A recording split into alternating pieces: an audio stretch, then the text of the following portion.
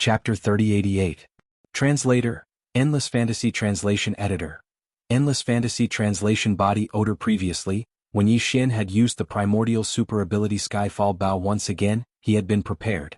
He had used a large amount of Star Core Origin and Multi-Pupil Essence Crystal as the energy source to absorb them in advance and store them in the devouring system. When the Skyfall Bow was activated, it was immediately transferred out and injected into the small golden bow. Therefore, the amount of cultivation, spirit power, chi and blood force, life force, and so on that had been taken away from his body was actually not much this time. It was far from the level where he was able to achieve a breakthrough like the last time in the Saint Devil Forbidden Land. However, there was still the effect of digging out his potential. It was precisely because of this that Yi Xian took advantage of this opportunity to cultivate. For Yi Xian, this was the best time to make another breakthrough. And it was indeed so. When the last 2 hours of the third day had passed, the Star Core Origin energy from the devouring system completely stopped. Yi Xian relaxed and opened his eyes. The next moment, a familiar system notification sounded in his mind. Ding. Congratulations host, your realm has increased. Current realm, 4th Order Planet Warrior. Only a few more hours and I will be within the range of the Death Ray Cannon? After getting up from the sofa, Yi Xian took back the temporary control of Lightning Fortress from Zhuofengtai's hands. He summoned the Dongshu shuttle and ordered it to enter it. After all, he was the commander of the Demon Tribe's foreign tribe. He was considered to be one of the higher-ups of the Demon Tribe. Even though he had become Yi Xian's demon slave, it was still not suitable for him to show up in Universe 3. At least for now. Anyway, he was not the only Origin Realm subordinate under Yi Xian. There was no regret or helplessness in temporarily hiding him. After putting away the Dongshu shuttle, Yi Xian turned around and glanced at the huge virtual screen of the command cabin on the top floor of Lightning Fortress. On the screen was a dark and endless void of the galaxy. It was dotted with countless stars of varying brightness. Right in front of him was a huge mysterious star that looked like a nebula vortex. That was one of the more than 10 wormholes on the main space route from Heavenly Underworld Star to Immortal Star. In the past 3 days, Long Kuei's Federation Stronghold and Yi Xian's Lightning Stronghold had completed a total of 3 wormhole jumps. The distance was both short and long, but at the very least, it was far beyond the limit of what the Starry Sky Stronghold could reach. Otherwise, it would have been meaningless to enter a wormhole and perform a space jump in this kind of space. The nebula-like vortex in front of them was the entrance to the 4th wormhole. In fact, it should be the 5th wormhole that was not included. The closest wormhole to planet Heavenly Underworld Star was not included in it. That was the start of the chase from there. At this moment, Long Kuei's light blue fortress happened to arrive at the edge of the wormhole. Without any hesitation, it dived into the wormhole and disappeared. Lightning Fortress followed closely behind. After 1 minute and 23 seconds, it also entered the wormhole entrance. Although a wormhole jump was not a normal interstellar travel, the speed of the jump was also related to the performance of the warship. Regardless of whether it was a warship, a fortress, or a space fortress or the same wormhole, it was impossible for 2 warships of the same level to spend the same amount of time in this process. There would always be a difference in speed even if the difference was very small. Currently, the distance between Lightning Fortress and Long Kuei's Federation Fortress was only 1 minute and 23 seconds at full speed. According to the analysis of the devouring system, this 1 minute and 23 seconds difference could be completely erased by Lightning Fortress during the current wormhole jump. It might even exceed it by a little. The jump distance of this wormhole was not close. Even if it was a space fortress with its jump equipment operating at full capacity, the time it would stay in the wormhole would still be close to 6 hours. Although the performance of the space jump equipment of Lightning Fortress was only slightly better than that of Long Kuei's Federation Fortress, to the point of being negligible, the entire 6-hour jump only shortened the distance between the two by 1 minute and 23 seconds. This was obviously no pressure at all. The analysis of the devouring system actually gave it 2 minutes and 3 seconds. In other words, although Yi Xian's Lightning Fortress entered the wormhole right after Long Kuei, when this wormhole jump was completed and they arrived at the exit on the other side of the wormhole, Lightning Fortress would silently overtake Long Kuei and rush out of the wormhole exit 40 seconds in advance. 40 seconds was enough for Yi Xian to complete some necessary arrangements in the space near the exit on the other side of the wormhole. Let's see how you escape this time. A light flashed across Yi Xian's eyes. As he spoke softly, a faint smile slowly appeared on his face. He did not rest for the last 6 hours. His mind was spinning rapidly as he reorganized everything. After confirming that there were no oversights, Yi Xian immediately began all kinds of preparations. 40 seconds was really not a lot of time. 1. The space vibrated at a terrifyingly high frequency. It was far beyond the limits of the space oscillator equipped on the 10,000-meter diameter space fortress. This was clearly the space oscillation effect produced by the super oscillator equipped on the space fortress. Moreover, it was at full power and at full capacity. The space oscillation effect of this intensity would cause even a 10,000-meter diameter space fortress to feel as if it had fallen into an extremely sticky swamp. Normal navigation would be difficult to continue. An ordinary 3,000-meter-long stellar-level warship could even be directly shaken to the point of being extinguished. Needless to say, a 1,000-meter-long planet-level warship would be even more so. If the quality of the warship was slightly lower, it would probably disintegrate before long. As for a 10,000-meter-long space fortress of the same level, although it would not be so difficult to move, if it was caught off guard and accidentally entered a space with such a strong oscillation effect, even if it was originally flying at full speed, once it entered the area of oscillation, its speed would instantly drop by 70%. The remaining 30% of its speed would also be undulating like a small boat floating at the mouth of the storm. Long Kuei's Federation fortress was in such a situation at this time. He had just rushed out of the wormhole when he encountered such a situation. This made him so angry that he was about to explode. In this kind of situation, even a fool would be able to guess who was waiting outside the wormhole and activating the stronghold-level space oscillator. It wasn't that Long Kuei hadn't thought that Yi Xian might be able to overtake him in this wormhole jump. He'd even made some preparations to deal with it, but he never thought that the other party would actually use such a harmful move. What was the difference between this and pouring a large pot of oil in front of someone's house? The moment they stepped out of the wormhole, they would fall flat on their backs. This was simply too dirty. In addition, because they had just rushed out of the wormhole and immediately entered the area of oscillation, their speed dropped by 70%. The effect was clearly like the sudden break of a starry sky-level warship.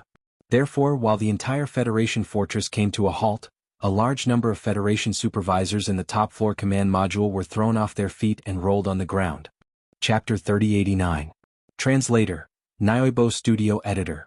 Nyoibo Studio. Certain death. As the Federation fortress charged out of the wormhole, its extreme speed encountered the effect of the space oscillation and was momentarily stopped.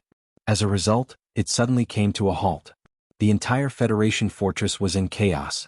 Even the command cabin on the top floor was like a pot of porridge. Everyone was rolling around on the floor and squeezing into a pile. However, this chaos did not last for too long. After all, this was a starry sky fortress. Although it was still under the effect of the space oscillation, the initial panic caused by the sudden stop disappeared in a few short seconds. The entire fortress was still shaking, but it was not to the point where people could not even stand steadily. After the green-faced Long Kuei climbed to his feet, the first thing he did was roar, "Damn Chenji clan! Damn Long Xian! Also, who among you has body odor? Damn it, stand up and get out of the top floor immediately. Otherwise, when I find out later, humph." Hearing that the first thing he investigated after climbing to his feet was this matter, all of the Federation officials around him looked at each other, their faces full of shock. The purplish warbler and Naples rolled their eyes and did not pay him any attention. Their gazes swept toward the giant virtual screen not far away at the same time. They clearly could not understand how Long Kuei had almost reached out to strangle himself and kill himself just now because of the smell. Although the sudden stop had caught them off guard because the two of them were sitting on the sofa and had their backs to the Federation fortress, their bodies were blocked by the sofa. They were not like most of the other people who were thrown to the ground by the terrifying force of inertia and rolled into a pile. In the crowd, a Federation official quickly withdrew from the top-floor command cabin with his neck shrunk. This was clearly the unlucky person with body odor. Looking at his deathly pale expression, he presumably also realized his end. It was clearly impossible for him to just leave the top-floor command cabin. This matter had to be carefully calculated later. If it was serious, he would not be able to keep his life. If it was light, he would be expelled from the Overwatch Council. In any case, it was over. Following this person's departure, Long Kuei, whose chest was still rising and falling violently, temporarily put this matter to the back of his mind. His gaze quickly swept toward the holographic virtual screen. Then he was slightly startled and immediately laughed sinisterly. That little bastard is quite bold. He actually dared to use this move? Did he really think I was scared? The giant virtual screen displayed the scene of the void in front of them. Thousands of miles away, a silver Chenji clan fortress was blocking the front. Behind it, 3 demon scout fortresses with a diameter of 10,000 meters were lined. In the void on the left and the right, Warbler, the Federation fortress which had just rushed out of the wormhole, was completely surrounded, the Federation fortress. They could either retreat and return to the wormhole. Otherwise, no matter which direction they chose to break through, they would encounter resistance. Coupled with the effect of the extreme vibration of space, the possibility of escaping from this area was basically zero. The current situation was exactly the same as the one that had happened before. Unfortunately, the same method could be used the first time, but the second time the effect might not be the same. At least for now, Long Kui did not care. He already had a plan in mind. Calculating the time, the inspection fleet of the Federation Overwatch Council on the Immortal Planet should have arrived. If there were no accidents, they would be here in at most 4 to 6 hours. At that time, with the arrival of the inspection fleet, everything would be easily solved. What Long Kui needed to do was to delay the time as much as possible. You should be able to guess. On the Immortal Planet, the fleet of the Federation Overwatch Council is rushing here to help. If there are no accidents, they will most likely arrive immediately. Stepping out of the top cabin of the fortress, Long Kui's figure stood in the void and looked at Yi Xian, who had been waiting for a long time in the void. His tone was full of ridicule and confidence. So, I advise you to get the hell out of here before they arrive. You are about to lose your life. Why are you still so pretentious and worried about the life and death of others? Don't mention the death ray cannon to me. No matter where you hit, I can guarantee that Naples and the purplish warbler will not be spared. This kind of threat has already appeared once. How can I not be prepared? Besides, although the magic you used before was amazing and could seriously injure me, the deputy supervisor, this kind of magic must consume a lot of energy, right? At least it will not be completely recovered in a few days. Don't try to use it to scare people. I can see that you are bluffing. You should end this as soon as possible. Humph, if it were not for the fact that I am too lazy to waste my energy to deal with a dying man and delay the time, I would not have said these words to you. This imperial uncle is too lazy to even say these words of advice to you. My good nephew, this time, you are completely finished. Ha ha ha. Speaking of which, Long Kui could not restrain himself. He raised his head and laughed wildly. This time he had made a great contribution. In the future, his position in the headquarters of the Federation would be improved. When the time came, he could remove the word deputy in front of his official hat and become one of the few supreme elders in the headquarters of the Wanluo Federation. Then, even the everlasting dynasty would not be able to do anything to him. You are right. On the opposite side, in the void thousands of kilometers away, Yi Xian was still standing on the back of the 8-star imperial ladle. He had his hands behind his back and looked calm. After listening to Long Kui's words, he even grinned and shrugged. Apparently he was not stressed at all. But there is a slight difference. I don't dare to use the death ray cannon, and I don't want to use the heaven-falling bow again. But the latter is not my trump card. Even the method that will send you to the Western Paradise is the same. You want me to use my trump card? You are not worthy. Whoosh. When the last word left his mouth, Yi Xian waved his hand. A faint blood-red light rushed out from his palm and instantly shot out. The sound of it breaking through the air was deafening. This blood-red light was the Weeping Soul Blood Horn. During the last wormhole jump, Yi Xian had obtained a mysterious mark from the headless baby corpse that could control the blood horn. It could be said that Long Kui's death was already predestined at that moment. After the blood-red light rushed out from Yi Xian's right palm, it grew with the wind. Its speed was so fast that it was basically no different from breaking through the void and descending directly. In less than an instant, a gigantic blood-colored horn had already appeared above Long Kui's head. A terrifying pressure that caused even his mind to shatter enveloped him with a rumble, instantly imprisoning his body. Not to mention walking, the reason why he was able to stand straight and not lie down was actually because all the muscles in his body had completely stiffened, and his knees could not bend down. This. Chapter 3090. Boom.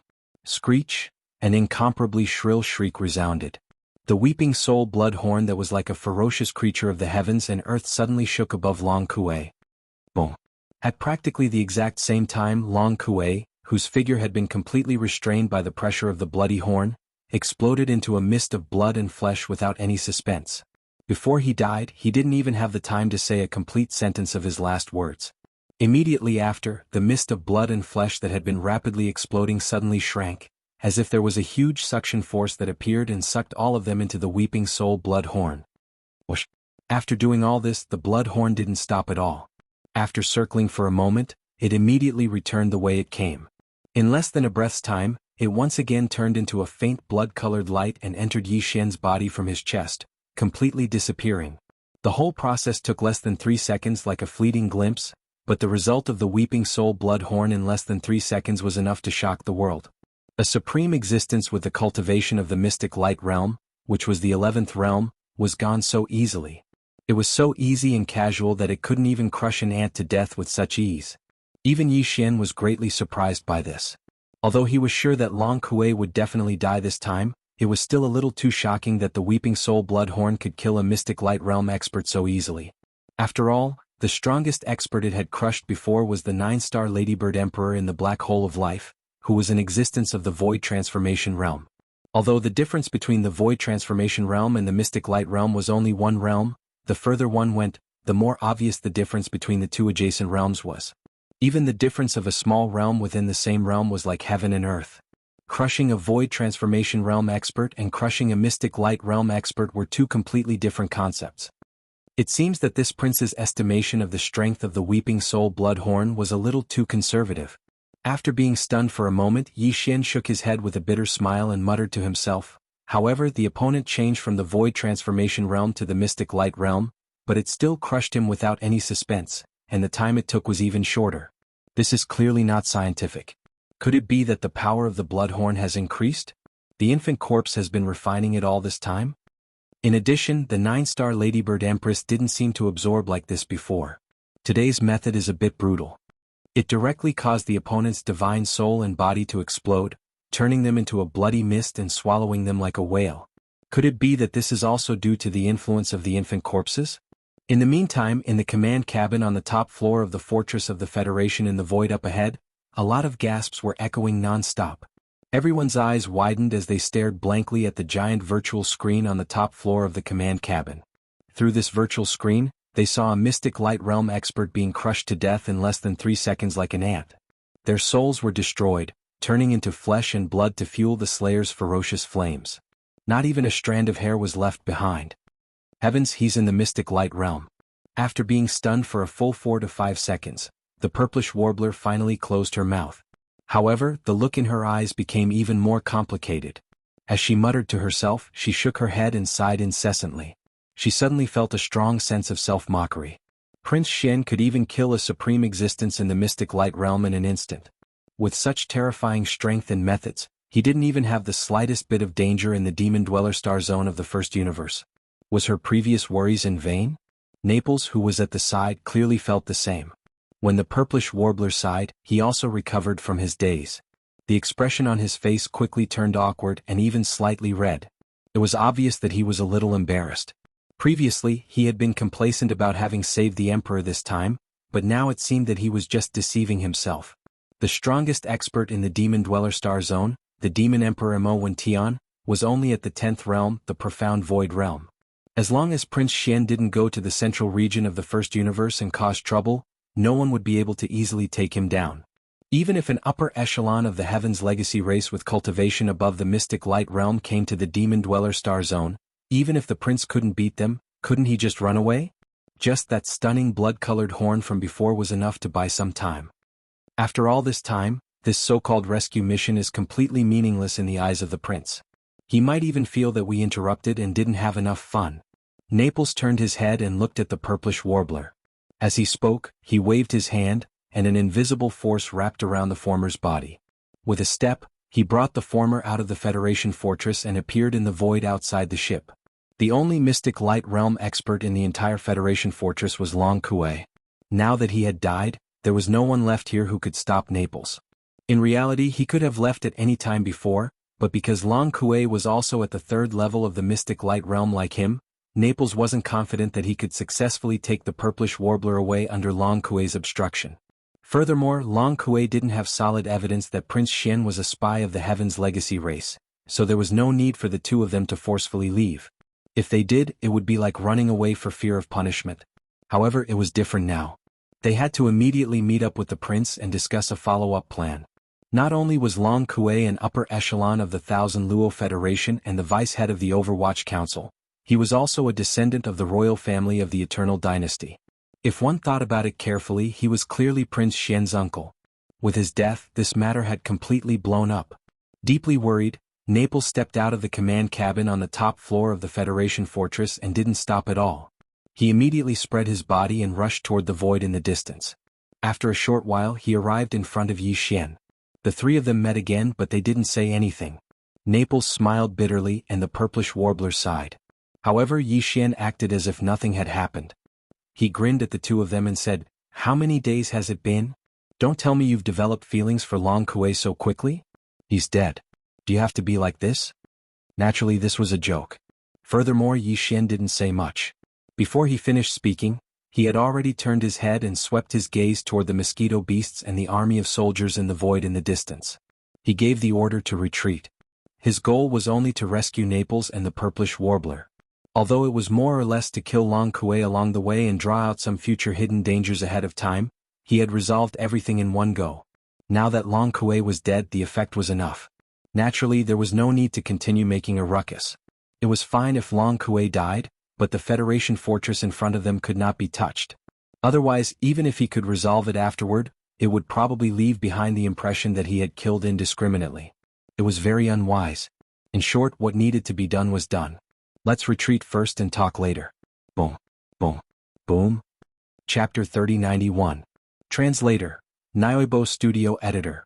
Nyoibo Studio Senlin Fleet. Although the headquarters of the Wanluo Federation was located on the Immortal Planet, in reality, the Federation's status was above that of the Immortal Dynasty. The entire Wanluo Federation was a colossal entity formed by the countless other races in the First and Second Universes. Even without mentioning the Second Universe, just in the First Universe, it nominally ruled over the human race's technology and cultivation camps. The purpose of the Wanluo Federation's existence was to fight against the Tianji race. During times of war with the Tianji race, the Federation had the right to transfer military power from all the races in the alliance. However, during times of no war, whether it was the human race's technology and cultivation camps or the countless other races in the Second Universe, they all minded their own business. The Federation would not interfere too much. However, even during times of no war, the Wanluo Federation still controlled a powerful fleet. The Wanluo Federation was just a federation. It did not have its own territory. Even the Federation headquarters in a certain area on the Immortal Planet was only borrowed.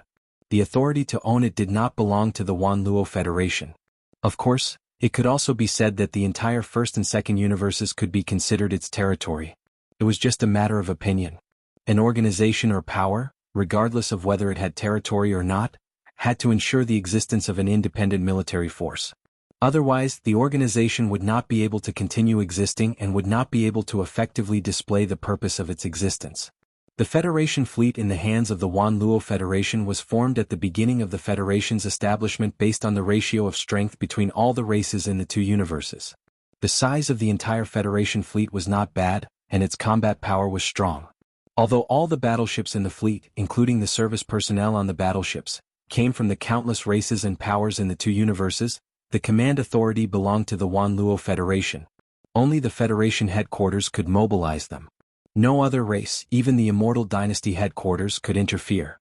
The Federation headquarters had 8 academies. The Overwatch Council was one of them, and it was one of the more powerful academies. After all, it was a supervisory department and its authority was there. The Sunlan fleet was a branch of the entire Federation fleet. It was under the control of the Overwatch Council and was equivalent to an independent internal inspection force. The reason it was called the Blue Fleet was because in this powerful fleet that only followed the orders of the Federation's Overwatch Council, all of the battleships, including the uniforms of the soldiers in the fleet, were blue and black. It was an extremely deep blue. Furthermore, since they were from the internal inspection force, they would either not make a move or once they did, they would definitely be ruthless, giving off a cold and merciless feeling. This was where the name Sunlan came from. Turning his head, he saw a huge battleship in the distance. Without exception, the hull of the battleship was a deep blue. This was enough to explain their origins. It was one of the small action teams of the Sunlan fleet in the hands of the Overwatch Council. Since they belonged to the Overwatch Council of the Federation, their sudden arrival was clearly because they had received the instructions of the head inspector, the great imperial uncle Long Huai. Neither the Federation headquarters nor the Everlasting Dynasty had the right to interfere in this matter. In other words, all of this was still an independent action of the Overwatch Council. It did not represent the attitude of the Wanluo Federation, much less the position of the Everlasting Dynasty. As long as this premise existed, the situation was still within the scope of control. At least this was what Yi Xian believed. Thus, even at this moment he was still as calm and steady as ever. There was no sign of panic. 2 strongholds in the sky. 8 small strongholds of the cosmic level with a diameter of 50,000 meters. TSK. That old devil Long Huai is really generous. If we add in the one in front of the wormhole, won't I have to fight 1 against 3 and also add in 8 small strongholds with the nature of harassment? Looking at the Sinlan fleet in front of him that had just completed a space jump and was now approaching in formation with a rumble, the corners of Yi Xian's lips slowly curled into a mocking smile. He continued with a cold laugh, such an iron-blooded and ruthless suppression. How much does that great imperial uncle of mine want me to be finished before he can do this? Unfortunately, I'm afraid that this time his old eyes are blurred and he's about to kick an iron plate. I'm not a soft persimmon that anyone can squeeze. At the very least, these few strongholds in the sky are far from enough. Yi Xian was only muttering these words to himself. There was no emotion in them at all. However, when they reached the ears of Naples and the purplish warbler beside him, it was no different from a series of claps of thunder exploding. It immediately made them open their mouths wide. They turned their heads to look at Yi Xian with faces full of shock. They were earnestly persuading him with words of advice. Prince, you're not thinking of staying behind to fight head-on with them, are you? My goodness, let's not talk about whether we can win or not. Just the consequences of doing this will definitely pierce through the sky. That's right, we can't continue like this. Right now, only Long Kuei is dead, so we can still salvage the situation. But if we start a war with the Sinlan fleet, it will be tantamount to completely breaking off relations with the Federation. Although the third universe is big, there will be no place for you to go. Impulse is the devil, you'll regret it after you do it. Your Highness, restrain yourself. You must restrain yourself. Let's hurry up and leave. If we don't leave now, it will be too late if they open fire first. We have to guard against them using this kind of dirty trick. Who knows, maybe that Sir Supervisor is planning this kind of scheme. No matter what, he will first forcibly accuse them of framing us. Yes or no, although we're not afraid, the key is that we can't be tricked, right? That would be too unfair. The purplish warbler's bold speculation made Naples deeply agree with it. He immediately nodded like a chicken pecking rice, as if he was worried that Yi Xian would not fall for it. His words were actually roundabout, and he even prepared a way out for Yi Xian. But the latter had no intention of backing down at all, not even a little bit. That's right, it really doesn't feel good to be tricked by others. We can't suffer this kind of loss, it's too sullen. So. The expression on his face remained the same as before. Yi Xian smiled as he turned around and glanced at Naples and Shenyuan Ziying respectively. The words that came out of his mouth instantly caused the hearts of the two of them, which had already reached their throats, to instantly calm down by more than half. Unfortunately, the style of the second half of the sentence changed in an instant. Yi Xian spoke while panting heavily, which shocked the two on the spot again. It was as if they had just been struck by lightning, and they were in a bad mood. That's why we can't let them open fire first. If we want to fight, we have to make the first move. We can't let them get the upper hand. After he finished speaking, Yi Xian's figure flashed and disappeared from the spot. He stepped into the lightning stronghold. This was clearly the rhythm of giving orders. Chapter 3092. Translator. Endless Fantasy Translation Editor.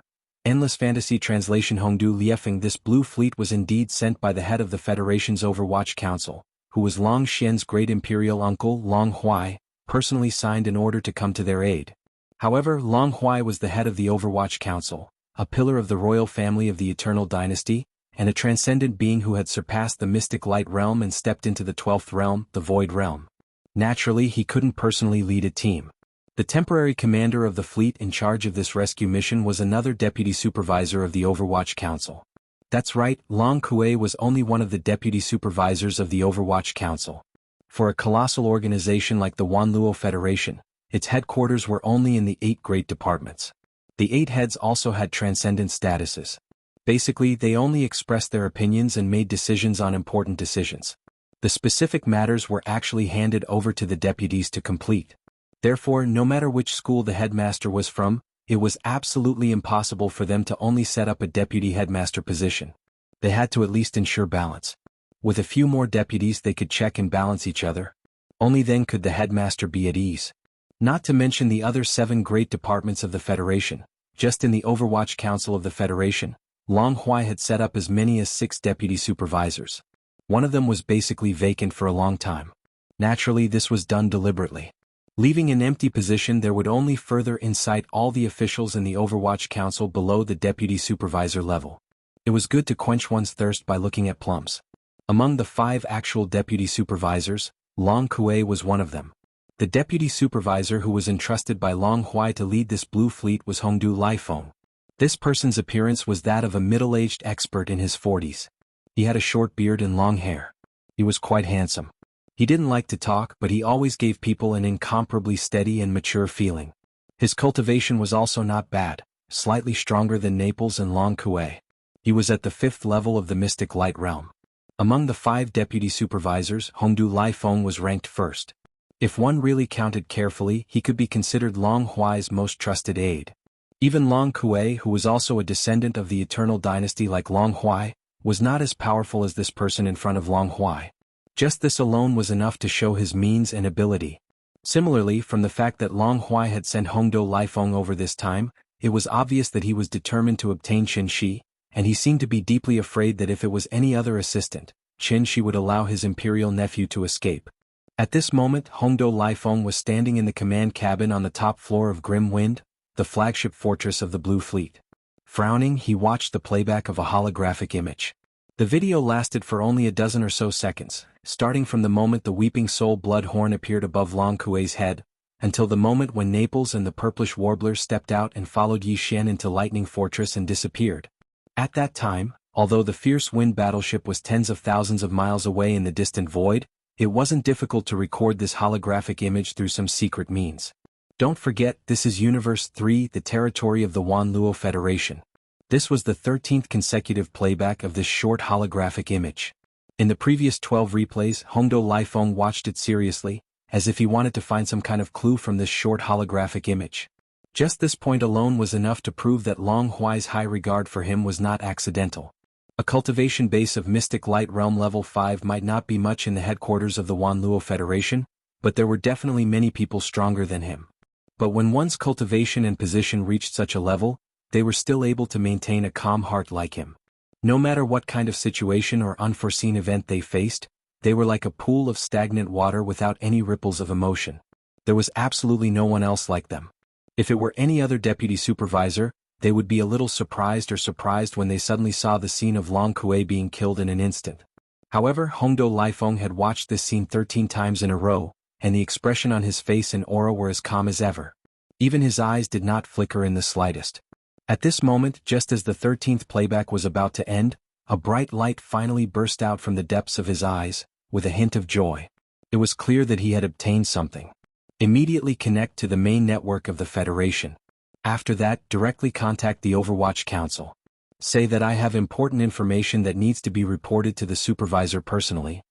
As this bright light flashed in the depths of his eyes, Hongdu Laifeng turned his head to look at the communications officer beside him and issued a new order. But the communications officer was startled and unconsciously glanced at the other holographic screen. Without thinking, he asked, "What about the silver fortress up ahead? We have just entered the range of the main ship's cannons. Furthermore, the death ray cannons need a certain amount of time to charge. What if the other side opens fire first?" The meaning behind his words was clearly a tactful question to Hongdu Laifeng as to whether or not he would also give the order to immediately begin charging at full power at the same time. Although he was a little worried and even suspected of overstepping his authority, he was, after all, a person in the situation. He was worried about his little life, so it was understandable for him to be more careful. "Do as I say. There is no need to ask any more questions. Go and carry it out." Hongdu Laifeng's face still did not have any expression. He only turned his head again and swept a glance at the communications officer, but he quickly moved it away. His gaze was still the same and his tone was still calm. "Also, this is the last time you will carry out an order personally given by me. After you complete it, leave the command cabin on the top floor. In the future, don't appear in front of me again. This way you should be able to live a few more years." The communications officer's body froze and he shuddered. The existence in front of him, in such a calm tone, said words that were undoubtedly murderous. Although this was not the first time he felt this kind of strange feeling, this was the only time it was related to him. The feeling of fear was naturally far different from the past. Under the chill all over his body, the communications officer did not wait for the trembling to finish. He had already turned around in a panic and left in a hurry as if he was running for his life. Soon, the Federation's main network channel was successfully connected, and the Star Network signal was connected to Hongdo Liefeng's personal communication terminal. Almost in the next moment, Hongdo Liefeng waved his hand and cast a simple isolation barrier. All the images and sounds in the barrier, including even the aura, completely disappeared and could not be detected. 27 seconds later, when the isolation barrier was removed and his figure reappeared, the mysterious Star Network communication had clearly ended. Hongdo Liefeng's face still did not show the slightest change in emotion. He immediately gave a second order. Immediately send a communication request to the fortress in front of us. Remember, it's a request. Don't forget, the other party is Prince Xian, who is at the peak of his power. This time, there was a very faint hint of mockery in Hongdo Liefeng's tone. The communications officer, who had just taken over from the previous communications officer, was dumbfounded. Chapter 3093. Translator, Endless Fantasy Translation Editor. Endless Fantasy Translation. The smell of conspiracy. Yi Xian had no idea what was going on in the command cabin on the top floor of the Grim Wind Fortress, nor did he have any interest in it. At this moment he had just finished dealing with Naples and the Purplish Warbler's incessant persuasion and was about to give the order to open fire immediately, giving the other side a death ray energy beam as an appetizer. Meanwhile, the communication request from the Grim Wind Fortress was received by the Star Supercomputer in the control center of Lightning Fortress at this moment. As mentioned before, Lightning Fortress was a product of the Heaven's Legacy race. Under normal circumstances, the entire fortress only needed one Heaven's Legacy race clansman who had developed self-awareness to oversee it. This would also ensure that all functions of the fortress would operate normally and efficiently. Therefore, the command cabin on the top floor of Lightning Fortress did not have the existence of a communications officer at all. At most, there were some highly intelligent robots. The entire fortress was basically always in an automatic mode. In this mode, Yi Xian, who had already refined the supercomputer that was the main control center of the fortress, could send out any order with just a thought, even if he was outside the fortress. But similarly, when the main control center of Lightning Fortress received any signal from the galactic web, no matter where it came from, and no matter whether Yi Xian was willing to receive it or not, as long as he did not specifically notify Yi Xian in advance, the supercomputer would immediately relay the received signal to Yi Xian. In addition, the supercomputer of Lightning Fortress had also automatically completed the automatic reading of the request along with the signal. At this moment, it had also been transmitted and appeared in Yi Xian's mind without missing a word. It was impossible to reject it even if he wanted to. Damn. I actually forgot about that. I almost let the other side take advantage of the loophole. The signal and postscript directly appeared in this prince's mind without even asking. Fortunately, they didn't open their mouths and curse. Otherwise, this prince would have been caught off guard and suffered such a calamity. Wouldn't I have died on the spot? Yi Xian rolled his eyes. While muttering, he also sent a new order to the fortress supercomputer. Then he suddenly changed the topic and looked at Naples. Do you know Hongdo Liefeng? This guy just sent a communication request over, and there were a few postscripts in the signal. His tone was extremely respectful. Not only did he lower himself and take the initiative to reveal his identity, but he also addressed me as Your Highness. He even said the purpose of his visit. He was only representing the supervisor of the Federation headquarters to ask this prince to cooperate with the investigation. He definitely did not mean to offend. In the end, he even sincerely asked this prince to be understanding. Hongdo Liefeng. Naples was stunned when he heard this. He sucked in a cold breath, and his expression immediately became more serious. If it was someone else, it would be fine. But if it was him, there's no way he would lower himself and be so respectful. I'm afraid there's a conspiracy behind this. This person is the head of the 5 deputies of the Federation's Overwatch Council. Although he's not a member of the royal family, he's highly regarded by Long Huai. He's the most shrewd, and the expression on his face hasn't changed for thousands of years. Even the light in his eyes is almost the same. It's said that in these hundreds of years, no one has ever seen any change in emotions like joy or anger on his face. He's definitely a highly dangerous guy. If that's the case, then it's a little strange. Once he heard that the other side was such an existence, but he had to lower himself in front of him. Moreover, the aura revealed in these postscripts was so obvious. As long as one had a little understanding of him, they would be suspicious. This was something that the other side could not possibly not understand. But he still did it. Could it be on purpose? Then, what was the purpose? Yi Xian did not know that this was just a small misunderstanding unintentionally made by an insignificant communications officer. But at this moment, his curiosity was precisely because of this small misunderstanding. Given his personality, this communication request would have been directly ignored. Without saying anything else, he would have fired a cannon first.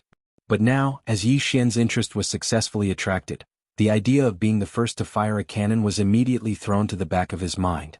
After muttering to himself for a while, Yi Xian quickly made a decision and immediately sent a new order to the Stronghold Star Brain. That was to accept the other side's request and temporarily activate the restriction authority to allow the other side's communication signal to enter and complete the communication connection. Ondo Liefeng, is it? Yi, I'd like to see what kind of medicine you have up your sleeve. With a grin, Yi Xian immediately walked to the command cabin's resting area and calmly sat down on the sofa, waiting for the other side's communication signal to be transferred. At the same time, Yi Xian's mind was rapidly calculating. In fact, according to his original plan, no matter the result of the confrontation with Long Kuei, no matter whether the reinforcement fleet would arrive or not, and no matter what their attitude was, he would still have to return to the immortal planet in the end after dealing with all the minor details. Only when he reached the immortal planet would everything officially begin. Everything that happened on the way was just an appetizer. Moreover, if nothing unexpected happened, after this communication was over, Yi Xian's trip to the immortal planet would most likely begin immediately. So what if the other side has a conspiracy? This prince also has a plan long ago, and victory is already in my grasp. It's just scheming against each other, who's afraid of who. A faint smile slowly curved up the corners of Yi Xian's mouth. There was clearly a strong sense of treachery and playfulness in it. As for all of this, Yi Xian didn't have time to clearly explain it to Naples and the Purplish Warbler. After all, it was still early. Even if they set off immediately and jumped through as many wormholes as possible, it would take at least a few days to arrive. When they returned, there would be plenty of time to explain it in detail to them. With a strange expression, Naples and the Purplish Warbler turned their heads to look at each other. They quickly followed him to the resting area and sat down on the sofa on either side. Although this matter was strange, it was better than not saying anything and directly firing a cannon at the other side first. It could be considered a blessing in the midst of misfortune. Far away in the immortal planet's east, in the endless galaxy and void, there was a vast plain that had been indefinitely and unconditionally lent to the Wanluo Federation. In the center of the plain stood a large modern steel city. This steel city was the headquarters of the Wanluo Federation. The Overwatch Council, one of the 8 great academies of the Federation, was located on the west side of this majestic headquarters. At this moment, in a building deep in the Overwatch Council, a cold harumph full of endless viciousness rang out without the slightest scruple. Immediately after, the slightly proud voice of the supervisor, Long Huai, floated out intermittently. Humph? A hero of the human race? An idol of the Federation? Bah! He's just an audacious impostor. Nothing more than a spy from the Heaven's Legacy race. Chapter 3094. Translator. Endless Fantasy Translation Editor. Endless Fantasy Translation. Making a pair like the demonic royal star, the immortal star was the capital star of a dynasty and the core of the government. However, the latter could not be compared with the former. Even though the demonic royal dynasty represented the entire demonic race, and the immortal royal dynasty was only one of the 2 camps of the human race, the demonic race was much more prosperous than the demonic race. The demonic race was only a servant race of the celestial fate race, the overlord of the first universe. Speaking of population, the demonic race was not even 1/millionth of the human race. The demonic royal star was a relatively large star, and it was protected by 2 satellites. However, as the core of the human race's science and technology camp, the immortal star was also much more powerful than the demonic royal star. In terms of the diameter of the star, the immortal star was several times larger than the demonic royal star. If an ordinary administrative star was an apple, the demonic royal star was a slightly smaller watermelon. As for the immortal star, well, you could imagine the size of the basket used to hold the watermelon. That was the approximate ratio. In addition, around the immortal star, there were a total of 9 satellites, all of which were habitable planets suitable for human habitation. This situation was almost impossible in the vast Milky Way. 10 planets, 1 big and 9 small, crowded together, all of which were rare habitable planets. How could it be possible? In fact, the 9 satellites of the immortal star were all outsiders. It was said that when the dynasty was just established, the first-generation immortal emperor of the immortal royal dynasty gathered some top-notch strong men and worked together to move them from other star areas. The 9 satellites, some near and some far away, formed a huge star formation in the Milky Way void around the immortal star. This star formation was the first layer of the immortal star's huge defense system. It was worth mentioning that this formation of void stars was changing almost every second. After all, the 9 satellites were orbiting the immortal star over and over again. As the 9 satellites moved, the entire formation of void stars changed almost every second. Based on this, it was not difficult to analyze how complex and terrifying this formation of void stars was. The 9 satellites were the first layer of the defense system of the imperishable star. They were also the 9 auxiliary formation eyes of the void star formation. As for the main formation eye, it was naturally the imperishable star in the center. There was no need to elaborate on the importance of the main formation eye, but the 9 satellites that served as the secondary formation eyes were equally important. The highest-ranking commander in charge of these 9 satellites was the imperial uncle. They could be said to be the cornerstone of the entire undying imperial family. The dynasty had been established for many years, and the royal family had reproduced generation after generation. The size of the bloodline descendants was probably unimaginable. Not to mention the large number of collateral family members, just the number of direct descendants that represented the royal family was extremely terrifying. There were many direct descendants of the immortal emperor in each generation. For example, Long Xian was known as the 18th prince of the immortal emperor. In fact, there were many younger brothers behind him. The current immortal emperor's generation was the same. The pillars of the royal family that guarded the 9 satellites were all his brothers, and they were all relatively powerful existences in the entire royal family. For example, the second uncle Long Tianba, who went with Naples to the demon sector in the first universe, was the commander of one of the satellites. Not to mention the elders of the royal family who rarely showed themselves. The 9 imperial uncles who oversaw the 9 satellites, as well as the great imperial uncle Long Huai, who represented the immortal dynasty stationed in the Federation headquarters and was then the head of the Federation's Overwatch Council, were the most authoritative existences in the entire royal family. Although the current immortal emperor had many princes, only 5 of them had obtained his approval and had the qualifications to fight for the throne. The great imperial prince Long Xiang, the second imperial prince Long Xiao, the 6th imperial prince Long Yuan, the 9th imperial prince Long Qian, the 13th imperial prince Long Shu. These 5 princes were the most powerful of the direct descendants of the royal family in Long Xian's generation. They were extremely active, and the resources of the royal family were also provided by the 5 of them. After all, before the Dark Horse Prince Xian appeared, almost everyone had already determined that one of the 5 princes would become the next immortal emperor. As for the other princes, even if they were not completely unknown, they were at least extremely low-key. Even if they occasionally appeared in public, they would not take the initiative to mention their identities as princes. The 10 imperial uncles had already chosen a supporter from these 5 princes. Among them, the great imperial uncles supported the great imperial prince Long Xiang the most, with a total of 4 people. The other 6 imperial uncles supported the other 4 princes respectively. Regardless of whether it was the open struggle between the 5 princes or the secret confrontation between the 10 imperial uncles, after these years of adjustment, they had gradually stabilized. The various powers that fought for the throne restrained each other, forming a delicate balance. However, with the appearance of Prince Xian, these powers that fought for the throne could no longer remain calm. Regardless of whether it was the 5 princes or the 10 imperial uncles, all of them were worried about their gains and losses.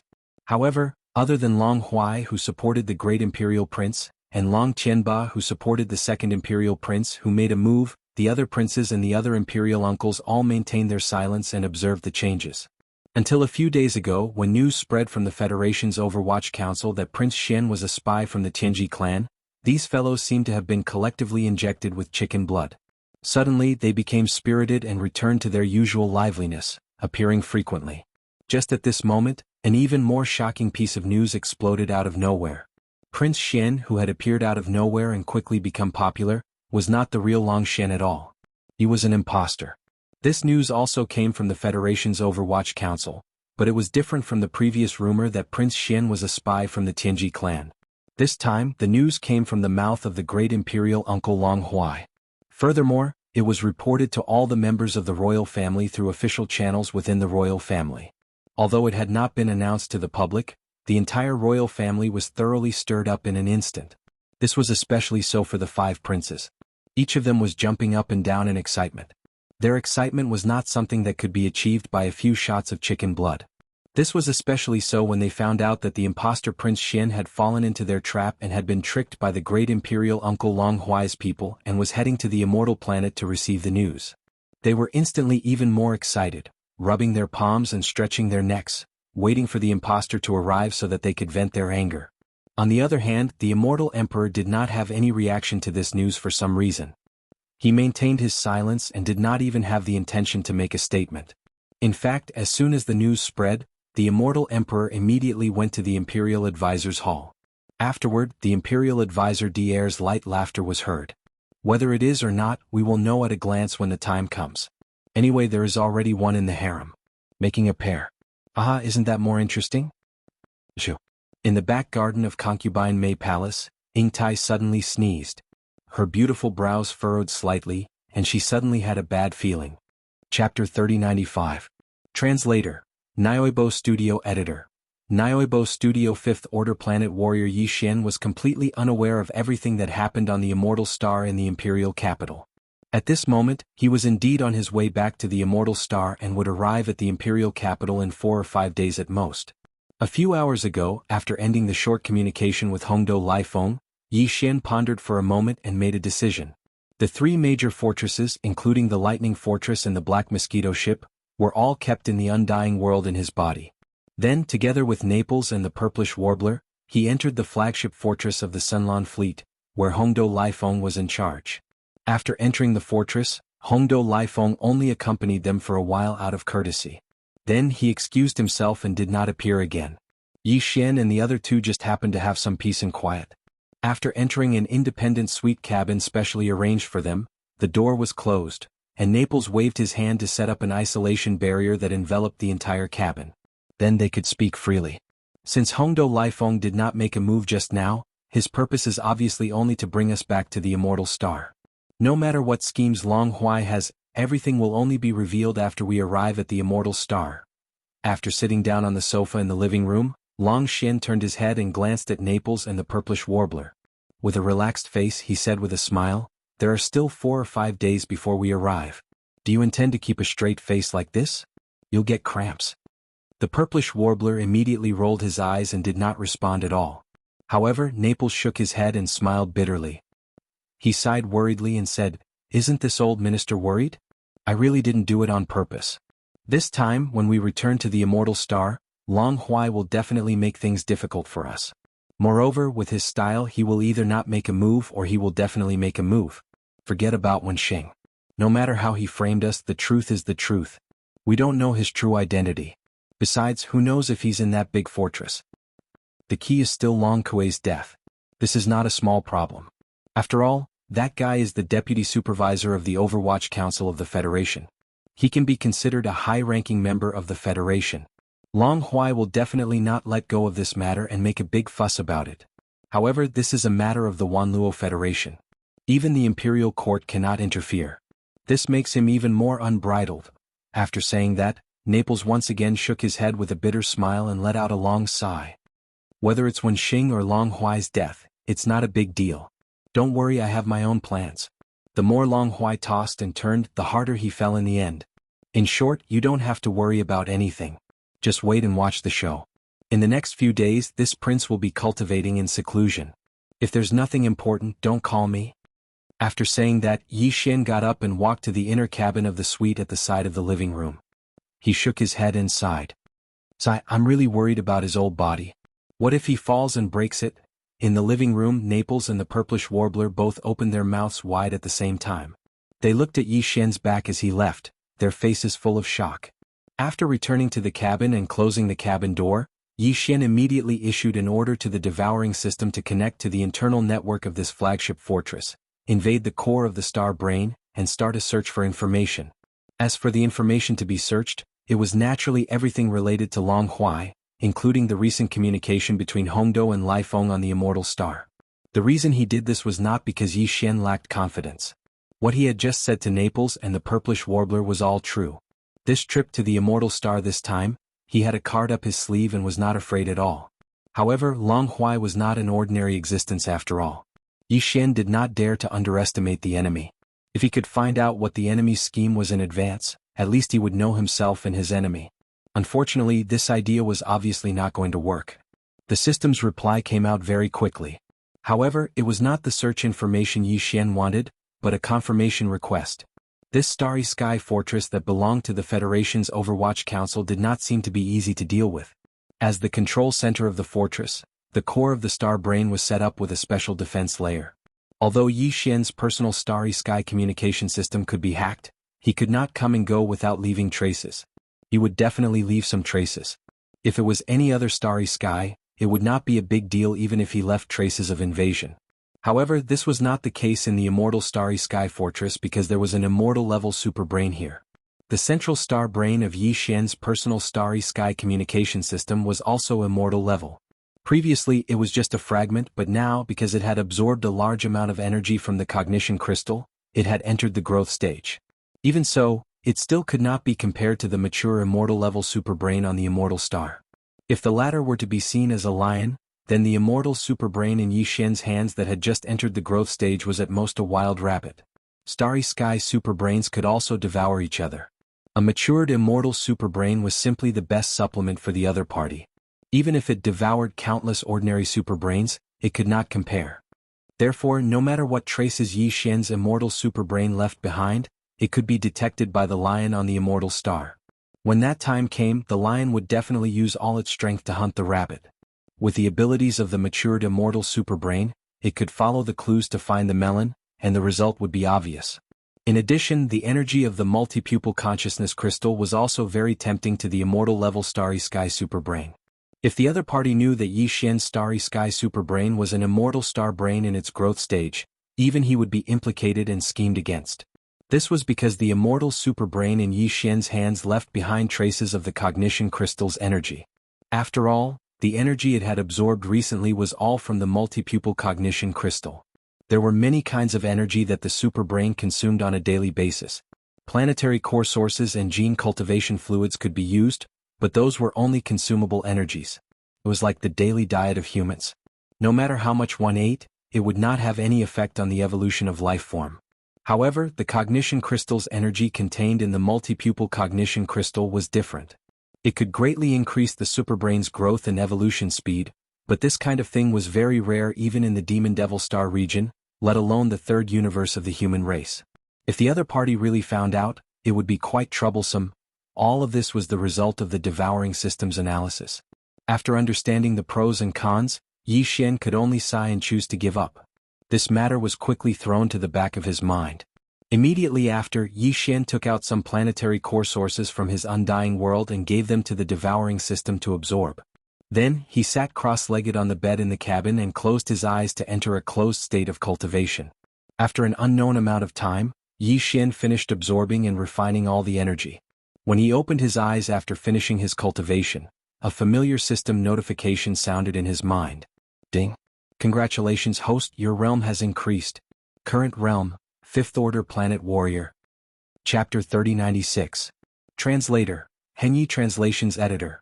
Henyi Translations Imperial Capital. Moments later, when Yi Xian, Naples, and the Purplish Warbler walked out of the inner cabin and arrived at the command cabin resting area on the top floor of the flagship fortress, Hongdo Laifeng, whom they hadn't seen for a few days, was already waiting there. Seeing Yi Xian arrive, Hongdo Laifeng nodded slightly. Prince Xian, in an hour the fleet will directly dock at the Northern Region Star Dock on the Immortal Planet. At that time, a small ship will take us into the Immortal Planet. The Inspector intends to send you directly to the Federation's headquarters. Of course, I will also be accompanying you. When he said this, although Hongdo Liefeng's face was as expressionless as usual, there was clearly a hint of coldness. Even his tone was different from a few days ago. There was clearly no longer that respectful tone, and it was as cold as water. It was clear that he was certain that Yi Xian couldn't escape this time. However, they hadn't even arrived at the Immortal Planet yet. Wasn't it a little too fast to change faces? With this thought flashing through his mind, Yi Xian turned around and exchanged glances with Naples and the Purplish Warbler. His expression darkened and he said sarcastically, "Yo, it's only been a few days since we last met, and the Vice Commander's entire person has changed. You're practically flipping pages faster than a book. No wonder your face is as stiff as a corpse's. Your facial muscles and nerves will probably be injured by you every few days. What a sin." These words were truly sinister. How much force would it take to injure one's facial muscles just by changing faces? At the side, the purplish warbler pondered for a moment, and couldn't hold it in and laughed out loud on the spot. Even Naples' eyes twitched a few times and his neck turned red. He finally managed to hold back his laughter. Prince Xian really knows how to joke. Excuse me for a moment. I'll come back when the fortress docks. After he finished speaking, Hongdou Lai Feng turned around and left. Yi Xian's derogatory words seemed to have caused even him to be unable to bear it. There was clearly a trace of anger in the depths of his eyes. For nearly an hour after that, Yi Xian was admiring the galactic void outside. His gaze passed through the large one-way transparent wall at the edge of the command cabin and into the depths of the void outside the ship. Not long after, 1 big and 9 small stars appeared in the void in front of them. Some were far, some were close, but they were all within their field of vision. They had finally arrived at the undying star of the undying dynasty. Hongdou Lai Feng, who had left not long ago, reappeared. He didn't pay attention to Yi Xian and the other two. Not far away, he was giving orders to some of the gathered Overwatch Council officials. Very quickly, the fleet sailed into a giant star dock outside the atmosphere of the undying star. When the main passageway to the command cabin on the top floor opened, Hongdou Lai Feng walked over. Prince Xian, we should move. The supervisor is still waiting. Yi Xian couldn't even be bothered to reply.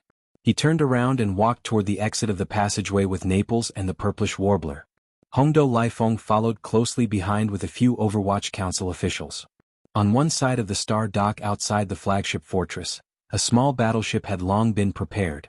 After exiting the passageway, Hongdou Lai Feng walked quickly to the front and led Yi Xian and the other two into the small battleship. He then gave the order to set sail. They left the corner of the star dock and quickly passed through a public checkpoint in the star defense formation. They entered the undying star's atmosphere and headed straight for the vast plain where the Federation's headquarters was.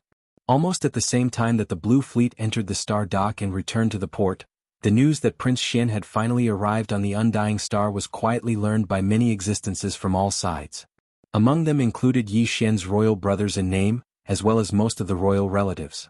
However, no one in Imperial concubine Mei's palace dared to reveal a single word. After all, the Prince Xian who had returned this time was clearly a fake. Once Imperial concubine Mei heard this news, she would probably collapse on the spot. The fake had dared to come to their door. Was there any need to say the real thing? Most likely he had been cleaned up long ago. For the members of the royal family who wanted to make things difficult for Yi Xian, this was the best excuse. With this excuse as a reason, even if they gathered in groups and swarmed toward the Federation's headquarters to make a ruckus, they wouldn't have to worry about being punished afterward. No one would investigate. Secure in the knowledge that they had backing, the 5 princes all gathered some of the younger members of the royal family and rushed toward the Federation's headquarters with a murderous aura. In particular, the great Prince Long Xiang gathered the most trusted aides and royal family members. There were over 100 of them. A large group of royal family warriors swarmed together like a swarm of bees. It was very eye-catching, but Long Xiang felt no pressure. The head of the Federation's Overwatch Council, Long Huai, had always been his main supporter. This time they were going to the Overwatch Council, their own territory. There was no pressure no matter how they made a ruckus. The reason the 5 princes were so concerned about this matter was not only because of Prince Xian's recent rise in popularity, but also because today's opportunity was rare. They could take revenge and vent their anger. The more important reason was, to put it bluntly, the battle for the royal power. Although Prince Xian was useless and had died in the Outer Realms during the trial, his death still had some value. After all, he was a direct descendant of the immortal emperor's bloodline. He had been silently killed by an outsider. This matter had already damaged the royal family's reputation. The 5 princes all wanted to perform well in this matter. They could at least make a good impression of themselves in front of the immortal emperor and the royal family's resident elders. In reality, other than the 5 princes, even among the 10 royal uncles, a few of them had brought trusted aides and were hurrying toward the Federation's headquarters. At this time, the small shuttle carrying Yi Xian had finally arrived at the vast plains. Without any delay, it plunged into the steel and majestic city of the Federation's headquarters. In the depths of the Federation's Overwatch Council, on the 8th floor of a large ancient-styled building, a certain figure was standing by the window. He was a tall and sturdy man in his 50s with a dignified aura. He had a square face and a short beard. He appeared very serious and cold. This person was the head of the Overwatch Council, the cornerstone of the royal family of the Immortal Dynasty, and the supreme warrior whose cultivation had reached the 12th realm of the Void Realm, Long Huai. Have we finally arrived? Before the small shuttle Yi Xian was in had entered the steel and majestic city of the Federation's headquarters, Long Huai's gaze had already locked onto the shuttle. It was not until it plunged into the majestic city that Long Huai, who had been expressionless until now, finally revealed a faint smile. As he muttered to himself, he seemed to suddenly think of something. Unconsciously, he swept a glance in the direction of the immortal royal city. The smile on his face inexplicably became complicated and unpleasant. At this moment, Old Eight's heart is most likely in his throat. Unfortunately, his last glimmer of hope will soon be destroyed. When that time comes, what can he do even if he is unwilling? Chapter 3097. Translator. Nyoibo Studio Editor. Nyoibo Studio. Here comes the opportunist. Although the Federation headquarters allowed these small shuttles to travel at low altitudes, the 8 great departments of the headquarters each had different rules on this matter. The Overwatch Council was the organization in charge of law enforcement among the 8 departments of the Federation headquarters. Just from the perspective of maintaining a certain dignified image, it was impossible for the chaotic scene of large numbers of shuttles flying about in the internal areas of its departments. Thus, the Overwatch Council strictly prohibited all shuttles from entering, even at low altitudes.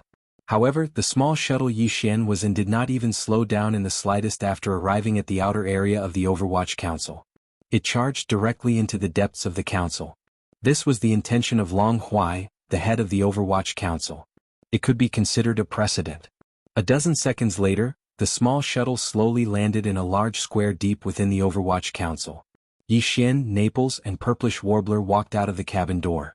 Behind them were Hongdo Liefeng and a dozen other Federation supervisors. Across from the square was a large building. It was the headquarters of the Sky Department of the Overwatch Council's 4 major supervision systems. Hongdo Liefeng bringing Yi Xian here already demonstrated the severity of the problem. Purplish Warbler and Yi Xian did not understand the situation and did not have much of a reaction. However, Liefeng's expression immediately changed. Although he was not a member of the Overwatch Council, he had always been on the Undying Planet. Even if he had never been to the headquarters of the Sky Department, he had long heard of it like thunder. Within the Federation's Overwatch Council, the Sky, Earth, Xian, and Huang departments were responsible for different kinds of supervision tasks in areas with different levels of security. The Huang department was the lowest, and the Sky department was the highest. Generally speaking, to be able to alarm the Sky Department of Supervision, it had to be at least a case or mission that concerned the survival of the Federation. It had the highest level of security. Furthermore, the Sky Department of Supervision was the only one of the 4 departments that had the right to make arbitrary decisions. The cases they were responsible for could be decided without a trial if there was a special reason. Thus, when a case fell into the hands of the Sky Department, it was basically the final word. There was no need to argue or struggle. Hongdo Liefeng, what is the meaning of this? You actually dared to bring His Highness to the Celestial Faction's headquarters. Could it be that you dare to forcibly convict a prince? Under the shock of his heart, a look of anger instantly appeared on his face. He immediately turned his head to stare at Hongdo Liefeng and roared. Yi Xian and the Purplish Warbler were startled at the same time. The former frowned and immediately asked Naples. Beside them, Hongdo Liefeng didn't intend to explain anything at all. He was still expressionless as he turned to look at the Heaven Department headquarters building in front of the square. Very soon, the infuriated Naples explained the uniqueness of the Heavenly Series in just a few sentences. Yi Xian was suddenly enlightened and his anger rose. And here I thought that the Qinji clan spy this time was some kind of 3-headed, 6-armed character. To think that he would be so arrogant as to disguise himself as a prince and sneak into the imperial court. Now that I've seen him, he's just SOSO. As these words full of ridicule and contempt sounded, a group of dozens of figures walked over from the main hall of the Heavenly Series headquarters at the edge of the square. The one in the lead was the dean here, the chief inspector of the Federation, Long Huai. When Yi Xian and the others turned to look, Long Huai's figure was already standing on the stairs of the headquarters building in front of them. His gaze swept past Yi Xian and quickly looked at Naples and the Purplish Warbler. A bright light flashed in his eyes as he sternly reprimanded, "The matter between the two of you will be investigated carefully later. Now leave quickly. If you don't make a decision within 3 seconds, take both of you." Qinji clan spy? Impersonating a prince? Naples and the Purplish Warbler were startled at the same time. Their expressions changed slightly as they subconsciously glanced at Yi Xian. "Forget about being a Qinji clan spy, They were already aware of this accusation, but what was with the accusation of impersonating a prince? They were already on the immortal planet. There were only a few people in the entire imperial city who could prove Prince Xian's identity. Putting Consort Mei aside, just looking at the other members of the imperial family, one could easily find a handful of them with one's eyes closed. Could Long Huai have lost his mind? How dare he frame such a childish and stupid accusation? This didn't make sense. Could it be, as these thoughts flashed through their minds, Naples and the purplish warbler's expressions finally changed again. Their heartstrings instantly tightened to the extreme. The last bold guess that appeared in their minds almost scared them out of their wits. 3 seconds have passed. I hope you don't regret it. Yi Xian took in all the changes in their expressions, causing him to sigh in his heart. However, Naples and the purplish warbler ultimately chose to stay where they were and didn't waver from leaving. This made him feel a little warm in his heart. When it came to this matter, he didn't intend to hide it. Similarly, he couldn't help it. Everything was caused by a coincidence. It could only be said that this was the will of the heavens. Since you're so stubborn, then take both of you down. It'll save us the trouble of investigating you later. As soon as Yi Xian finished speaking, Long Huai's voice rang out from the stairs of the Sky Association's headquarters. Halfway through his words, his gaze swept towards Yi Xian again as he sneered and continued, "You're still so calm in the face of death. Your mentality isn't weak, but unfortunately, it won't change anything. I know you have some tricks up your sleeve. You can even instantly kill Long Kuei, who's at the 4th level of the Mystic Light Realm. Although you relied on an external object, it's enough to be proud. However, this is the Overwatch Council of the Federation's headquarters. I'd like to see how powerful that external object of yours can be. Take him down." Long Huai roared out the last sentence. Before he finished speaking, among the dozens of experts of the Overwatch Council standing behind him, 3 figures had already rushed out at the first possible moment, heading straight for Yi Xian, Naples, and the purplish warbler. The auras of their cultivations were vast and boundless, and when they leaked out, it caused a dull rumbling sound to ring out in the air. They were all terrifying cultivations of the 6th level of the Mystic Light Realm. The expressions of Naples and the purplish warbler changed again. Facing a 6th level Mystic Light Realm expert, they had no ability to resist at all. Needless to say, the purplish warbler, even Naples, was only at the 4th level of the Mystic Light Realm. Wait a moment. Right at this moment, an unexpected shout suddenly sounded out. Over 100 figures appeared in midair in the distance, and they were rushing over swiftly. The person in the lead was the first prince, Long Xiang, whom Long Huai supported.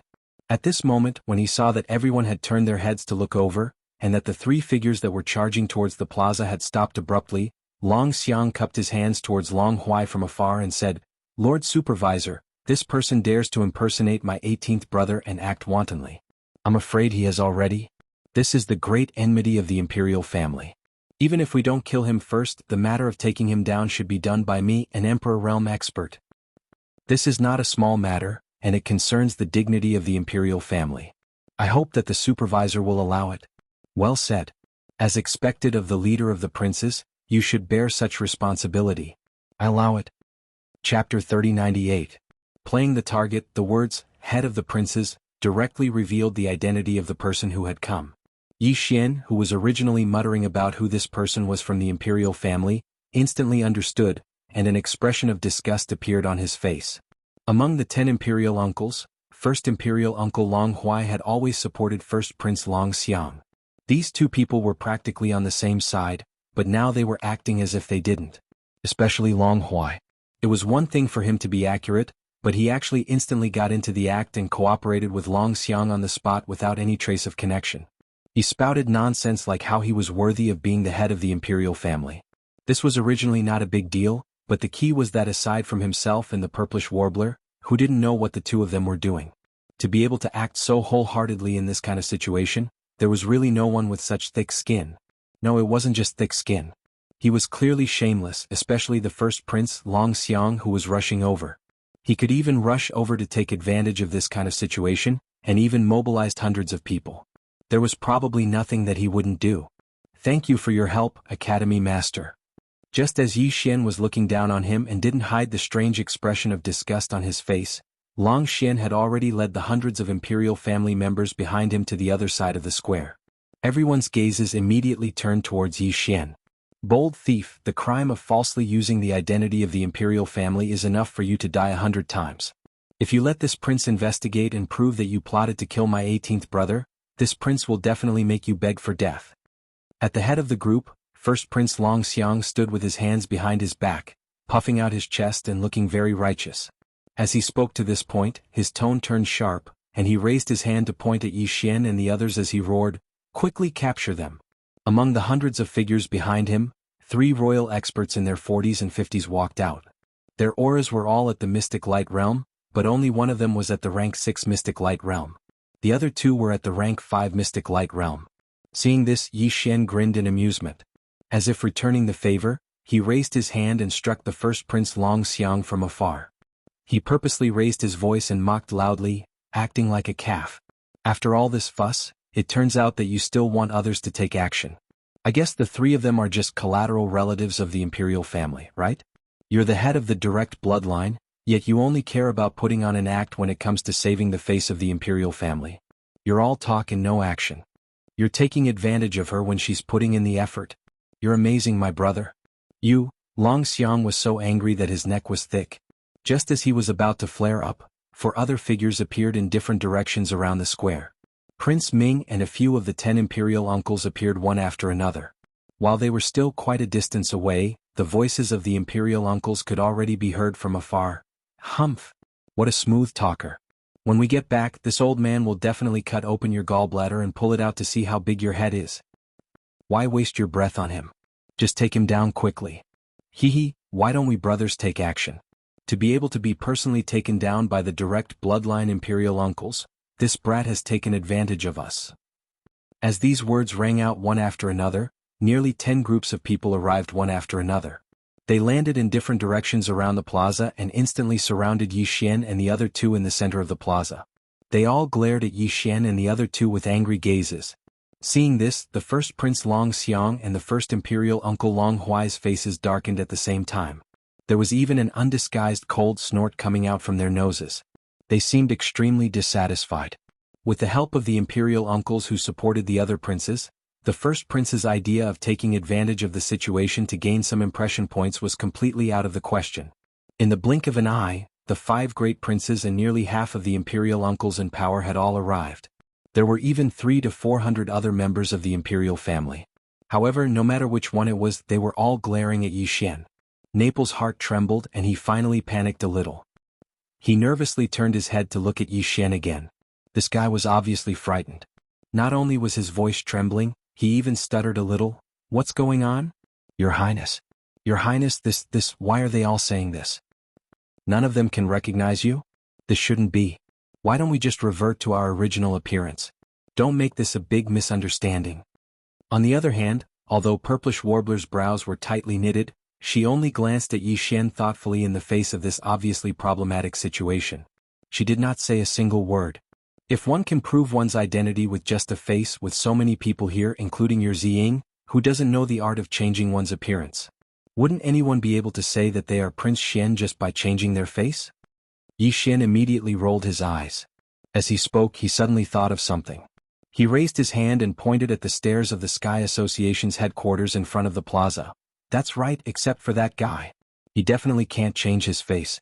He's already spoiled it by himself." Hong Do Lai Feng's body swayed. A mouthful of old blood was stuck in his throat, unable to come up or down. His neck had turned blue from holding it in. His expression finally changed as he gritted his teeth. His face was full of anger. Even at this time, Yi Xian did not forget to stab him in the back. No wonder he was so angry. Also, don't you think it's a bit too coincidental that this group of people arrived in the blink of an eye?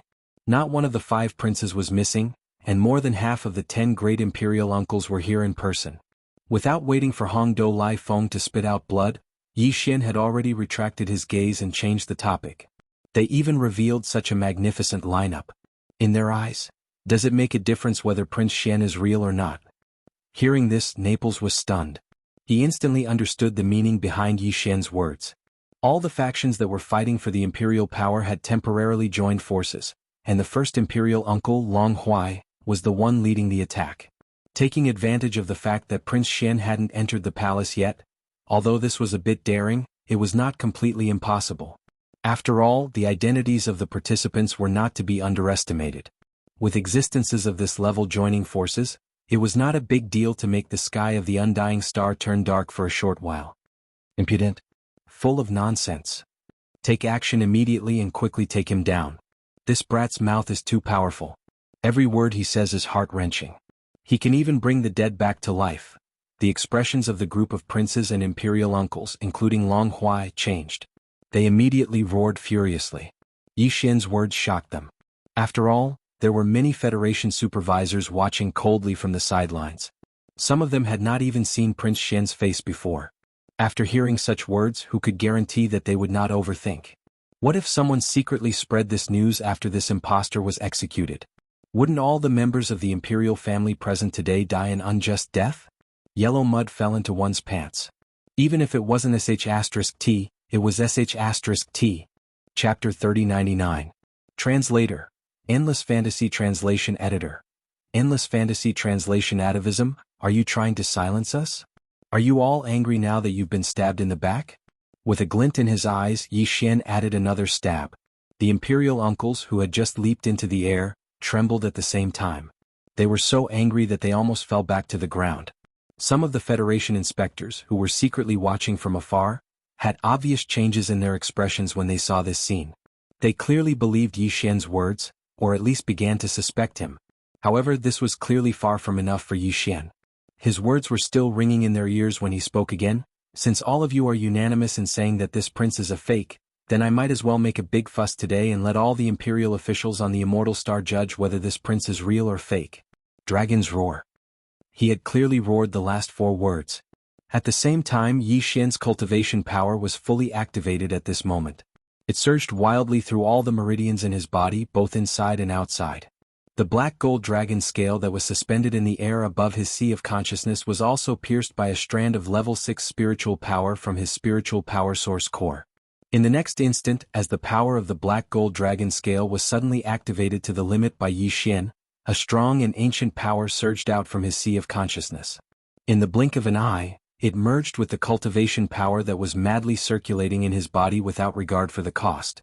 In an instant, it completely activated a certain bloodline brand in his physical body and blood and merged with it. All of this took a long time to describe, but it was completed in the blink of an eye.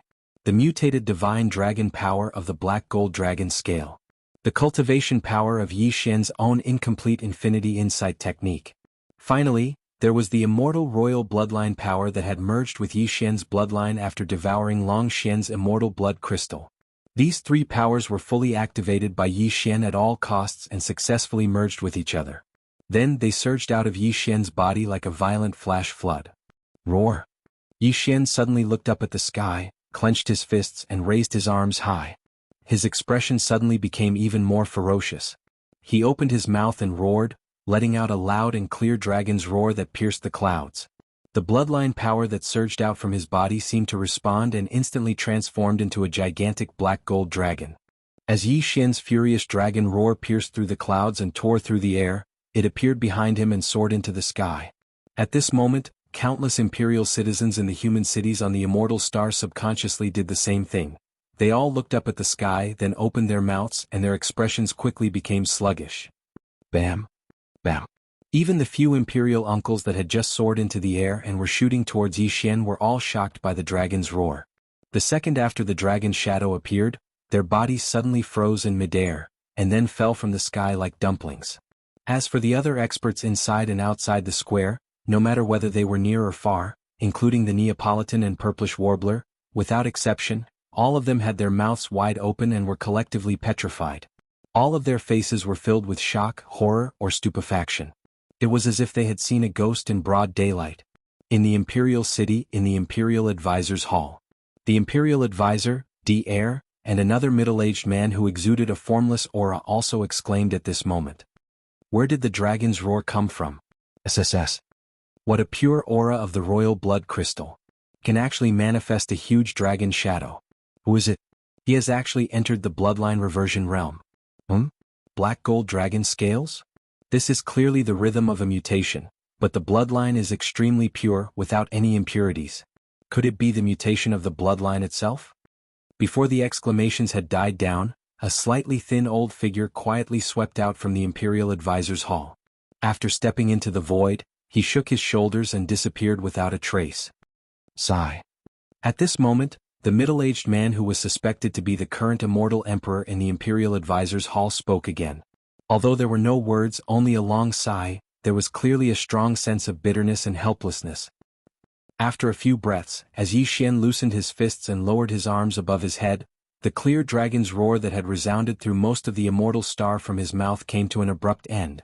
The huge black gold dragon shadow that had rushed into the sky also quickly faded and disappeared in the blink of an eye. At this moment, all the petrified experts around the square finally came to their senses. Their bodies trembled slightly, and their eyes immediately converged on Yi Xian. After that, exclamations sounded one after another. Some were confused, some were shocked, but most of them revealed a deep sense of unwillingness and despair. How is this possible?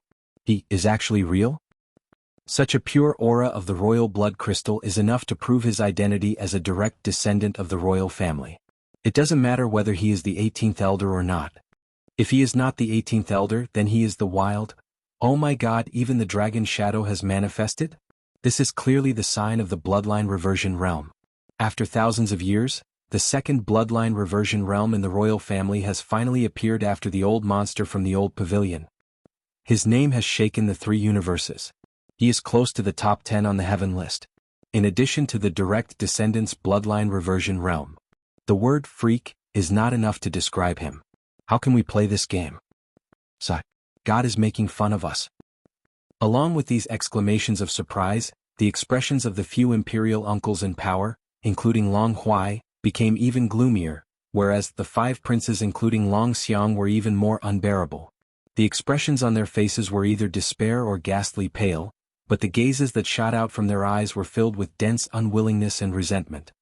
Lord Inspector, it has already come to this, shouldn't you say something? At least let me know who exactly I am. With his hands behind his back, Yi Xian grinned as he turned around to look at Grand Imperial Uncle Long Huai, who was on the steps of the Sky Association's headquarters, and at the same time he ridiculed Long Huai at the same time. Even though I don't know how you did it, but if I say you are the 18th elder, then I'll say the same thing. Impossible. The corners of Long Huai's eyes trembled slightly as he stared at Yi Xian with an expressionless face.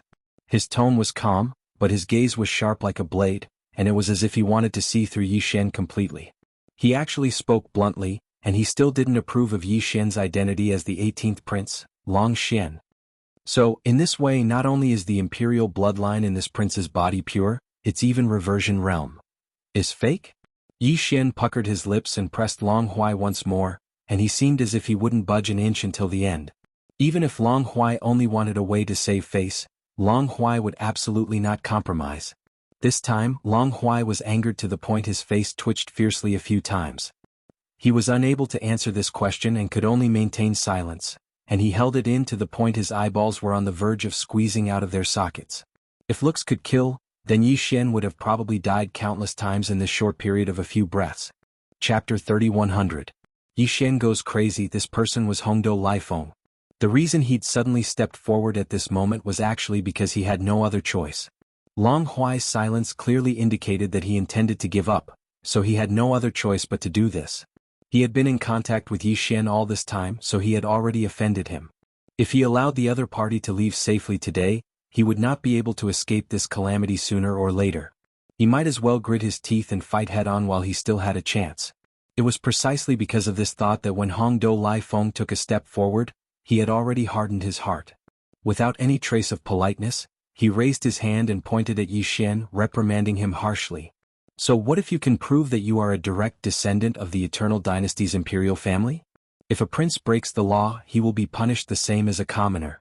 Even the laws of the Everlasting Empire support this point, let alone the fact that your crimes have already affected the Myriad Net Federation. Leaving aside the fact that you impersonated a prince, the Overwatch Council has the right to arrest and imprison you for killing Wen and Deputy Supervisor Long Kuei. Wen's unexpected fall can be said to be a heavy loss to the Federation. Even if you have a glib tongue, the 10 billion contribution points deducted by the Federation's main network is still a fact, right? Could it be that the central hub of the main network has wronged you? As for Deputy Supervisor Long Kuei, there's no need to talk about him. He was killed by you in front of everyone, and there's even a real-time video of it. The evidence is irrefutable. Even if you are a prince, do you dare to resist arrest? Could it be that he wasn't afraid of being exiled by the imperial family? Don't tell me that you think you can do whatever you want in the myriad Luo Federation. Hongdo Lifeng had been thinking about this string of words for a long time. Now that he roared them out, not only was his train of thought clear and impassioned, each word piercing the heart. While he questioned endlessly, even his grasp of the rhythm was rather subtle. With just a few simple words, he had unknowingly pushed Yi Xian to the opposite side of the Eternal Dynasty and the myriad Luo Federation. For a moment, Yi Xian was caught unprepared by his stern questioning. He opened his mouth but no words came out. Every cloud has a silver lining. The eyes of Long Huai, the other imperial uncles, and the 5 princes lit up at the same time, and they were instantly excited. Since they couldn't kill him, it was good to lock him up. It was the same as thinking of other methods later. When he thought up to here, Long Huai's face immediately sank, and he sneered as he glared at Yi Xian while cold lights flickered within his eyes. Did all of you hear clearly? Since there is evidence, I have the right to arrest you. No matter how you defend yourself, that will be after you are arrested. Take my ass. I haven't even said anything yet. Are you in a hurry to reincarnate? Just as Long Huai raised his hand and gestured as if he was about to give the order to arrest Yi Xian again, the latter rudely retorted and interrupted him. He even rolled his eyes. That's right. I did kill Long Kuei with my own hands. I don't like him. What's wrong? As for that old bastard Wenxing's death, although I am somewhat involved, that's all. Even if I have to bear some responsibility, the 10 billion points deducted from me are enough to offset it. Whether you believe it or not is your business. I have to make myself clear. Besides, even if I admit to this matter, what can I do? I don't like him, so I killed him. It's not a big deal. Why are you so agitated? Silence. A deathly silence. As Yi Xian finished speaking, all the experts around the square fell into a state of shock again.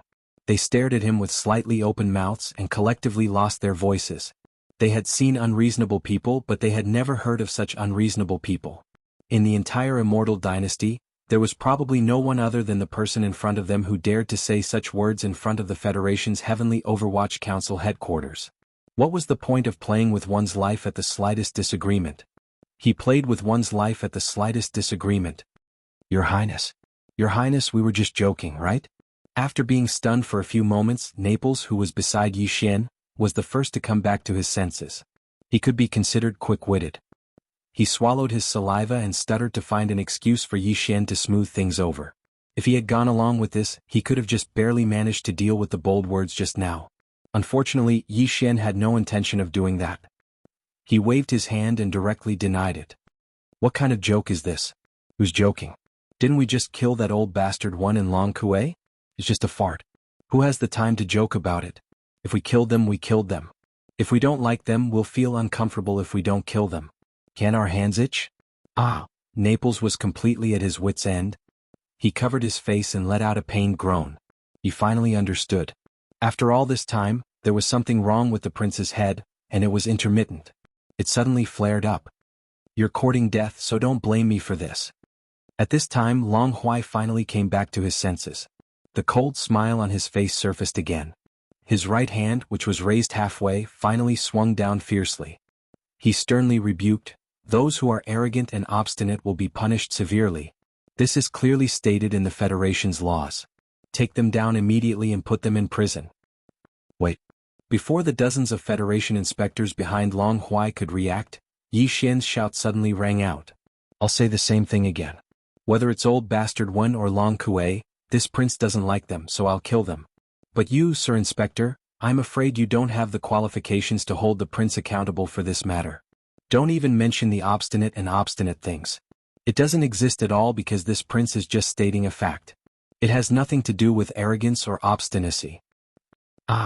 This time even the purplish warbler couldn't help but raise his hand to cover his face. The others seemed to have seen the problem as well. How was this still arrogance? This was clearly abnormal. It most likely had something to do with the brain. As they thought of this, the expressions on everyone's faces immediately became a little strange. Even the look in their eyes changed. Do you know what this is? At the same time, Yi Xian's words changed. As he spoke, he raised his hand and waved. In the blink of an eye, a huge starry fortress with a diameter of 100,000 meters appeared.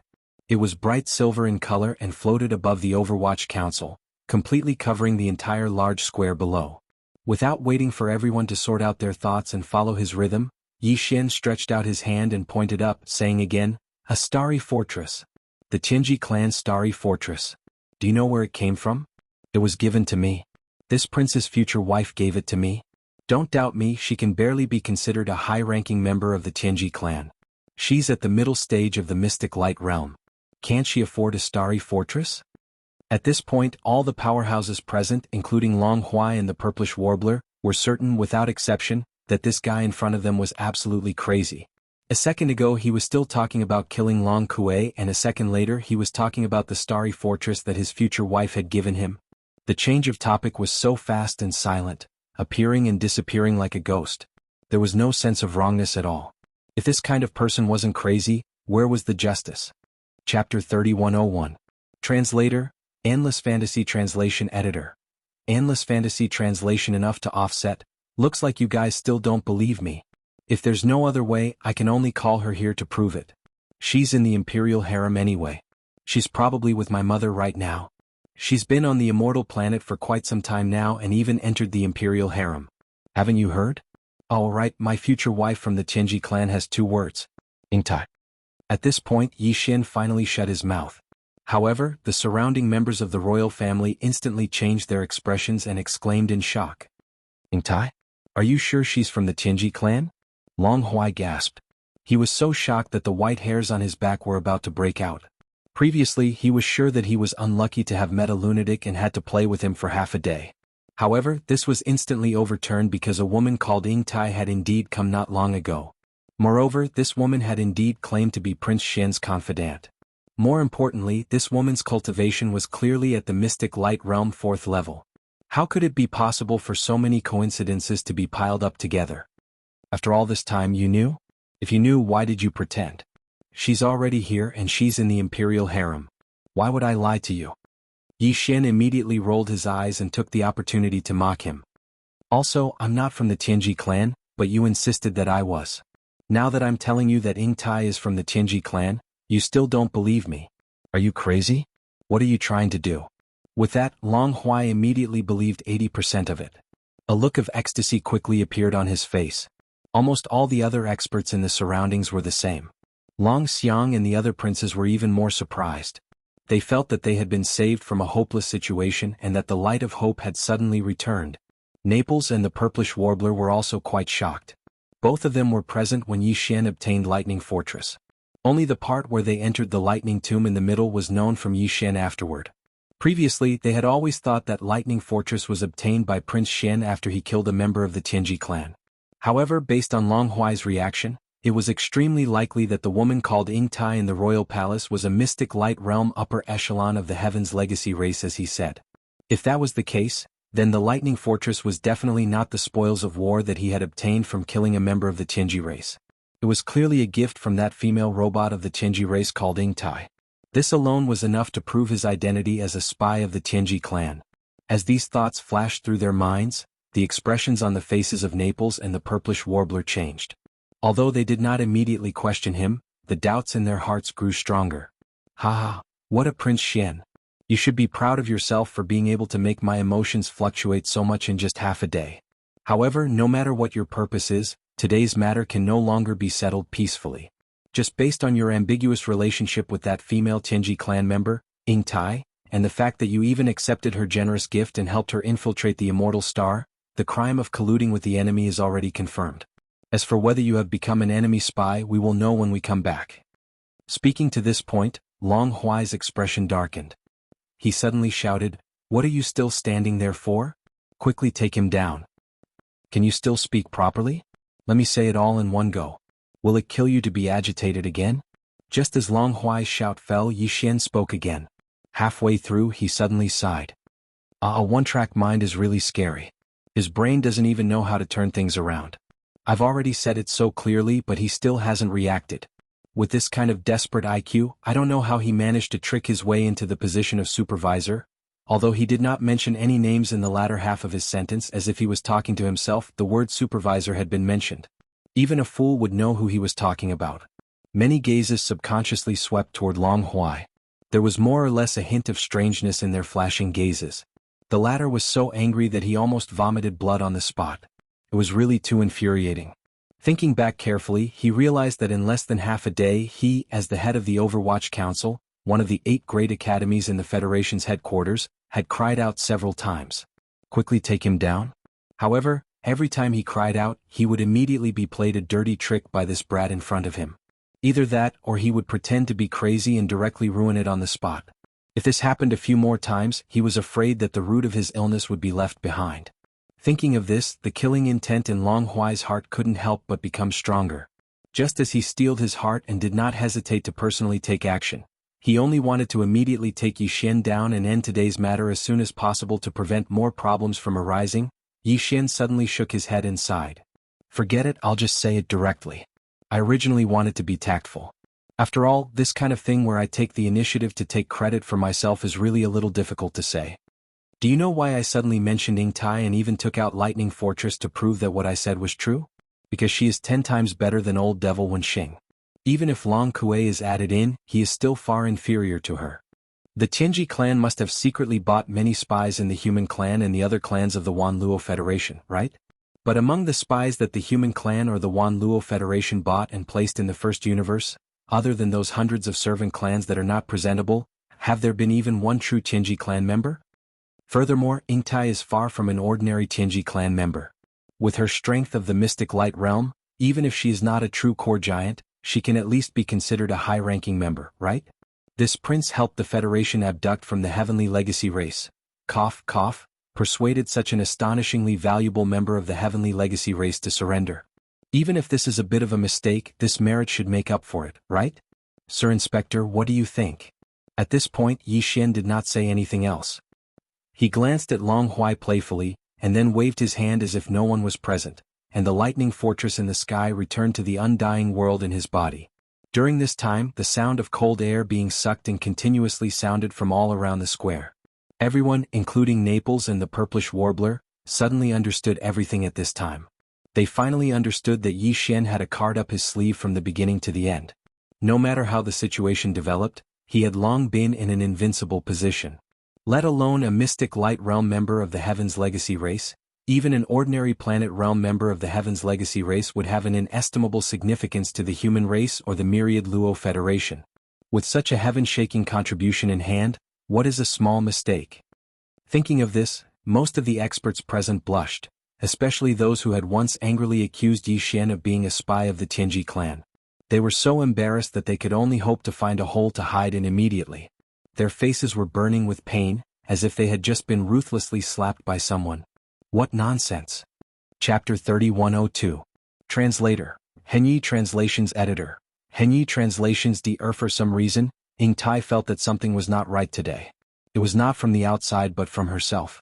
Since half a day ago, her eyelids had been twitching from time to time.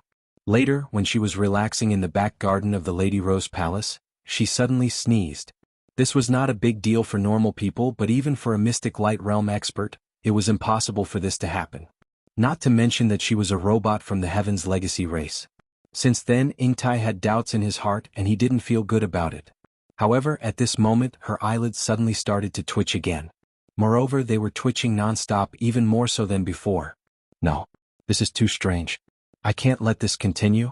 Ying Tai's expression changed slightly as she stood up in shock. Her face was gloomy as she turned around and walked out of the room while muttering to herself. She decided to leave the Immortal Royal City and wait for a few days to see the situation before making a decision. It wasn't that she was a coward. The key was that this was the Immortal Star, the headquarters of the Technology faction, one of the 2 factions of the human race. Even the headquarters of the 10,000 Luo Federation was here. It could be said that experts were as common as clouds in the sky. Although her mystic light realm cultivation wasn't considered weak, she wouldn't even be able to struggle for her life on this immortal star. Just in this immortal royal city, although the immortal emperor seemed to be the strongest on the surface, his cultivation had only surpassed the void realm, which was the 13th realm. Compared to Ying Tai, who was at the 11th realm, the mystic light realm, he was only 2 realms stronger. However, how could the immortal royal family be so simple? Those old monsters of the royal family, who had not shown themselves for who knew how long, were the truly terrifying existences. They were the foundation and support of the entire immortal royal family. Not to mention, even the immortal emperor who had surpassed the void realm, was an existence that she could only look up to. If the immortal emperor could surpass her status, he could crush her with a flick of his finger. There was no need to even mention the imperial teacher of the immortal royal family called D-Heir. Ingtai had once seen his back in the imperial palace. This D-Heir's cultivation seemed to be on the same level as the immortal emperor, which was the 13th realm. But Ingtai always had an intuition that the truth was far from that. The name D-Heir was simply too capable of evoking her endless imagination. No, it should be said that any member of the Heaven's Legacy race who heard this name would be like her, subconsciously forming some sort of association and guess. Although this association was just a baseless guess, Ingtai's intuition told her that this D-Heir definitely had something to do with the clan leader of the Tianji clan D.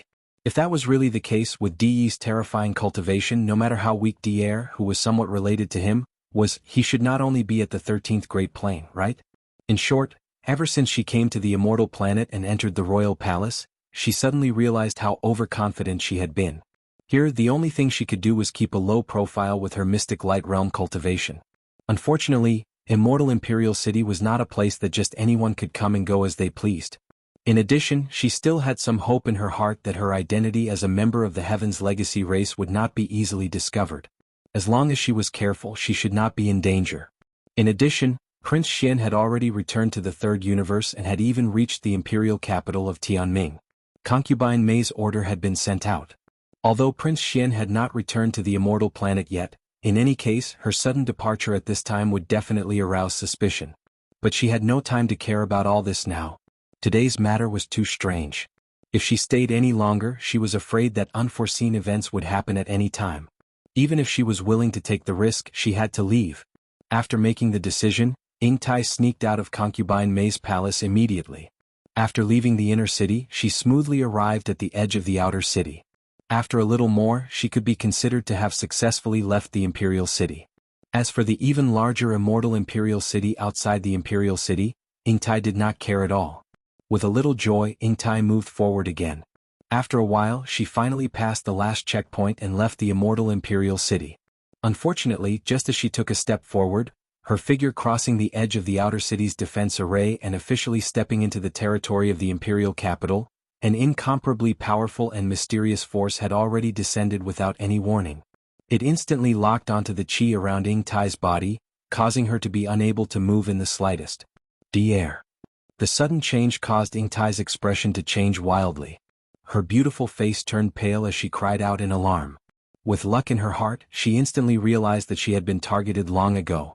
Otherwise, how could it be so coincidental that she had just left the imperial city and hadn't even taken a step before she was discovered in an instant? Wouldn't it be better to just stay in the imperial city? You forced me to take action, Sai. As soon as Ingtai's exclamation fell, D-Heir's helpless voice sounded in her ears. Then, without waiting for her to recover, her vision suddenly turned black and she completely lost consciousness. However, her figure did not fall to the ground because of fainting. Instead, as if she had been teleported, she disappeared into thin air without any warning. Immortal Imperial City, the Imperial Preceptor's Palace in the outer city area. To be precise, this was actually the underground of the Imperial Preceptor's Palace. What appeared in front of them was a huge underground hall. The entire hall was incomparably vast. No matter which direction one looked at it, one could not see the end of it.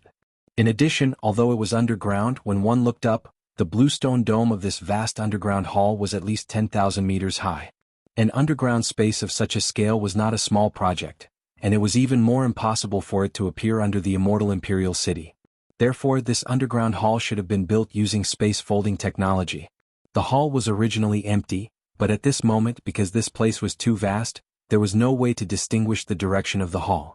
With a flash of green light, a relatively independent small room appeared on the floor of the originally empty hall in the blink of an eye.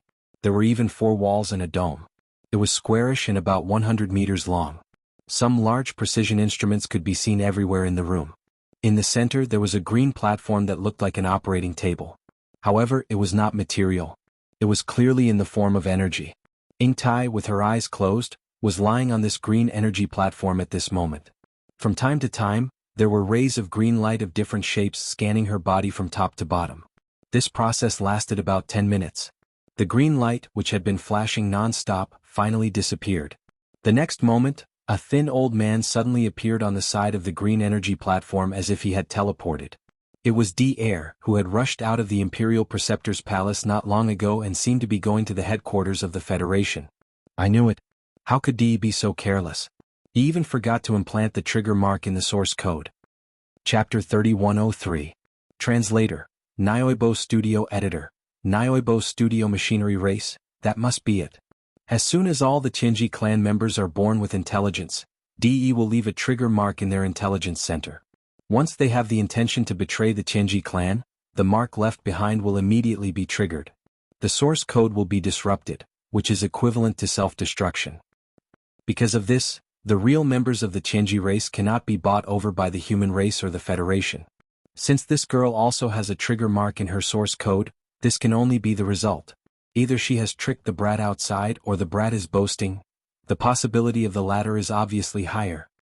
This tester is quite interesting. Compared to the last one, he is much more clever and flexible. Moreover, the testing system in his body seems to have grown to a higher level.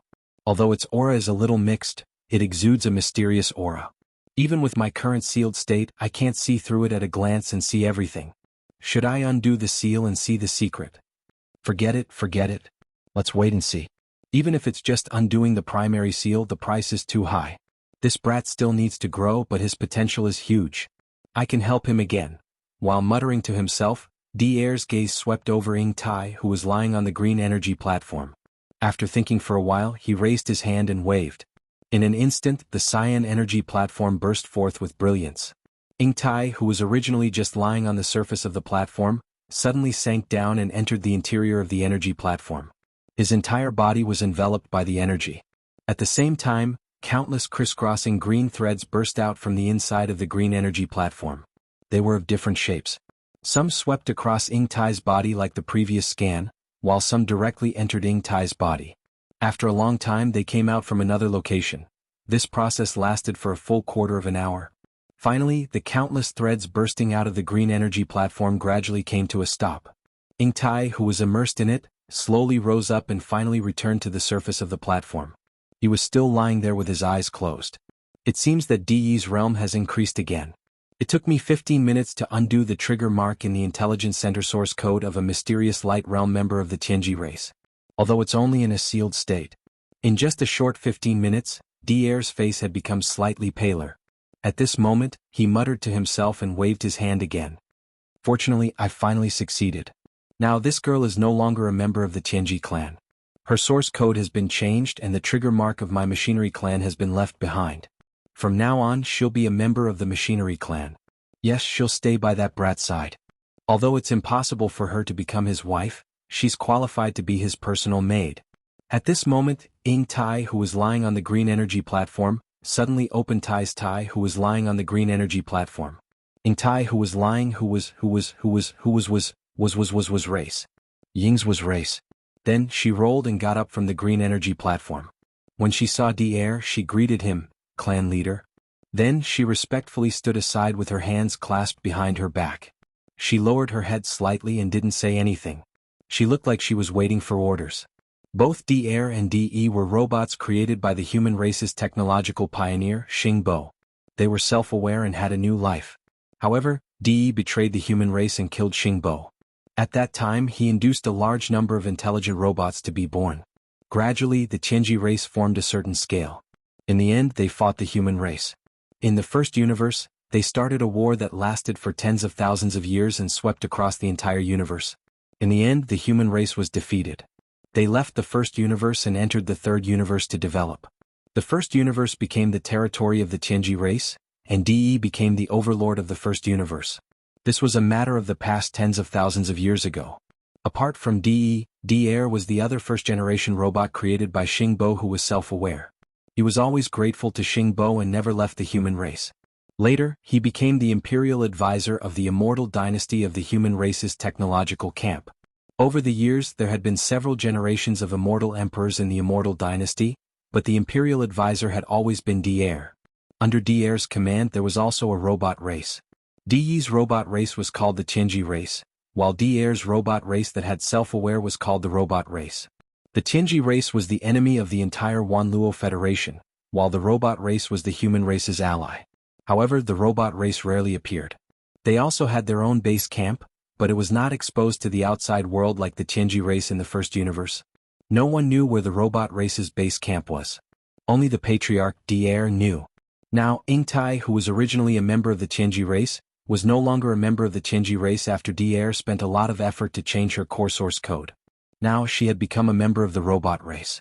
Therefore, after waking up, she called Dier the patriarch. Now, you have nothing to do with the Tianji race. The trigger mark that DE left in your core source code has also been erased by me. However, your original memories have been retained by me. This is originally impossible, but seeing that I have obtained some useful information from your core source code, and that I need you to follow that kid, I'll make an exception this time. Also, if you want a horse to run, you naturally have to feed it grass. I have also increased your cultivation to the peak of the mystic light realm. Whether or not I want to hide a part of it is up to you to decide. In short, in the future, your mission is to stay by that brat's side and help him grow. I won't interfere with the specific details. My only request is that you don't casually reveal what happened today to him. I don't plan on meeting that brat yet. Even if I do, it will only be as the imperial advisor of the everlasting dynasty, not as the patriarch of the robot race. The testing system in his body has not grown to the point where it can let me reveal everything. Go. That brat is in a bit of trouble right now. Go and help him solve it. Although he is a fake prince, since he has the pure everlasting royal bloodline, this prince's identity is confirmed without a doubt. I can deal with the everlasting emperor, but as for those old fogies in the dynasty's resident elder pavilion, before the seal is unlocked, even I can't force them to submit. If there are no accidents, even if we can make them accept this prince's identity, it is impossible to avoid a disguised attack. Follow that brat and be mentally prepared for this. Just protect his safety. If you encounter any difficulties, don't try to ask me for help. In times of real danger, I naturally won't sit and do nothing. After all, he obtained a testing system that I spread out so he can be considered one of my disciples. Chapter 3104. The dust has settled. Husband Ingtai has been waiting for you for a long time. Since you're already here, why don't you return to the palace? What are you doing here at the Federation headquarters? As soon as Grand Imperial Uncle Long Huai finished speaking, he was just about to make a move to capture Yi Xian when an exceedingly delicate voice of a woman that clearly carried dense resentment suddenly resounded out at this moment. Ingtai's face was filled with hidden bitterness as she flashed through the sky, and as she spoke, she'd already descended not too far away from Yi Xian. She looked at him with pity and didn't say anything else. Yi Xian was immediately stunned. The Neapolitan and purplish warbler beside him were the same, especially the latter. After being stunned for a moment, his eyes flashed with hostility and vigilance. He stared closely at Ingtai's face, examining her from head to toe. All the surrounding federal supervisors and members of the royal family were also stunned. Ingtai's initiative to come here was unexpected to everyone. Peak of the 9th level of the Mystic Light Realm? You were actually concealing your cultivation before? Even First Imperial Uncle Long Huai's expression changed slightly when he saw the cultivation aura that Ingtai revealed at this moment. Although he was an expert at the 12th Great Realm, the Void Stage, there were not many people in the Imperial family who revealed such a level on the surface. At the very least, more than half of the 10 Great Imperial Uncles were at the 11th Great Realm, the Mysterious Light Stage. At this moment, Ingtai revealed his cultivation at the peak of the 9th level of the Mystic Light Realm.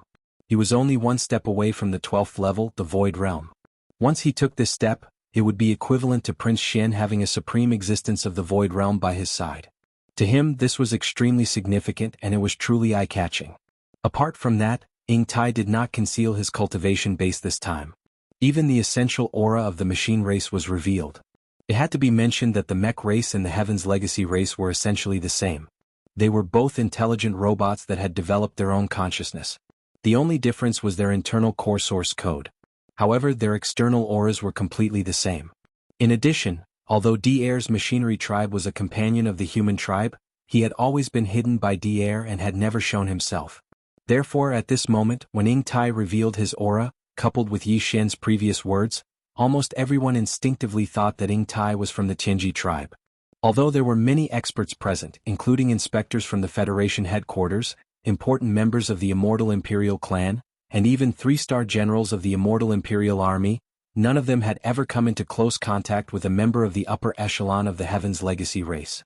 Even though Naples had entered the First Universe many times to engage in battle with the Heaven's Legacy race, those battles had always taken place in the shadow of the starry sky. Even if the enemy camp had a true upper echelon of the Heaven's Legacy race, they had never had the chance to get close. Therefore, at this moment, when Ying Tai appeared and revealed an aura that was different from that of a human without any scruples, everyone present regained their senses. Their expressions immediately became strange. This was especially so for the 5 princes and a few imperial uncles. Their expressions were uncertain, and a dark light flickered in their eyes. No one knew what they were scheming in their hearts.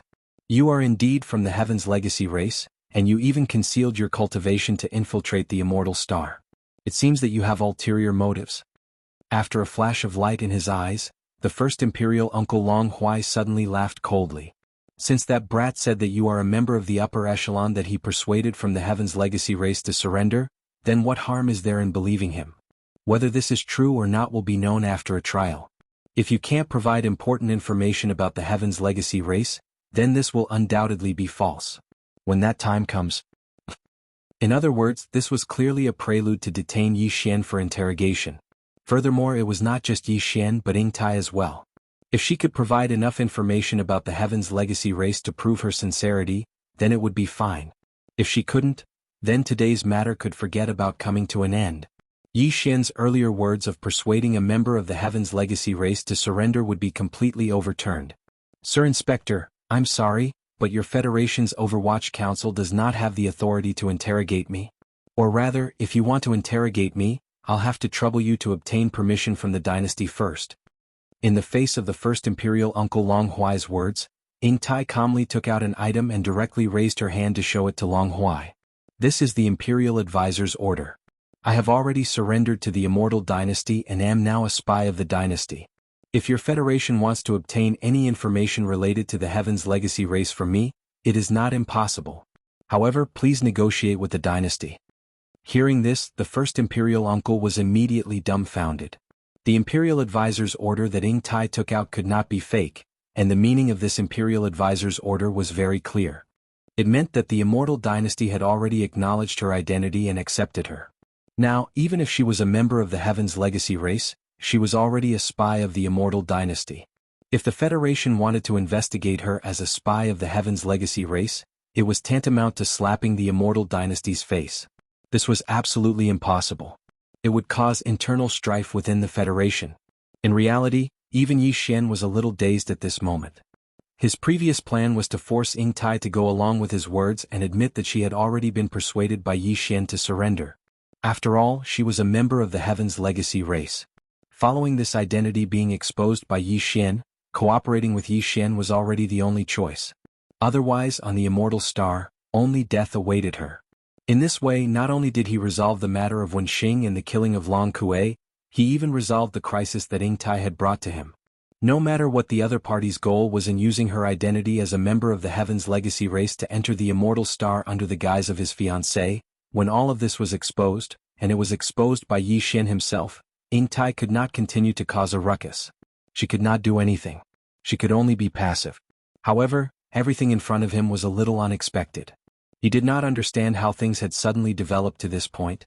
Had Ying Tai obtained the recognition of the immortal dynasty long before he had arrived? She had even obtained the imperial advisor's order. Could it be that she had come to the immortal star to voluntarily admit her identity as a member of the Heaven's Legacy race? But what was the purpose of doing so? Could it be that she really admired him and did not hesitate to surrender to the immortal dynasty in order to start a so-called butterfly love with him? Thinking of this possibility, Yi Xian immediately shuddered. If this was really the case, then this girl was clearly crazy. How could she do such a thing? If she continued to pester him like this in the future. Thinking of this, Yi Xian did not feel good. He had a feeling that after tossing and turning for so long, in the end, he had still fallen into her trap. At this moment, as Ying Tai raised her hand and flashed the heir's imperial advisor's order, the surrounding Federation supervisors all breathed a sigh of relief. However, the members of the imperial family, including the imperial uncles and the 5 great princes, all sighed. Chapter 3105. Translator, Nyoibo Studio Editor. Nyoibo Studio 18th Prince's Manor. No matter how unwilling Long Huai was, in the end Yi Xian, Naples, and the Purplish Warbler still swaggered out of the Federation's Overwatch Council. Alright. Other than the three of them, there was also Ying Tai. Just as Ying Tai had said, the Imperial Advisor's token in her hand was enough to prove her identity as a defector of the Tianji clan. She had already been accepted and acknowledged by the Eternal Dynasty.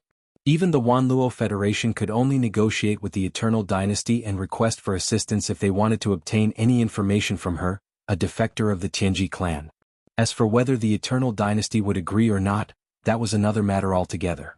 In short, with the Imperial Preceptor's token, even if Ying Tai was truly a member of the Heaven's Legacy race, the Myriad Sifting Federation would not be able to touch her. Her body had already been marked with the mark of the Immortal Dynasty. From now on she was a member of the dynasty. Furthermore, she was an imperial concubine. The 18th prince's concubine. When he thought of this, Yi Xian immediately felt a headache. If Ying Tai's identity was revealed by him and she had no choice but to follow Yi Xian's words and cooperate with him, then Ying Tai would undoubtedly leave something in Yi Xian's hands. Without mentioning anything else, at least in the future, he would no longer have to worry about her bothering him with words like a butterfly's love. But now it was different. Long before Yi Xian returned to the Immortal Star, he had already taken the initiative to confess his identity to the Immortal Empire. In this matter, Yi Xian couldn't control him at all. In this way, if Ying Tai continued to pester Yi Xian with the excuse of a butterfly's love, other than being depressed and vexed, there was nothing he could do. Don't forget, she was a supreme existence at the great circle of the mystic light realm. Even Naples could only be crushed in front of her. Yi Xian did not even know if the Weeping Soul Bloodhorn could crush her like Long Kuei. Long Kuei was only at the 4th level of the mystic light realm, while Ying Tai was a supreme existence who was only one step away from entering the 12th great realm, the Void Realm. There was a difference of 5 whole levels. At the 11th great realm, one level was often the difference between heaven and earth. The difference of 5 levels was truly a completely different concept. Unlike Yi Xian's heart Aya, after leaving the Federation's Overwatch Council, Naples and the Purplish Warbler were completely relaxed, and their moods were they? Were clearly in a good mood. Was his Daybreak Studio? Was studio? Was studio? Was studio? Was studio? In addition, the marriage between the prince and the Xinyuan family was also resolved. Ying Tai was a robot. Even if she could be given the position of concubine, it was impossible for her to become the first wife. From the looks of it, the news of the so-called marriage was purely a way for the dynasty to appease and rope Ying Tai in. Since she was a robot, how could there be any ambiguity between her and Prince Xian? Regarding this point, Xianyuan Ziying no longer needed to verify it to be certain in her heart. At this moment, she had already determined that everything that had happened before was just a misunderstanding. No matter how jealous she was, the target should not be a robot. As for Ying Tai, after leaving the headquarters of the Federation, she did not say a word. She followed behind Yi Xian obediently as if she was his servant. This made Yi Xian feel quite relieved. At least this girl knew how to judge the situation. She knew that this was the Immortal Star, not a place where she could jump around. She did not dare to be as arrogant as she was in the Demonkin Star area. After the 4 of them left the Wanluo Federation, Yi Xian immediately waved his hand and summoned the Dongshu shuttle. After the 4 of them stepped into it, they headed straight for the Immortal Royal Capital. The Immortal Star was where the Immortal Royal Capital of the human race's technological faction was located. Not to mention the 9 satellites, just the Immortal Star in the center was enormous. The vast plain loaned to the Wanluo Federation for the Federation's headquarters was only a very small area of the Immortal Star. There were many cities in the other vast areas. These cities were all located around the everlasting Imperial Capital, scattered like stars in the sky. The Immortal Royal Capital was the largest city on the Immortal Star. The Immortal Royal Capital was located in the depths of the Royal Capital. The Royal Capital was divided into the outer city and the inner city. The inner city was where the Immortal Royal Capital lived, while the outer city was where the officials of the Royal Capital attended court, as well as the prince's residences, the Imperial Preceptor's Hall, and the Elder Dormitory. Of course, the Elder Dormitory and the Imperial Preceptor's Hall were restricted by formations. Most people couldn't enter without being summoned, not even the princes. The residences of the princes and the residences of the many members of the royal family were located in the ordinary areas of the outer city. Among them, only the princes of the Immortal Emperor's direct line of descent could have their own residences. Although the other branches also had residences in the outer city, they weren't princes' residences. As for the 10 royal uncles and the like, they had long moved out of the outer royal capital to oversee the 9 satellites. There were dozens of princes of the immortal emperor.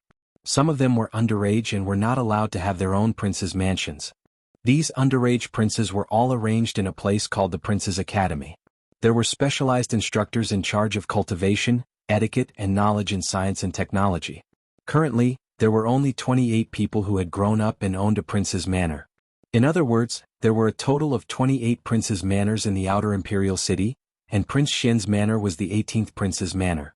Although Prince Xian had left the Undying Star to participate in the royal family's ultimate trial, as long as it wasn't proven that he had died outside, the 18th prince residence that belonged to him would continue to exist. The group of old servants and maids who were in charge of managing the residence were all present. However, before Prince Xian left the Immortal Star to participate in the royal family's ultimate trials, he wasn't outstanding among the 28 princes. He was even looked down upon because of his cowardly personality. As such, not only was the 18th prince's residence not in a good location, but it wasn't grand either. As for the old servants and maids in the residence, there was no need to talk about them. When Prince Xian was still around, there might not have been a lack of housekeepers or maidservants.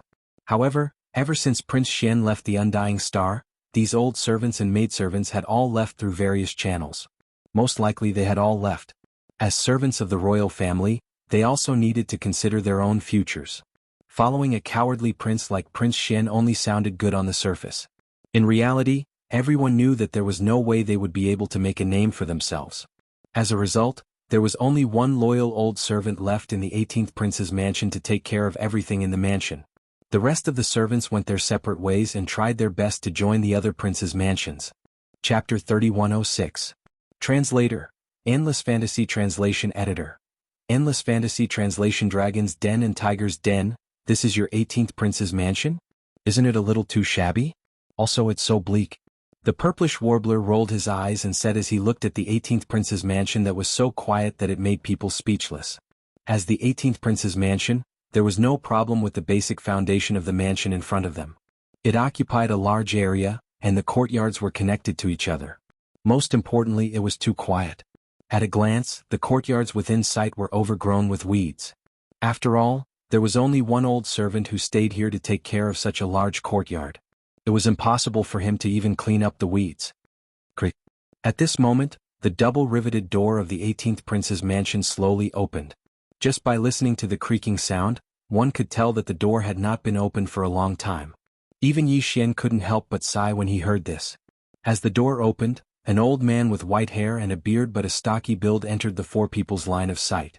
The old man's mental state was quite good, and his cultivation strength was also decent. He was actually a level 4 black hole realm expert. When he saw Yi Xian, he was stunned for a moment.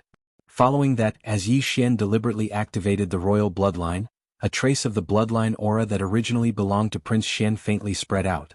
This old servant with a black hole realm cultivation immediately had tears in his eyes as he choked with sobs. Xian Zi. It's you?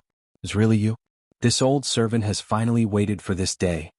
Yi Xian secretly sighed in relief. It seemed that the old servants that the 18th prince acknowledged were different from the members of the royal family like Long Huai. They only acknowledged the aura of their master. As for other things, they were too lazy to ask and they didn't have the right to ask. The four people stepped into the 18th prince's mansion, and what appeared in front of them was a huge main courtyard overgrown with weeds. Yi Xian frowned and the old servant hurriedly explained, Xian Zi. No, Prince Xian, after you left, those fellows all left one after another. All these years, the entire 18th prince's mansion has been taken care of by this old servant alone, so, it's fine. From now on, you'll be the chief steward of the 18th prince's mansion. Just call me Xian Zi. Yi Xian was slightly touched. After exchanging a few pleasantries, he found out the old servant's name. His surname was actually Long and his name was Long Kong.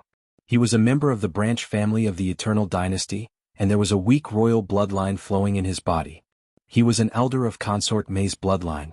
Ever since Prince Xian came of age, he had been following Long Xian until now. Xian Zi, after you came out of nowhere and became the Feishing Federation, those fellows were like stray cats that smelled blood. All of them wanted to come back, but this old servant stopped them all. This bunch of ingrates. Some of them are even currently servants in the 5th prince's mansion. They suddenly want to come back and they have ulterior motives. This old servant can't let them come back to harm you. At this moment, Long Kong spoke again with a choked voice. Originally, the 18th prince's mansion had a total of 18 courtyards and there were no such weeds. Although this old servant is only one person, I'm still in the black hole realm. Although it's tiring to take care of a mansion, I can still do it. It's because those fellows came every day and wanted to trespass, especially those guards. Among them, there were a few commanders and vice-commanders who were also in the black hole realm. This old servant was no match for them and I was seriously injured by them. This happened a month ago and I haven't recovered yet. That's why. This courtyard is overgrown with weeds. This old servant, I have failed in my duty. What? Those fellows actually injured you? Yi Xian was instantly enraged when he heard this. Long Kong had said very clearly that those fellows, including the guards in the 18th prince's mansion, had all gone to seek refuge with the other princes after Long Xian left. Some of them even went to the 5th prince's mansions to listen to their orders. But now, after knowing that Prince Xian had appeared out of nowhere, these fellows actually wanted to return. If it was said that the 5 princes hadn't instructed them to plant spies by Prince Xian's side before he returned, Yi Xian wouldn't believe it even if he was beaten to death.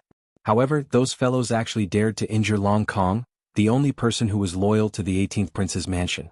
This was already beyond what Yi Xian could tolerate. Forget it, let bygones be bygones. Although this old servant was outnumbered, at least I didn't let those fellows take a single step into the 18th prince's mansion. Seeing the indignation on Yi Xian's face, Long Kong was comforted and tears appeared in his eyes. With a comforted expression, he choked on his sobs and quickly wiped away his tears. He forced a smile and said, "Now that the prince is back, it's a big matter. However, this is such a big mansion we will definitely need to recruit some servants to take care of it. This old servant only has one thing to say, this matter must be handled by this old servant. Not a single one of those ingrates who left before can be let back. That would be a slap in your face, child." Naples, Purplish Warbler, and Ing Tai were also filled with righteous indignation at this moment. Their long, shapely eyebrows furrowed. On the other hand, Yi Xian frowned and pondered for a moment before grinning. He waved his hand and said to Long Kong, "Don't worry, Uncle Kong. You don't need to worry about this matter. I don't want any of the people in this imperial city." At this moment, Yi Xian had already made up his mind. Everyone inside and outside the 18th prince's mansion would be his own subordinates. Even if most of them were demons, so what? Even Ing Tai, a true upper echelon of the Heaven's Legacy race, could walk openly in the immortal imperial city. What did a few demon dweller guards and servants count for? This old man wants to see if those ingrates and the people from the 5th prince's side dare to behave atrociously in the 18th prince's mansion. After making up his mind, Yi Xian immediately sneered, "As long as they dare to come, no matter if they are in the open or in the dark, this prince will throw a sentence here. Anyone who dares to come will not be able to return." As soon as he finished speaking, Yi Xian immediately waved his hand and summoned the Dongshu Shuttle, the Black Mosquito, the Black Wind, and the Saint Child. Immediately after, with a thought from him, a large number of Devil Cultivator and Magical Beast experts walked out of the Dongshu Shuttle and the 3 space fortresses. They didn't say a word as they quietly stood around Yi Xian. In the blink of an eye, thousands of troops came to meet him. Not to mention Uncle Kong, even the Purplish Warbler and Naples were shocked. This was clearly the rhythm of turning the 18th prince's mansion into a tiger's den. This is going to be fun. The whole mansion of the 18th prince is full of demons and magical beasts.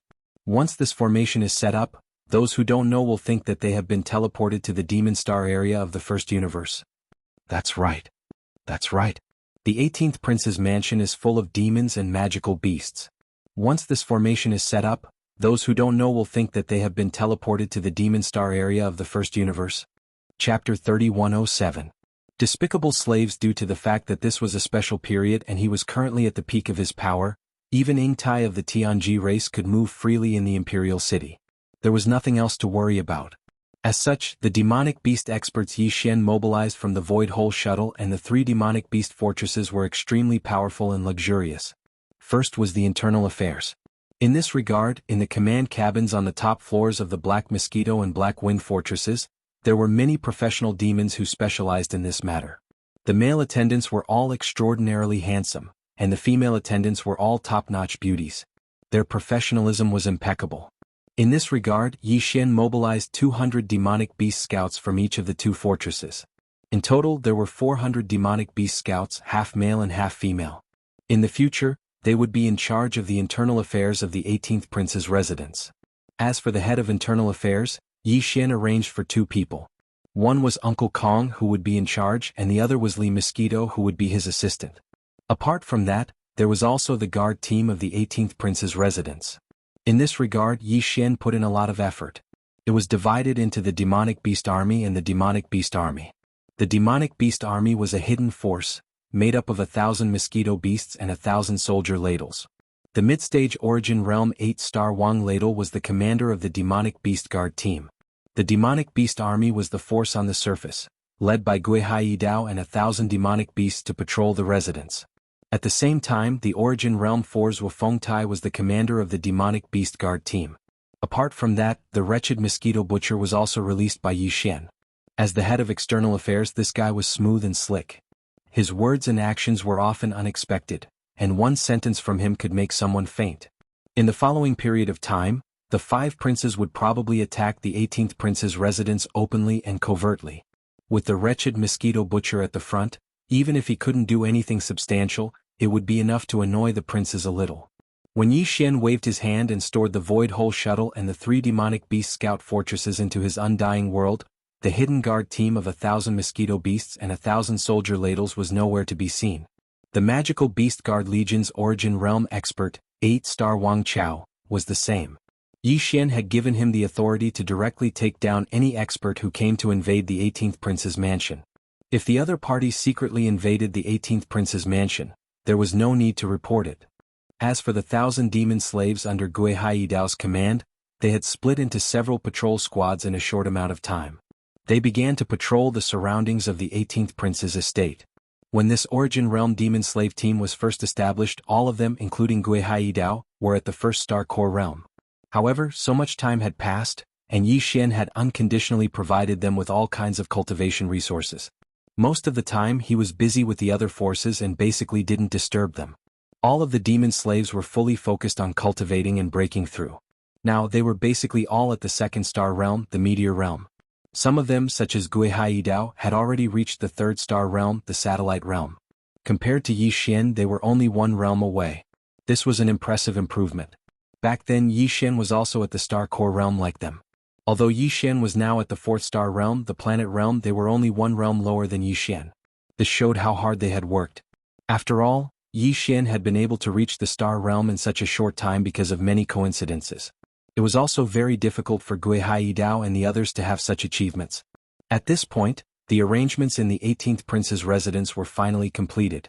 The originally lifeless 18th Prince's residence was full of vitality in the blink of an eye. Uncle Kong had witnessed the entire process with his own eyes. Gui Hai Dao and the other demonic experts looked no different from humans on the surface. However, anyone could tell at a glance that the 1,000 mosquito beasts and the army of soldiers were definitely not from the 3rd universe's human race. They definitely came from the outer domain. But even so, Uncle Kong still didn't say anything. Seeing that the originally empty 18th Prince's manor was full of life in an instant, he had an expression of great joy.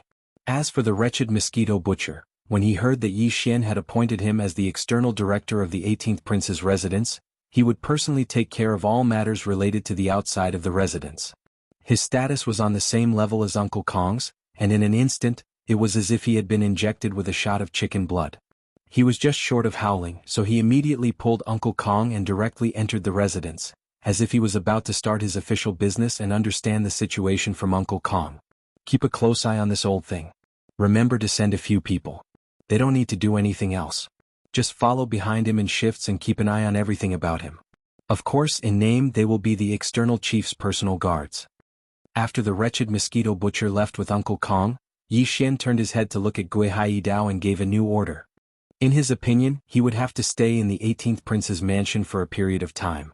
In any case, Yi Xian had nothing to do during this period of time, so he could take the opportunity to carefully investigate the problem of the wretched Mosquito Butcher. The entire 18th Prince's residence occupied a vast area with 18 courtyards. Each courtyard had several rooms like a maze. Therefore, even though Yi Xian could assign a lot of people with a wave of his hand, it was still possible for these people to settle down in such a large residence. Although Yi Xian was a prince and the owner of the 18th Prince's residence, he didn't know the rules here. Of course, he could have used his personal communication system to invade the starry sky network of the Immortal Star and search for everything. However, due to the existence of the Immortal Star superbrain, this method was no longer possible. Yi Xian didn't dare to use his personal communication system here, so he could only give up on this idea. In fact, he didn't need to worry about any of this at all. As the head steward of the residence, Uncle Kong took care of everything in an orderly manner. Without waiting for Yi Xian to ask, the male and female demon servants he assigned to Uncle Kong to take care of the residence's internal affairs had already figured out all the rules in the residence. Naturally, someone would come and lead Yi Xian to his residence. As a prince, Yi Xian's residence was the last courtyard. It was extremely exquisite. According to the rules, even the purplish warbler and Ying Tai, who were close friends yet to be married, were arranged to stay in the front courtyard. As for Naples and the other male guests, they couldn't even enter the 3 inner courtyards and could only stay in the middle courtyard of the residence. After everything was settled, Yi Xian heard a commotion coming from outside the residence. If he guessed correctly, it was most likely those ignorant lowly servants who knew that Prince Xian had returned and recklessly came looking for him. Chapter 3108. Translator. Henyi Translations Editor. Henyi Translations. The prince is wise. Why can't we go in? We are all old officials of Prince Xian's mansion. Who the hell are you guys? Why are you acting as guards in the prince's mansion? This is originally our duty. You are overstepping. We have to report this to the Imperial Clan Court. Hehe, you probably don't know, right? Guards and maids in the prince's mansion must register with the Imperial Clan Court before they can. That's right. You guys are all unorthodox. Get out of the 18th prince's mansion. This is our territory. Let us in. If you stop us, we will immediately turn around and report this to the Imperial Clan Court. At that time we will drag you to prison. None of you can escape. Get out of the Imperial City. This is not a place you can stay. Ying Tai, Purplish Warbler, Naples, Uncle Kong and the wretched Mosquito Butcher followed behind. Yi Xian had just entered the second courtyard of the 18th prince's mansion when he heard the noise in the courtyard. The words were extremely arrogant. Even he could immediately hear the anger in them. He frowned and sneered inwardly. Listening to these guys, it seemed that he couldn't make decisions in his mansion. He had to listen to the arrangements of his family members in the Imperial Clan Court. In addition, these guys outside were so arrogant. Judging from the noise, it seemed that there were 200 or 300 people gathered. After receiving the news that he had returned, they actually gathered at the door as if they had made an appointment. They opened their mouths and shut their mouths as if they were the masters of the 18th prince's mansion. They actually wanted to drive away all the guards he had arranged. Amazing.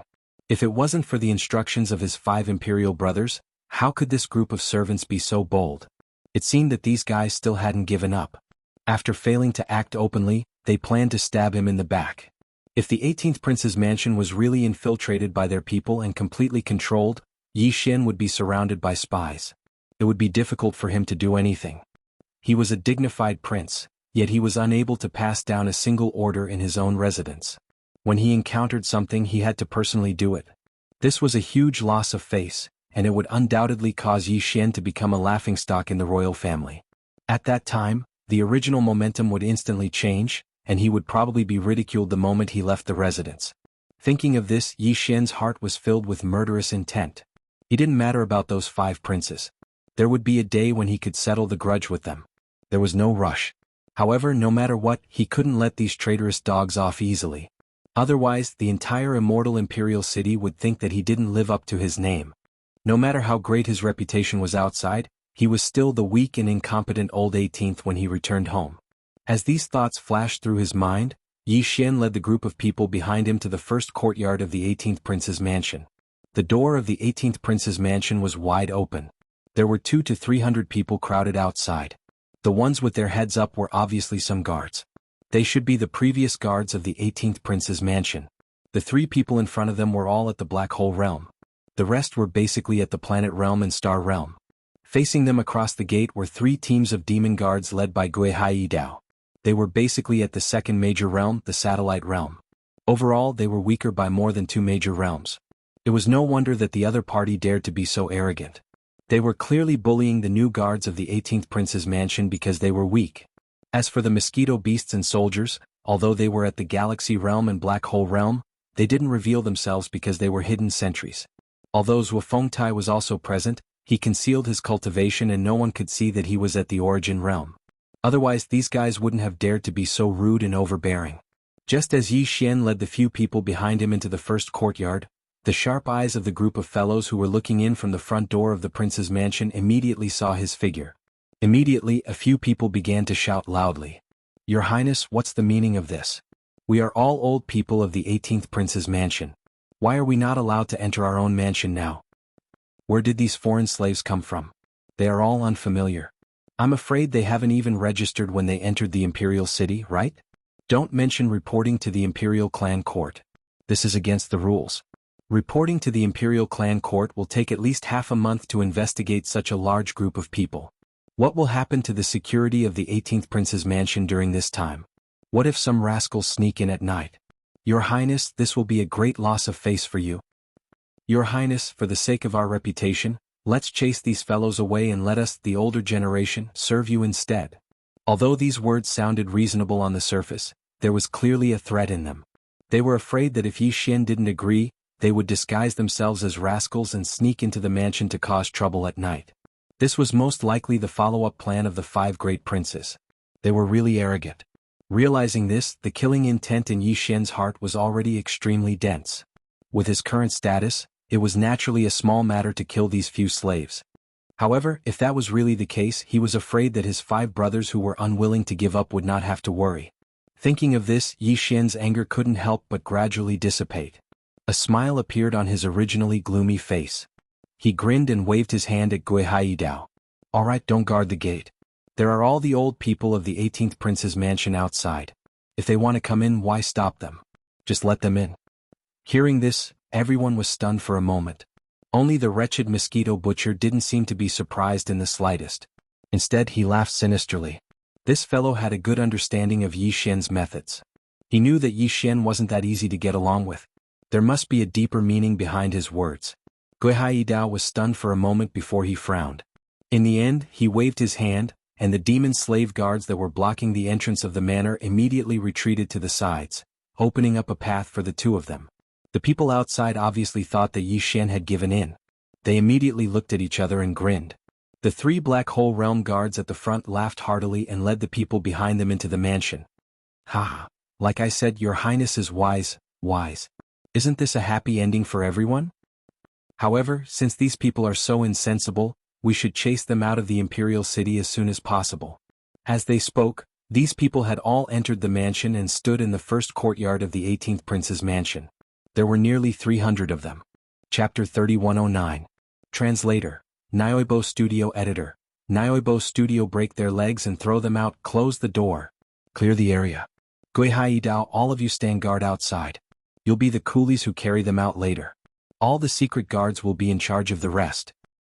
Every single one of you, break the legs of every single one of you, and throw them out the door. After saying that, Yi Xian turned around and looked into the distance with his hands behind his back as if he was admiring the scenery. Gui Haidao and the other guards were stunned for a moment before they retreated to the periphery of the courtyard with ferocious expressions and gloated at the group of people. As for the close to 300 people in the courtyard, their expressions changed drastically. The 3 Black Hole Realm Guard commanders even started cursing loudly. "Your Highness, what do you mean by that? This joke isn't funny at all." Yes. You're too disappointing.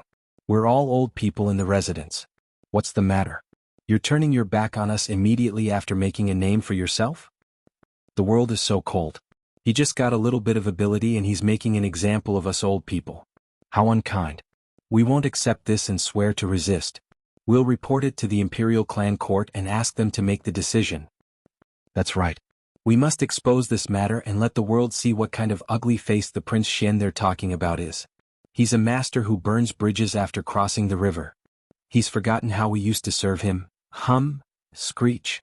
Without waiting for these people to finish speaking, the surroundings of the first courtyard suddenly rang out with a series of dense buzzing and whistling sounds. A large number of mosquito beasts and void soldiers appeared out of thin air. Their cultivation bases were mostly at the 8th major realm, the Black Hole Realm. Some of them were at the 7th major realm, the Galaxy Realm. There were about 200 of each. This was the result before all of them arrived. Yi Xian had arranged for the mosquito beasts and the void soldiers to form a secret sentry army in the 18th prince's residence. There were about 1,000 of both types of ferocious beasts. Now, only 1/5 of them were mobilized. But even so, the group of people who were hooting in the first courtyard were still scared to the point that their legs went soft at the first moment. Thump, thump, thump, thump, thump. All of them cried out in shock and fell to the ground. There were only 3 Black Hole Realm experts among them. However, hundreds of Black Hole Realm experts suddenly appeared around them. Moreover, they were all ferocious beasts. They had never seen a mosquito beast or a soldier ladle before, so they didn't know what these 2 ferocious beasts were. However, there was one thing that they were certain of, and that was that once these ferocious beasts attacked, they were definitely more terrifying than human experts of the same realm. Could it be that the ferocious beasts knew when to stop? With this thought in mind, some of these people immediately knelt down and begged for mercy. They cried and shouted that they wanted to die. Every one of them was crying. The moment this group of ferocious beasts appeared, they realized that the situation today was far from good. Prince Xian was no longer the Prince Xian of the past. How could he allow these unruly servants to bully and humiliate him? Your Highness, please spare our lives. We were forced to do this. It wasn't our idea to come here and cause trouble today. Yes, yes, yes, Your Highness. We were muddle-headed and were tricked by others. Please have mercy on us, Your Highness. Seeing that we have served you before, please spare our lives, Your Highness. For a moment, the entire first courtyard was filled with cries and begging for mercy. The group of mosquito beasts and soldier ladles that had already surrounded these people were all prepared to attack. Their eyes glowed with blood-red light as they stared fixedly at these people, looking as if they were going to devour them alive. This prince knows better than any of you who is tricking you behind the scenes, so there's no need to say more. As for sparing your lives, as I said earlier, I'll just break your legs and throw you out of the door. Don't worry, you won't die. In addition, in order to prevent you from spreading rumors outside, I'm sure that the people who tricked you here won't sit idly by and do nothing even if your legs are broken. If you meet a benevolent master, he might even help you heal your legs.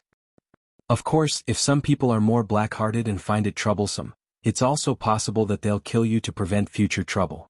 Whether it's a blessing or a curse, it's up to fate. Speaking of which, it was your own choice to leave the 18th prince's residence and seek refuge with them. Therefore, I'm sure you know what will happen to you in the end. No matter how miserable it is, you can't blame others. Do it. Yi Xian shouted the last sentence. At the same time, he used his spiritual power to give the order to all the mosquito beasts and soldier ladles. In an instant, buzzing and whistling sounds rang out.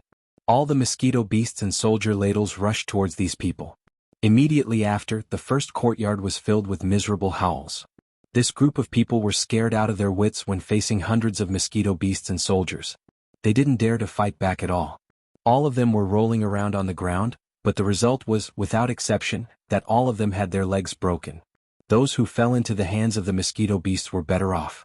They were basically cut off by the mosquito beast's sharp mosquito arms.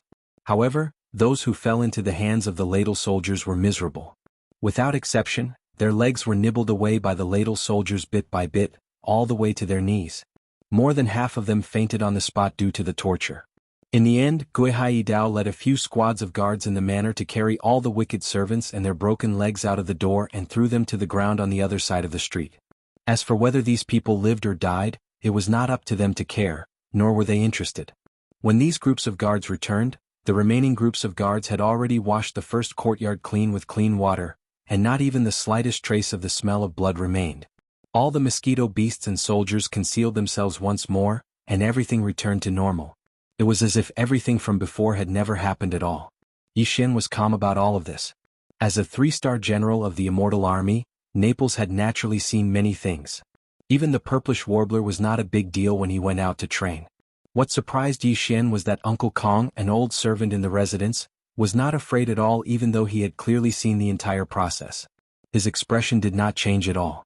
He could not help but click his tongue in wonder. After pondering for a moment, Yi Xian turned to look at Uncle Kong and asked gently, "Uncle Kong, I've been away for a long time, so I don't know much about the matters in the Imperial City. May I know who's in charge of the so-called Imperial Clan Court now?" The so-called Imperial Clan Court is actually a supervisory agency within the Imperial family. It does not receive any salary from the Imperial Court, so it is not an agency of the Imperial Court. It's an independent department within the Imperial family that is only under the jurisdiction of the resident Elder Pavilion. Chapter 31:10. Imperial Clan Court. Upon hearing the first 2 sentences of Uncle Kong's explanation, Yi Xian's heart skipped a beat, and he couldn't help but have a strange expression on his face. Even though Prince Xian had been away from the Imperial City for a long time and didn't know who was in charge of the Imperial Clan Court, he couldn't possibly have forgotten the basic situation of the court, right?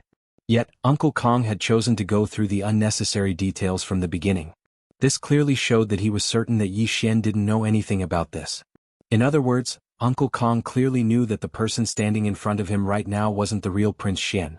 Even though his bloodline and aura were completely identical, this person was no longer the same person.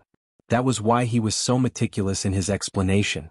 With this thought, Yi Xian couldn't help but glance at Uncle Kong a few more times. However, the latter's expression remained the same, and his tone was calm as he carefully explained everything about the Imperial Clan Court to Yi Xian. The main responsibility of the Imperial Clan Court is to control and supervise all members of the Imperial family. Including the 5 princes and the 10 Imperial uncles, the Imperial Clan Court has the right to interfere in all matters. It even has the right to inquire about matters within the harem. Of course, this requires the Immortal Emperor's permission in advance. In short, the Imperial Clan Court has the right to inquire about all members of the Imperial family and all matters related to them. Its status is transcendent. Although the Immortal Emperor is the direct leader of the Imperial Clan Court in name, in reality, when required, the Imperial Clan Court can completely bypass the Immortal Emperor and directly report to the Imperial family's resident Elder Pavilion. All the guards and servants of the prince's residences do indeed need to register with the Imperial Clan Court. They naturally don't have the right to alarm the Imperial Clan Court, but the Imperial Clan Court has the right to manage everything related to the princes. The current governor of the Imperial Clan Court is named Long Sheshou. He is a clan uncle of the current Immortal Emperor. In terms of seniority, Your Highness should call him Grand Uncle. This person's cultivation is extremely extraordinary as well. Just like Grand Imperial Uncle Long Huai, he's a supreme existence at the 12th level of the Void Realm. Of course, Grand Imperial Uncle Long Huai doesn't dare to make a move against him. Not to mention the position of governor of the Imperial Clan Court, Grand Imperial Uncle still has to address him as Clan Uncle when he sees him. It's precisely because of their extraordinary status that no one in the entire Eternal Imperial family dares to oppose them. In fact, everyone in the Imperial Clan Court, even the most ordinary of inspectors, is a member of the Imperial family. They are chosen from the younger generation of the Imperial family by an Imperial Elder dispatched by the Imperial Elder Pavilion. Each year they are chosen from the younger generation of the Imperial family. At this point, Uncle Kong paused and looked up at Yi Xian before continuing, "Your Highness, please don't mind this old servant for speaking too much. Since your 5 Imperial brothers have resorted to such underhanded means, I'm afraid they've already made up their minds to drag you down at all costs and regardless of the consequences. Therefore, there's no way they won't put an effort into the Imperial Clan Court." Of course, the Imperial Clan Court's status is extraordinary. They don't have the ability to mobilize them at will, but they can make use of them. For example, the matter just now is enough for the Imperial Clan Court to intervene and investigate. If nothing unexpected happens, this old servant estimates that they're already on their way and will be here soon. Could it be that they're going to arrest me and interrogate me? Hearing this, Yi Xian frowned. His eyes couldn't help but light up. In fact, the anger in his heart had inexplicably surged out again. Although he was an imposter, his identity as Prince Xian had been recognized on the surface. Even so, ever since Yi Xian had come to this undying star, nothing good had happened to him. First, there was the Overwatch Council at the headquarters of the Heavenly Federation. Then, when he returned to his own manor, his 5 brothers were disgusting. They sent a group of servants to make trouble. Then the Imperial Clan Court came to question him. Could it be that he was raised by a stepmother? He was clearly returning to his own home, but they made it seem more dangerous than the Majin Galaxy behind the enemy lines. No one could be happy about this kind of situation. Uncle Kong clearly saw Yi Xian's displeasure and immediately laughed bitterly. He shook his head and continued to explain, "Your Highness, please don't be angry. You must not blame the Imperial Clan Court for this matter, and you must not go against them. Otherwise you'll be falling into the trap of your brothers. In fact, even if I were to speak, I would not say a single bad word about the Imperial Clan Court.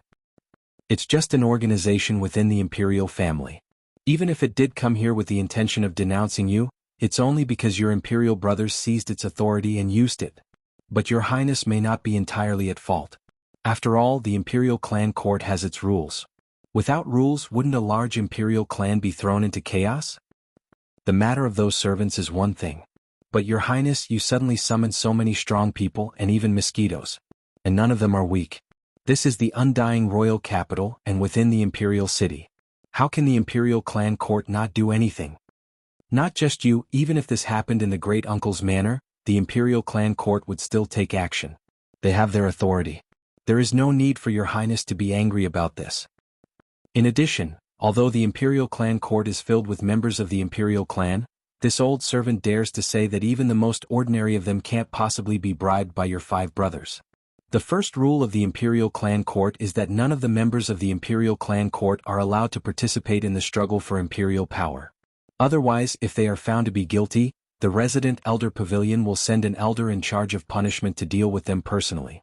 At that time, the punishment won't be as simple as losing one's life. 1,000 years ago, someone once committed this crime, and it is said that he is still struggling at death's door, enduring torture every day. All for the sake of intimidating the members of the imperial clan court. That's why there can't be any injustice in the imperial clan court. Even if they want to take action against you, your highness, it's because your highness made a mistake and gave the other princes a chance to use the imperial clan court against you. The anger that had just surged up in Yi Xian's heart instantly dissipated. He wasn't an unreasonable person. Since the imperial clan court was such a fair organization, everything they did was done impartially. What resentment could he have? If he had to blame someone, he could only blame his brothers for forcing him.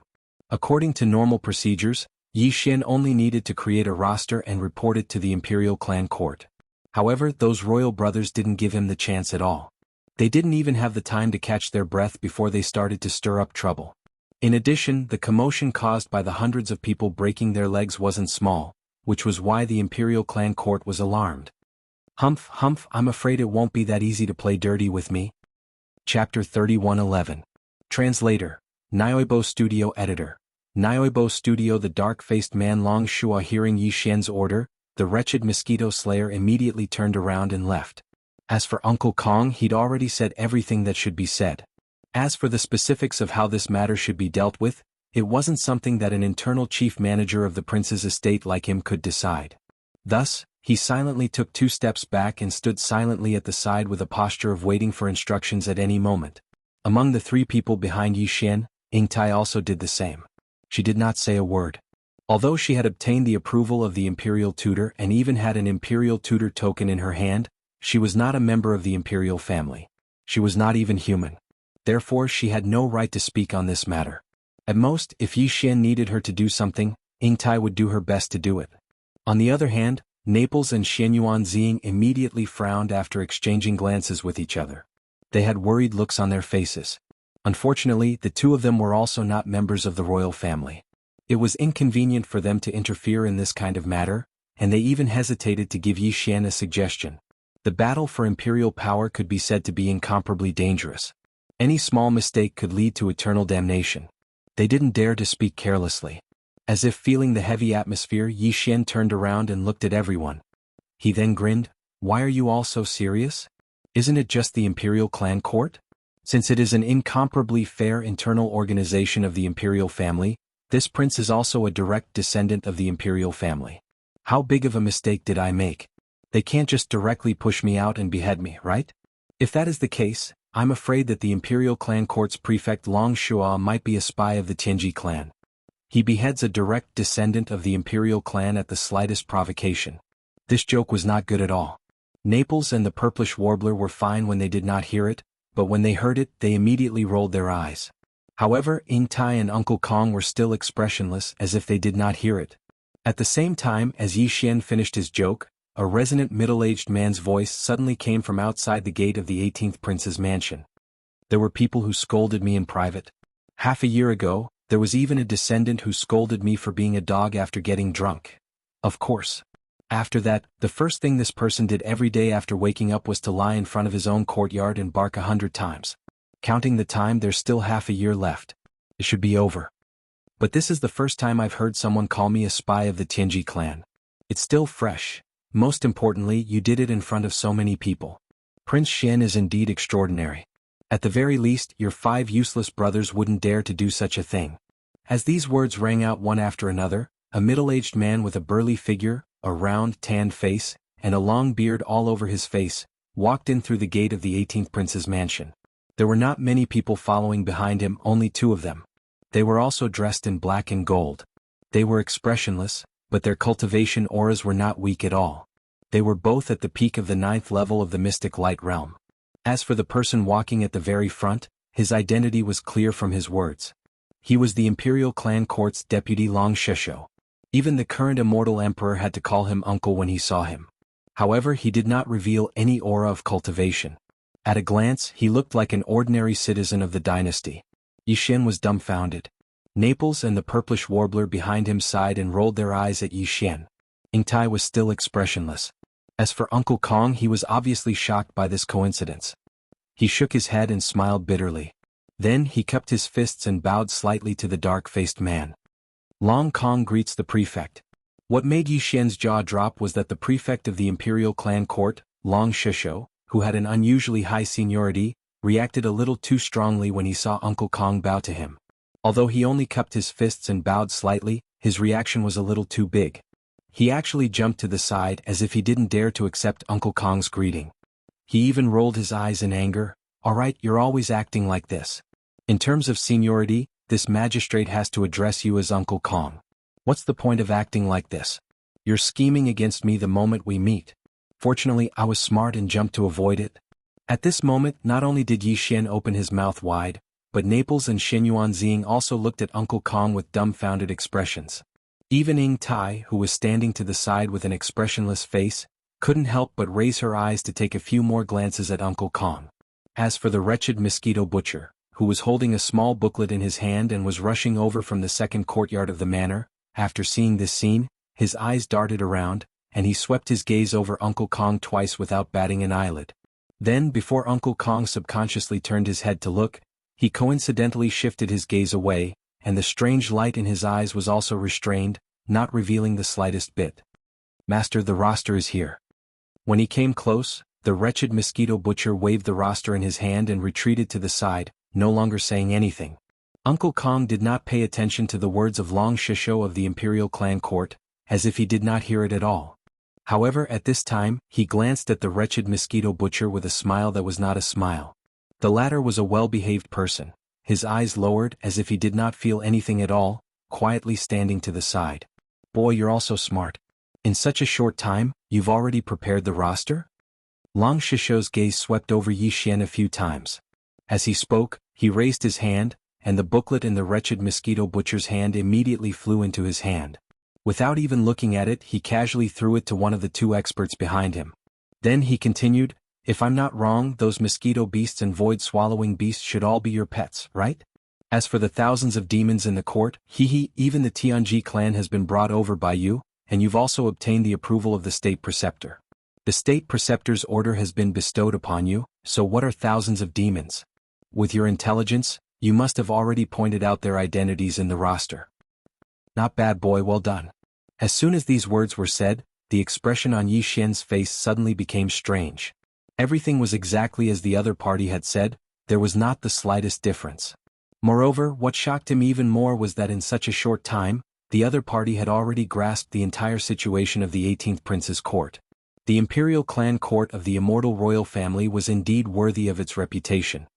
As for those wicked slaves outside who have missing arms and legs, humph, not to mention sparing their lives, it's fine even if you kill them. This old man does not dare to say that the court of the Imperial clan is in the hands of others, but as long as it is in the hands of this Long Shisho, no matter who it is impossible for them to use the rules of the court of the Imperial clan to do things for them. Chapter 31:12. A treasure training ground. After Long Shisho arrived and said a few words, everyone let out a sigh of relief.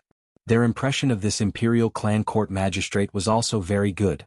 Only Uncle Kong shook his head and smiled bitterly. Sure enough, just as Yixin and the others put their hearts back into their stomachs, the other party immediately changed the topic.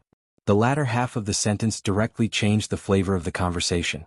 Today's matter shouldn't have alarmed this magistrate, but this magistrate still came. Of course, even if there wasn't, this magistrate would still come. "You brat, recently you've been in the limelight." This magistrate also wanted to see how many heads you have on your neck. "AI, after all this time you're just like me, too disappointing." Just as Yixin didn't know whether to laugh or cry, Long Shisho rolled his eyes and said again, "Let's get straight to the point. Originally this matter wasn't a big deal, but you brat, as soon as you came back, you used an iron-blooded method. You made the Imperial City cry like ghosts and howl like wolves for half a day. An old monster in the Elder Pavilion couldn't even find peace in his closed-door cultivation. In a fit of anger, he said that this matter must be investigated. This magistrate is only following orders. I can't afford to offend those old monsters, they can kill me with a single finger. So, why don't you give this magistrate some face? Cooperate with me and put on a show. It's best if you make it sound a little sad so that the old ancestor won't be angry. This matter can be turned into a small matter, and a small matter can be turned into nothing. Hearing this, Yi Xian almost fainted and fell to the ground. What happened to being fair and honest? What happened to being upright and honest? Uncle Kong's words were still ringing in his ears. Now that the head of the Imperial Clan Court said such words to him in front of so many people, it was as if he was treating the strict rules of the Imperial Clan Court as a child's play. Such a huge disparity was a little hard to accept for a while. Look at your black face, do you think this magistrate will harm you? Even though challenging the Clansman Tower isn't a good thing, with only 3 or 4 out of 10 people going in, and 1 or 2 of them being half-crippled or scared out of their wits, it's still an important inheritance ground of my immortal royal family. As long as you're lucky, you'll still get some benefits. Seeing Yi Xian's dark expression and frequent frown, Long Shishou immediately rolled his eyes and urged, "Are you going to do it or not? Brat, give me a straightforward answer. If you do, we'll leave right now. If you don't, then I'll take you and leave right now. It's all the same anyway." He was probably the only one with such a straightforward personality. Hearing this, Yi Xian rolled his eyes again, then turned to look at Uncle Kong. This was the first time he had heard of the Ancestral Tower. He didn't even know what it was. Hearing Long Shishou's words, it seemed that although it was dangerous, there were some benefits. If he wanted to go, he had to at least figure it out. At this time he saw something fishy. With Prince Xian's status, it was impossible for him not to know about the Ancestral Tower. However, Yi Xian turned to look at Uncle Kong, clearly wanting to ask for advice. When this scene entered Long Shishou's eyes, a wisp of light clearly flashed through his eyes. However, an even more interested smile appeared on his face. He sized Yi Xian up from head to toe and grinned. There was no need to say much about Uncle Kong. From the time he explained the Ancestral Tower to Yi Xian was sure that he wasn't the real Prince Xian. However, he didn't care. At least, his pure immortal royal bloodline couldn't be faked. If he wasn't Prince Xian, then he was the illegitimate child of the immortal emperor. If he really wanted to talk about it, there was no difference at all. Therefore, Yi Xian was like a dead pig that wasn't afraid of boiling water. If Uncle Kong knew, then so be it. In any case, he had the confidence, so there was nothing to be afraid of. If he acted a little more carefree, he wouldn't attract any suspicion. The Ancestral Tower is actually the immortal ancestral dragon pagoda of the royal family. It was built by an immortal emperor and has a total of 9 floors. Each floor has a different fortune. All members of the royal family have the right to apply to enter the tower to train. Of course, basically no one would take the initiative to do so. This is because although the fortune in the 9th level of the pagoda is not small, the torment required to go through is truly too perverse. Basically, if 10 people enter, at least half of them will die in there. Over time, there were almost no juniors who took the initiative to apply to challenge the tower and receive the inheritance. In order to ensure that the bloodline inheritance of the imperial family was not severed, the Court of Clansmen began to make use of this tower. They gave it another name, the Clansman Tower. If any royal family member has done something wrong, they would often be punished to enter the pagoda to train. Although it's called a punishment, it's actually an excuse to force the royal family members who don't dare to enter the pagoda to train. Of course, if one doesn't have the ability, this so-called disguised training would become a real punishment. It's very normal to die in there. Hearing this, Yi Xian suddenly came to a realization and understood everything. What kind of nonsense disturbed the cultivation of some old monster in the Elder Pavilion? This was all an excuse. It was obvious that those old monsters saw that his bloodline had reverted to its ancestral roots, so they turned a corner and forced him to enter the pagoda to train. Of course, he couldn't rule out the possibility that some old monsters knew his identity and wanted to use this opportunity to kill Prince Xian, who was clearly a fake but couldn't be exposed, in the immortal ancestral dragon pagoda. This way the fake would die but Prince Xian's reputation would be preserved. To the immortal royal family this was the best of both worlds. At this thought Yi Xian's heart sank. It seemed that he had to enter the immortal ancestral dragon pagoda no matter what. Just at this moment, Uncle Kong, who was at the side, continued speaking. Although the Grandmaster Pagoda is dangerous, it's the place of inheritance of the immortal royal family. There are obviously many benefits. The Grandmaster Pagoda has a total of 9 levels. Every 3 levels is a stage. In other words, once you enter the pagoda, you have to rush to the third level before you can choose to exit the pagoda. Of course, if you choose to continue, you have to reach the sixth level before you can exit the pagoda. After that, you have to complete the entire pagoda and exit the pagoda from the ninth level. However, ever since this pagoda was built by the first immortal emperor, no one has successfully exited the ninth pagoda safely. Although it's not like there haven't been any monstrous sky prides of the royal family who made it to the ninth level, only 2 sky prides of the royal family ever made it out of the ninth level. What they transported out of the ninth level were merely corpses. Even the members of the royal family who made it out of the sixth level in tens of thousands of years only numbered in the tens of thousands of years. Apart from those who died of old age, the rest are now in the royal family's elder pavilion. Oh, by the way, there are 2 people outside of the elder pavilion.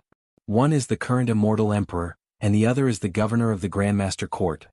As for your 5 royal brothers, they all chose to exit the pagoda from the third level and didn't dare to continue upwards. Chapter 31:13. Translator, Nyoibo Studio Editor. Nyoibo Studio entering the tower. In addition, the third and sixth levels of the pagoda have some inherited bloodline divine abilities that belong to the immortal ancestral dragon. As long as one succeeds, one will be able to obtain one from the third and sixth levels. Of course, the bloodline divine ability inheritance obtained after each level is different.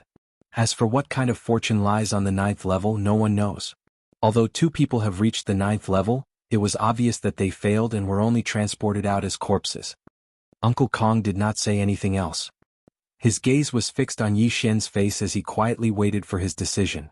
As for the latter, great waves had already surged within his heart at this moment. Successfully breaking through a level would allow one to advance by 1 level? Damn. This was simply the best place to cheat and train, okay? This sounded ridiculous, but when one thought about how the pagoda was the inheritance ground of the entire immortal dynasty, everything was not difficult to understand. Advancing 1 level by 1 level must have been achieved through the accumulation of energy in the pagoda over countless years. In that case, wouldn't one directly advance by a large realm after breaking through all 9 levels? Yi Xian was currently at the 4th major realm, the 5th order planet realm. If he could walk out of the 9th level unscathed, his cultivation would directly leap to the 5th major realm, the star-grade 5th order. Such a miraculous speed was something that he had never experienced before. It was definitely an unprecedented temptation. Furthermore, he could also obtain 2 bloodline abilities from the immortal ancestral dragon on the 3rd and 6th levels. As for the 9th level as the final destination, the reward would not be as simple as just 1 bloodline ability. In short, as long as one could successfully break through this so-called clansman pagoda, the benefits would definitely be shocking. Even Yi Xian could not ignore it. With his devouring system, which was a cheat, it would take a long time to advance by 9 levels. Especially now that his foundation was already at the 4th major realm, the planet grade, the further he advanced, the harder and slower it would be to advance. This time, there was a rare opportunity to advance by 9 levels, which was a major realm right in front of him. Given Yi Xian's character, he would definitely not miss this opportunity, no matter how dangerous it was. This clansman pagoda I will break through. Clenching his fists, Yi Xian immediately made his decision in a clear voice. On the side, Uncle Kong nodded his head and smiled in relief. Ying Tai was still expressionless, but Naples and Shen Yuanzing exchanged glances. They both frowned slightly, obviously worried. The clansman of the clansman office, Long Shishou, immediately raised his head and laughed. Haha, kid, you better think carefully before you make your decision. Don't blame me for not reminding you. Don't blame me for not reminding you regardless of your cultivation, but you can't bring any external objects in, including the beast ring. Including the beast ring on your ring. No one can stop you. That is to say, after you enter, don't count on external help. You have to rely on your own ability to break through the tower. Otherwise, the death rate of those who enter the tower would not be so high. Have you thought about it?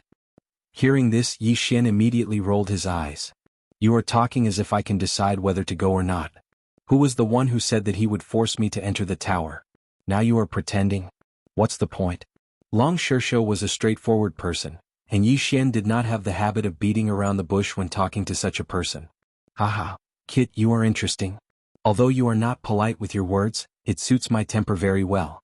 How about this? If you can come out of the 3rd level alive, I will personally invite you to have a drink. Ah. Who said I am going to come out of the 3rd level? Without waiting for Long Shishou to finish laughing, Yi Xian rolled his eyes again. Such a good opportunity. Every time I clear a level, I'll be able to level up by a small level. This prince is currently at the 5th level of the planet realm. When I clear the 9th level, I'll be at the 5th level of the star realm. Although you didn't say it, I have guessed it. This tower is not a place that can be entered just because you want to, right? Hearing this, Long Shirsho was stunned for a moment.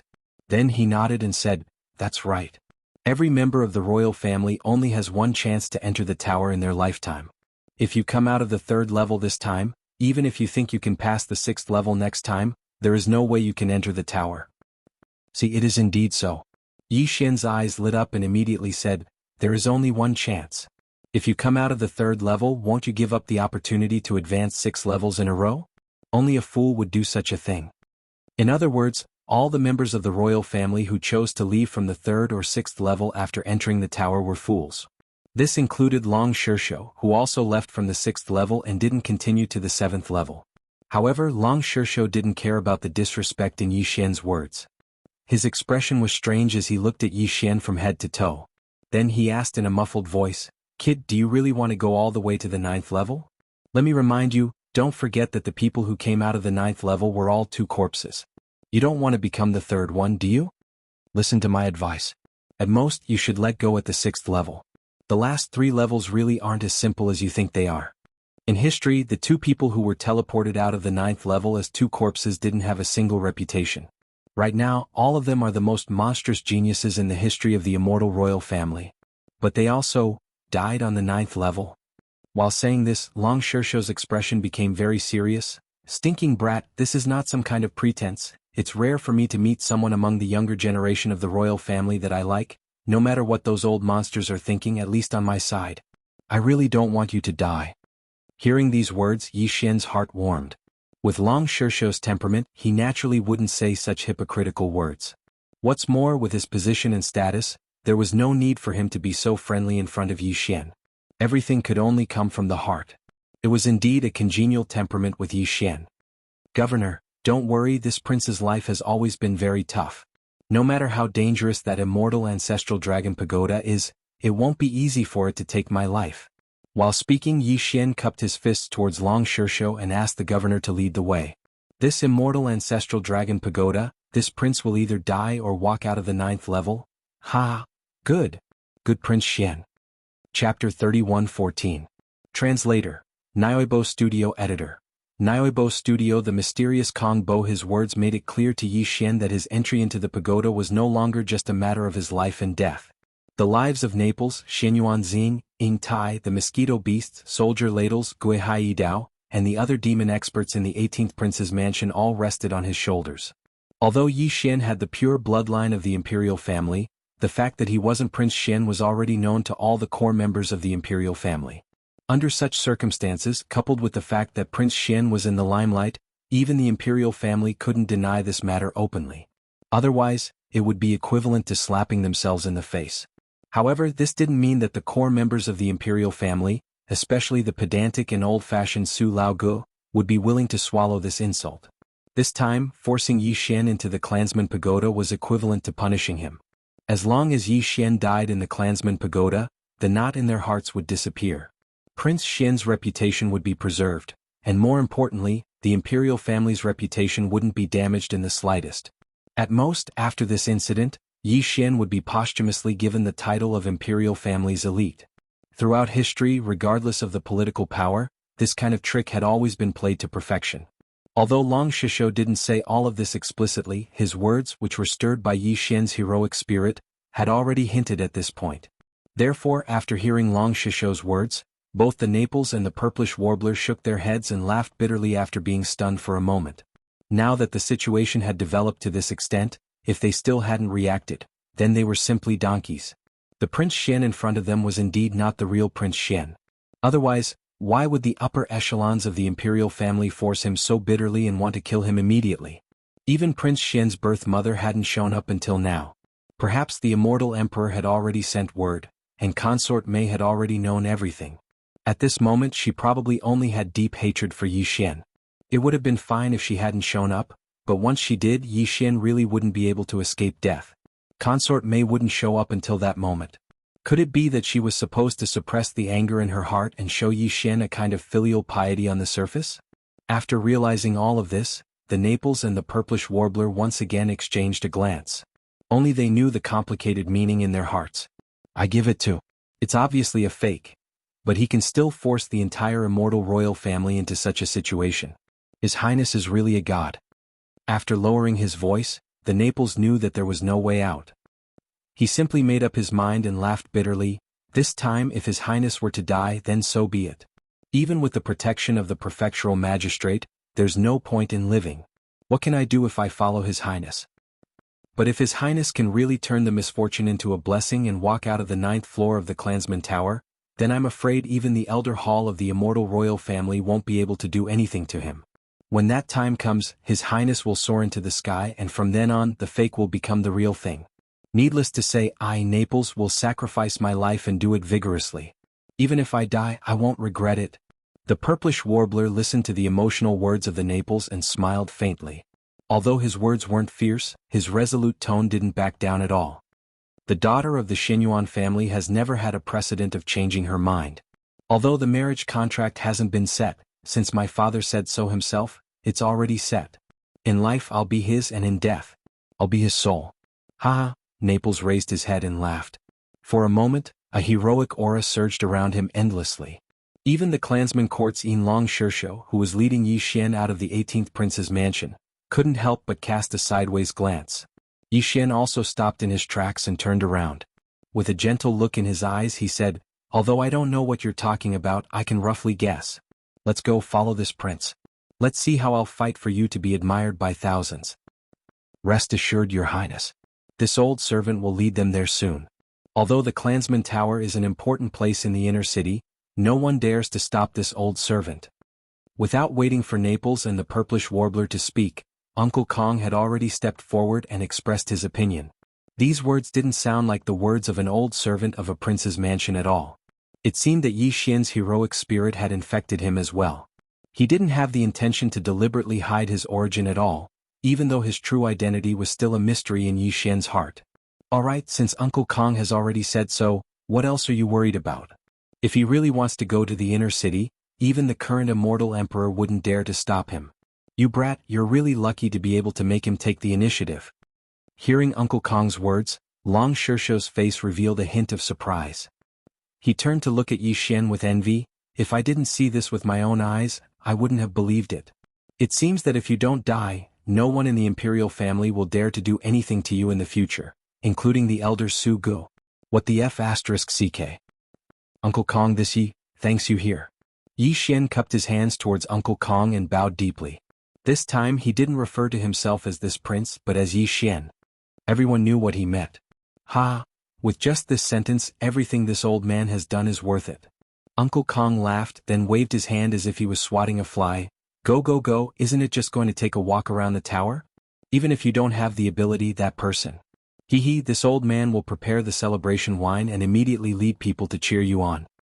After saying this, Uncle Kong turned around and walked towards the inner city.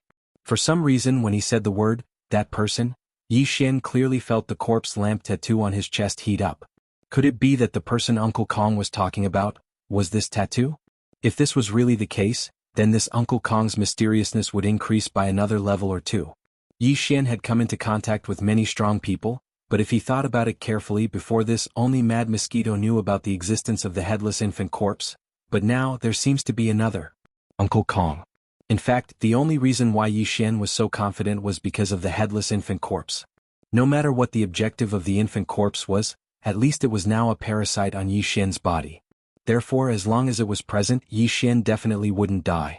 Of course, other than this, Yi Xian couldn't use any external forces after entering the tower.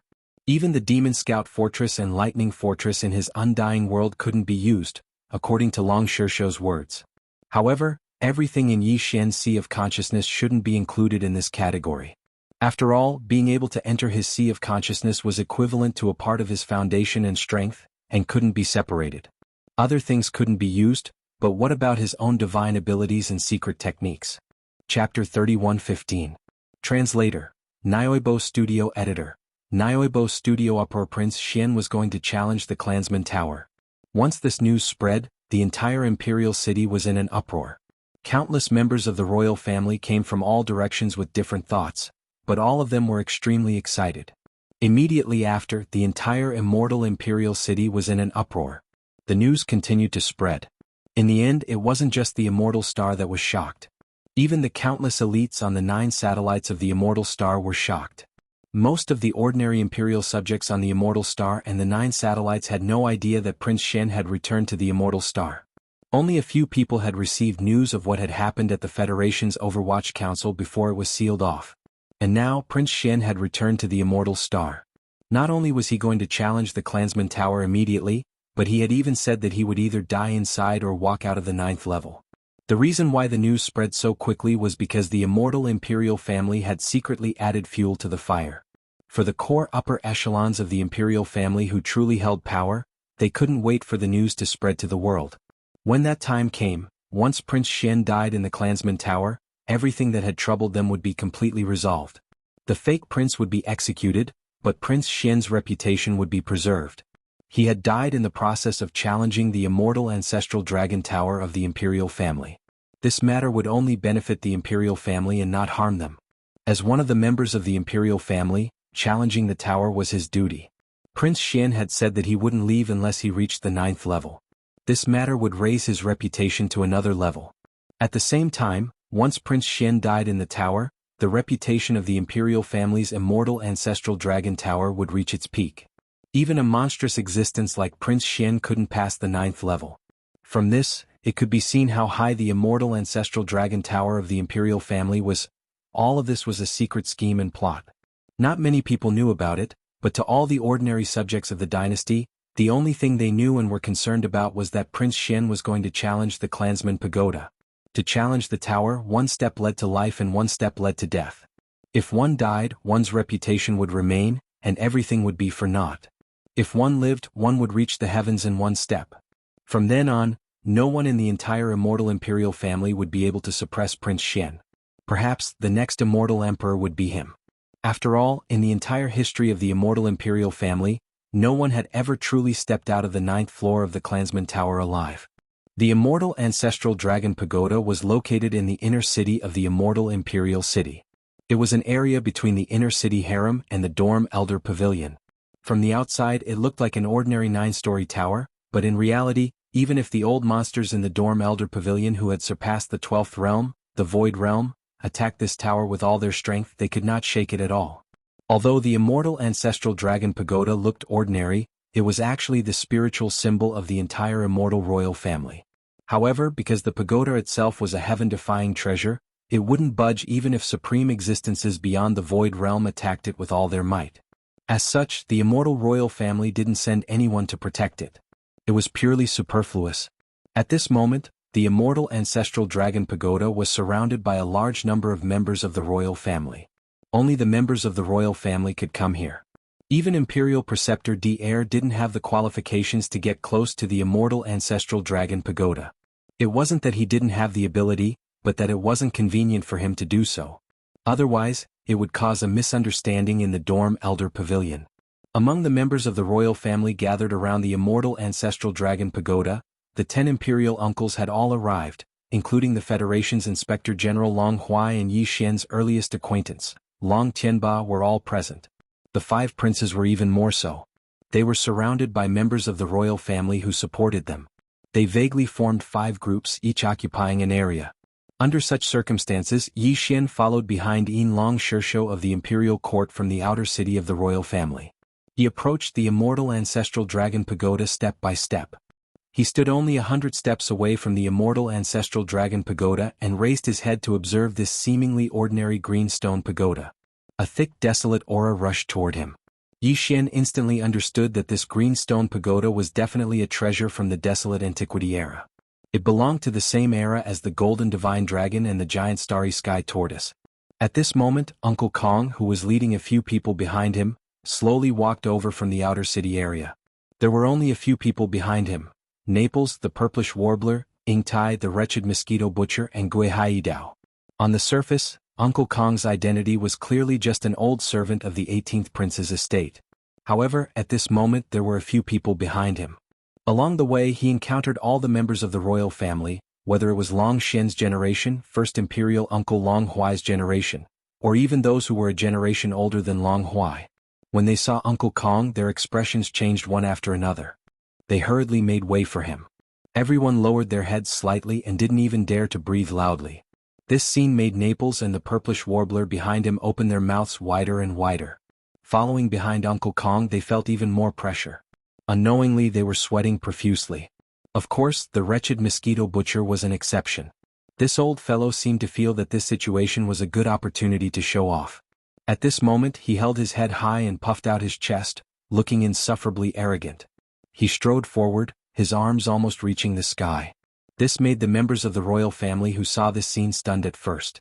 Then, when they understood that this old fellow was pretending to be powerful, their expressions immediately darkened.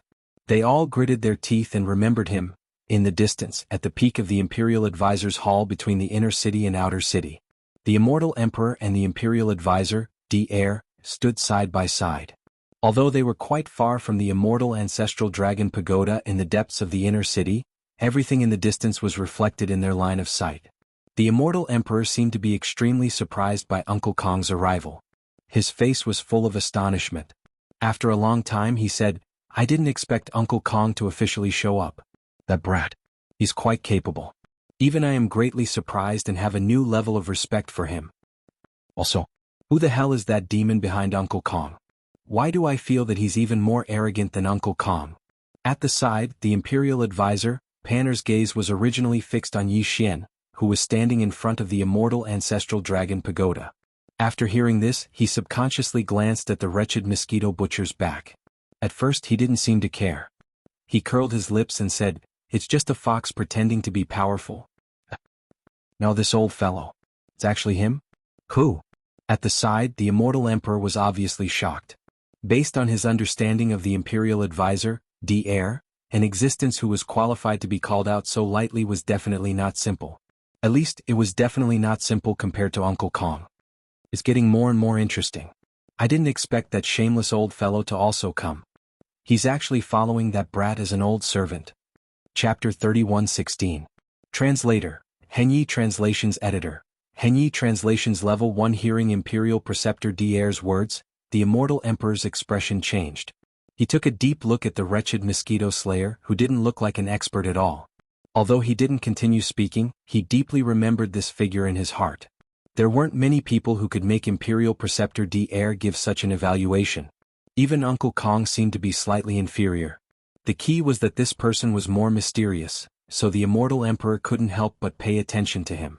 At the same time, because this person came to the Immortal Dynasty with the so-called Prince Xian and appeared as an old servant, the Immortal Emperor couldn't help but feel even more complicated about this so-called Prince Xian. In this world, there was no such thing as a father or mother recognizing the wrong son. Even the old monsters in the Elder Pavilion and the first Imperial uncle, Long Kuei, had a certain understanding of this Prince Xian's background.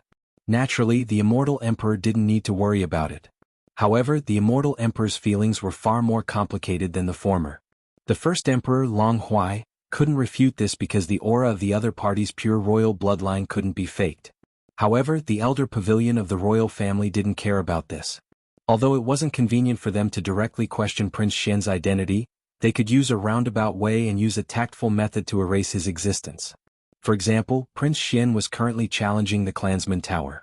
In general, the Elder Pavilion of the royal family didn't have much objection to impersonating Prince Xian. The mainstream opinion was that he had to be erased. However, the Immortal Emperor was different. In his eyes, from a certain point of view, whether Yi Xian was the real Prince Xian or the fake Prince Xian wasn't important.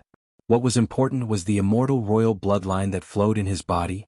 It was real. No matter how he obtained it, even if he killed the real Prince Xian and used some unknown method to steal his bloodline, the Immortal Emperor still didn't care. Even so, Fang Qi had stolen the bloodline of the real Prince Xian. But now he had returned with Prince Xian's bloodline. From a certain perspective, what was the difference between this and the return of the real Prince Xian? At this level, it was no longer a narrow-minded view. Immortal Emperor might not be as good as those old monsters in Su Lao Gu in terms of cultivation strength, but since he could become the Immortal Emperor of this generation, he had his own unique vision and vision. This was also something that those old monsters in Su Lao Gu could not understand and could not achieve. Unfortunately, even though he was the current sovereign of the everlasting dynasty and his words were law to the outside world, it was not the same within the imperial family. At least, the opinion of the Su Elder Pavilion was not something that he could casually influence. A mature regime was just like that. Even the most powerful heavenly gods on the surface had powers that could restrain their heavenly gods in the dark. To the Immortal Emperor, the Elder Pavilion was an internal power that restricted the Immortal Emperor. Therefore, the Immortal Emperor's attitude towards Yi Xian was complicated. He knew that Yi Xian was not his own prince, but at the same time he knew that the bloodline in Yi Xian's body belonged to Prince Xian. From a personal point of view, he hoped that Yi Xian would die. However, from the perspective of the imperial family's righteousness, he also hoped that Yi Xian could soar into the sky. After all, it had been too long since the immortal imperial family had produced such a stunning genius. In addition to the influence of the imperial preceptor, the heir, the immortal emperor was now vaguely inclined to support Yi Xian and nurture him. He wanted him to use Prince Xian's identity to create another glorious era for the immortal imperial family. Unfortunately, even he did not expect the Su Laogu to suddenly launch an attack this time, let alone stop it. He could only follow the orders. Don't worry, old friend. That kid doesn't look like he'll die young. As if he could feel the immortal emperor's complicated feelings and bitterness, the imperial preceptor, the heir, turned to look at him and sighed. He then continued, apart from that shameless freak I recognized just now, that kid has an even more mysterious aura. Even I can't see through it. Perhaps the reason why that old fellow, Uncle Kong, unexpectedly supported him so much has something to do with this aura. You also know that Uncle Kong is far more knowledgeable than I am. He's a true 1,000-year-old monster. If that's the case, the chances of that kid dying in the immortal ancestral dragon pagoda are very slim. Even though you and I both know the difficulty of the 9th level and in our opinion there's almost no chance of him surviving, but aren't there still miracles in this world? Who knows? Maybe this time, a miracle will really happen. If that kid can survive this ordeal, I'll find a chance to talk to him later. No matter what, you can't keep this knot in your heart. Although he's not the 18th prince, at least he has the pure bloodline of the imperial family. What you want is an explanation from him. Sigh. At the end, the imperial preceptor, the heir, sighed faintly. The immortal emperor's face was also filled with bitterness as he shook his head and laughed bitterly. At the same time, in front of the immortal ancestral dragon pagoda in the inner city of the immortal imperial city, the first prince Long Xiang, the second prince Long Xiao, the sixth prince Long Yuan, the ninth prince Long Qian, the 13th prince Long Shu. All the members of the royal family were basically gathered in these 5 camps. The rest were scattered in 2s and 3s, and those who were not in a position of power. At this moment, everyone's gazes fell on Yi Xian as if they were looking at a dead person. Behind Uncle Kong stood Naples, the purplish warbler, Gui Hai Dao, and the wretched mosquito killer. They did not approach. Although no one dared to stop Uncle Kong from bringing a few outsiders into the immortal ancestral dragon pagoda, he clearly did not intend to take advantage of his seniority and tactfully stood at a distance. Kid, haven't you noticed? These fellows are looking at you as if you're already dead. I've been tainted with your bad luck as well. He didn't reply and went straight to the point. He raised his hand and pointed at the green stone tower in front of him, then said, "All right, you've been standing here for so long. Open this broken tower, go in early, come out early." Yi Xian was stunned. He stretched his neck, rolled his eyes and glared at him in annoyance. He didn't reply and went straight to the point. He raised his hand and pointed at the green stone tower in front of him, then said, "All right, you've been standing here for so long. Lousy pagoda? You're really asking for a beating, aren't you? If those old monsters in the dorm elder pavilion heard you, I'm afraid they'd kill you on the spot." Long Shishou also rolled his eyes and pointed at the pagoda. This is the immortal imperial family's bloodline inheritance pagoda. It originated from the primordial age. Only you would dare to say that. Go on. There's no need to talk about opening the pagoda. As long as you're a descendant of the immortal imperial family, a beam of light will take you in when you reach the pagoda. Chapter 31:17. Translator. Nyoibo Studio Editor. Nyoibo Studio Planet Realm Level 8 She's finally gone in. This kid is definitely going to die this time. He has no one to blame but himself. Seeing Yi Xian disappear, the 9th Prince Long Qian immediately grinned with a smug look on his face. He thinks he's so great just because he's a little famous outside? Humph, he's still far from being comparable to the 2 historical geniuses of the royal family. That's right. Even those 2 died on the 9th floor and only their corpses were sent out. This kid obviously has no chance at all. The second Prince Long Xiao nodded and smiled faintly, looking very relaxed as if he had gotten rid of a big problem. Then, as if he suddenly thought of something, he shook his head and sighed. It's a pity that this kid is destined to not be able to reach the 9th floor. Only the corpses of those who have reached the 9th floor will be sent out. The rest will be decomposed and their cultivation will be turned into nutrients for the clansman pagoda. What a pity, otherwise it would be good to chop them up and feed them to the dogs. Humph, second prince, aren't you afraid that father will hear you? Regardless of whether he's the 18th prince or not, there's nothing wrong with his pure royal bloodline. Chop them up and feed them to the dogs? If Imperial Father were to find out, he would definitely skin you alive. Before the second Prince Long Xiao could finish speaking, the first Prince Long Xiang snorted coldly and poured a bucket of cold water on him. Seeing that Long Xiao did not speak again, he felt that he had won a small round and smiled proudly. He did not continue to harp on this matter and change the topic. Besides, that kid said that he wants to go to the 9th floor. Does he have to go? How can there be such a stupid person in this world? If he realized that he couldn't do it, would he not even care about his own life? If this prince is not wrong, by the time we reach the 3rd level, those who should come out will still come out. But that doesn't matter. He's a liar. The 18th prince's reputation will be tarnished from now on. The other princes were stunned at first and then nodded one after another. At the same time, on the 1st floor of the immortal ancestral dragon pagoda, the space on the 1st floor was very vast. It was a misty green world, and no matter which direction one looked from, they couldn't see the end of it. The moment Yi Xian was sucked into the space on the 1st floor of the pagoda, he was certain that the origin of this green stone pagoda must have originated from the primordial era. This was because they were only on the 1st floor of the pagoda, but they were already overwhelmed by a thick ancient aura. It was the same aura that Yi Xian had sensed from the fallen sky bao in the Dongshu chapter. In addition, the desolate cage that was connected to the Forbidden Valley in the depths of the demonic imperial city also had the same aura. The only difference was that although the 1st floor had a strong ancient aura, there were no stars. It was clear that it was not in the boundless Milky Way, nor was there any land. It was clear that it was not in the interior of a star. It was empty all around. There was no sky or earth. There was only a monotonous misty green light, which seemed very mysterious and empty. In addition, the moment he entered this place, the immortal royal bloodline in Yi Xian's body was fully activated. Because the immortal royal bloodline was passed down from the golden ancestor dragon of the Desolation era, the power of the black and gold dragon scale in Yi Xian's sea of consciousness was also activated. It automatically emitted a layer of black and gold light that shrouded his body. Behind him, a black and gold demon dragon phantom of about 100 feet long appeared. As the black and gold demon dragon phantom appeared, the misty green light around them suddenly stagnated. Then, like water, it all rushed toward Yi Xian. After entering his body, he directly broke through the bottleneck of his cultivation with a boom. Ding! Congratulations to the host for breaking through to the next realm. Current realm, planet 6th order.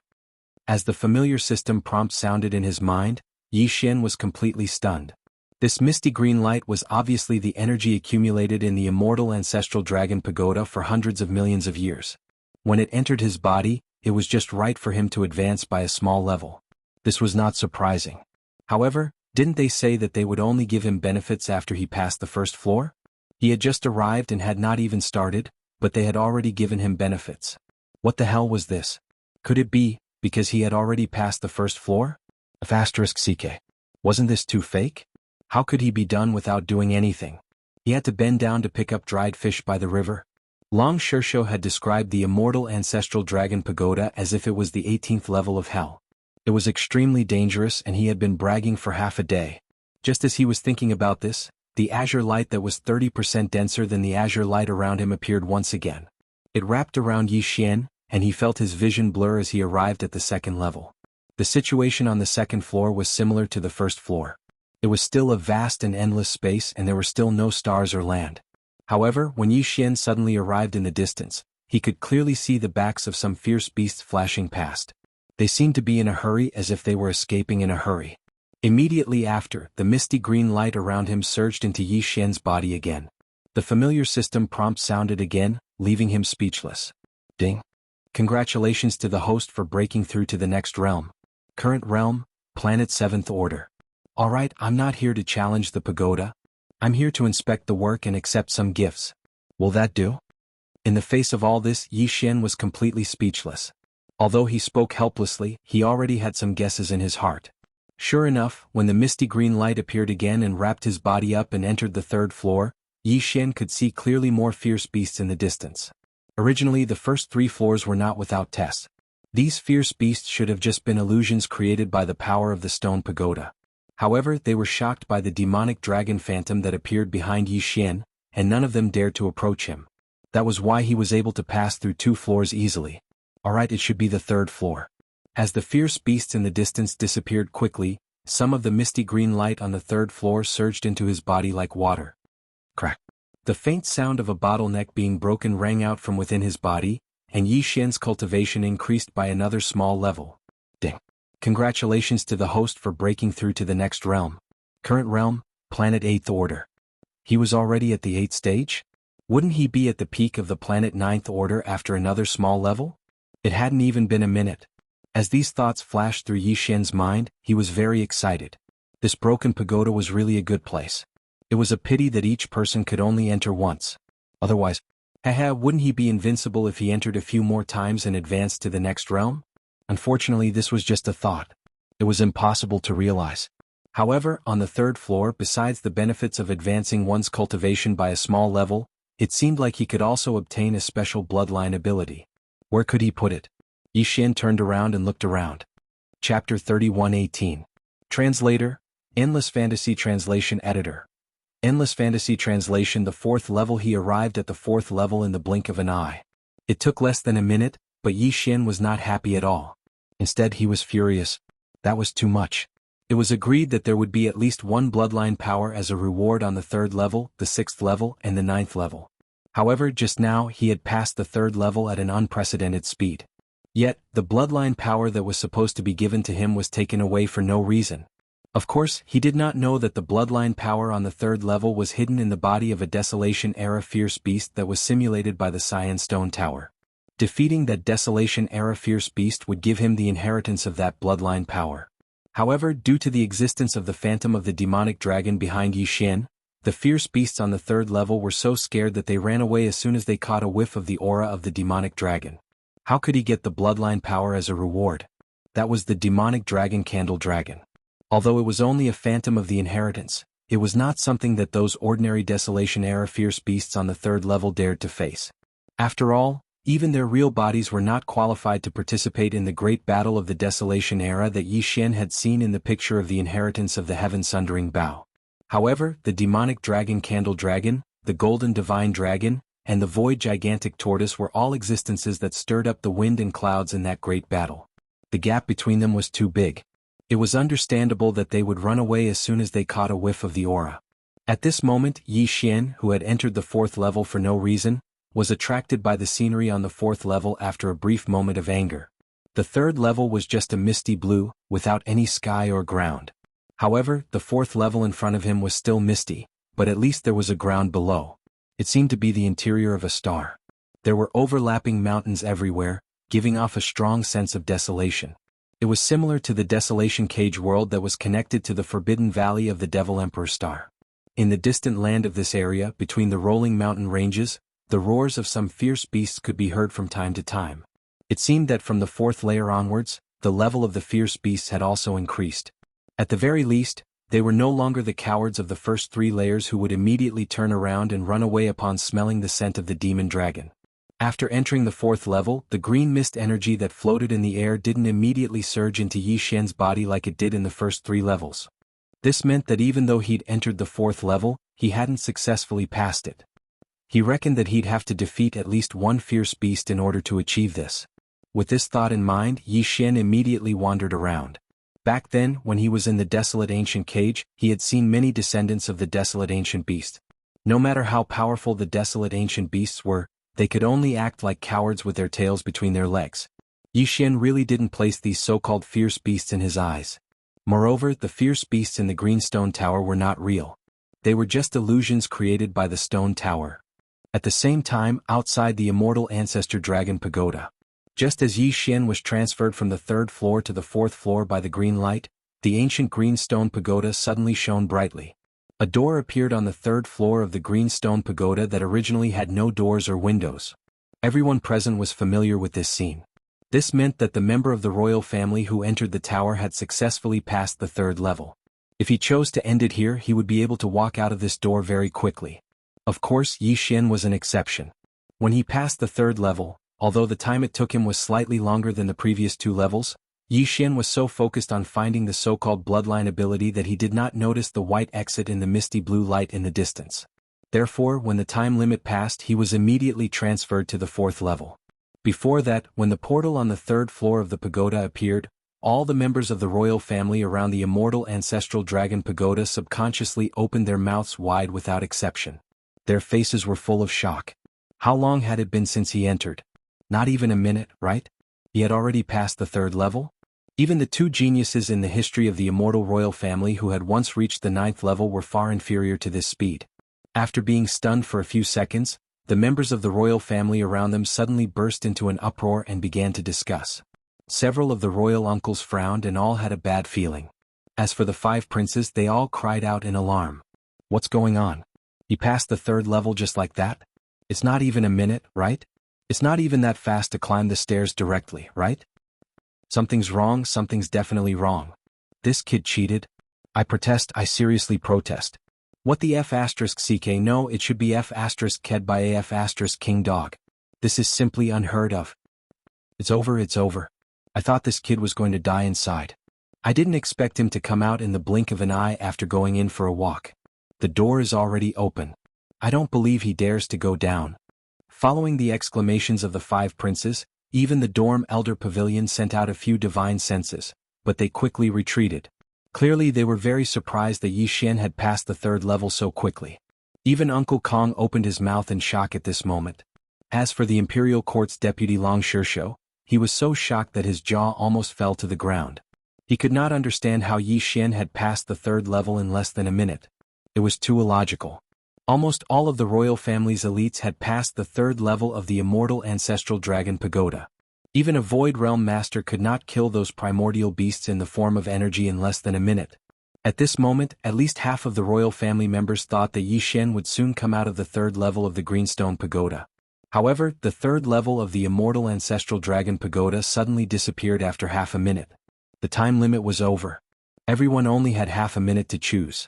After half a minute, the door would close. The only choice was to continue. Seeing this, the 5 princes immediately began to grin. Haha, this kid is going to suffer for his pride. I'm afraid he's already been teleported to the 4th level. The beasts on the 4th level are far stronger than those on the 3rd level. Moreover, he can only make it to the 6th level before he can choose again. He won't survive. You speak as if you've passed the 4th level. 6 brother, I remember that you also came out of the 3rd level, right? You've only heard about how terrifying the beasts on the 4th level are. F***ck. So what if it's just a guess? What does it have to do with you if I want to? Chapter 31:19. Translator, Transin Editor. Transin the 5th level this time, Yi Xian didn't spend too much time on the 4th level of the immortal ancestral dragon pagoda, only about 2 to 3 minutes. When he jumped to a mountain range, he quickly caught sight of more than a dozen Desolate Era beasts. Compared to the previous 3 levels, the Desolate Era beasts on the 4th level were indeed of a higher level. They were all at least in the Black Hole realm. Among the dozen Desolate Era beasts, there were even a few in the Mystic Light realm. In terms of overall strength, they were even much stronger than the descendants of the Desolate Era beasts in the Forbidden Valley in the depths of the Demonic Emperor planet. However, in terms of the Desolate Era bloodline in their bodies, these Desolate Era beasts were obviously much weaker than the descendants of the Desolate Era beasts in the cage. Seeing Yi Xian's figure appear, the dozen or so desolate ancient beasts all roared angrily, but their roars were clearly strong on the outside and weak on the inside. It was obvious that they were all frightened by the phantom of the demonic dragon Candle Dragon that appeared behind Yi Xian. At this moment, their angry roars were just a bluff. Even so, compared to the Desolate Era beasts on the 3rd level who fled after hearing the news, Yi Xian could only catch a glimpse of them. They were still much stronger. Even so, it was still a bit of an exaggeration to say that they dared to fight Yi Xian head-on. Although Yi Xian didn't show much strength and any one of these Desolate Era beasts could crush him with a finger, the difference in strength between the Desolate Era beasts was actually secondary. What was more important was the suppression of their bloodlines.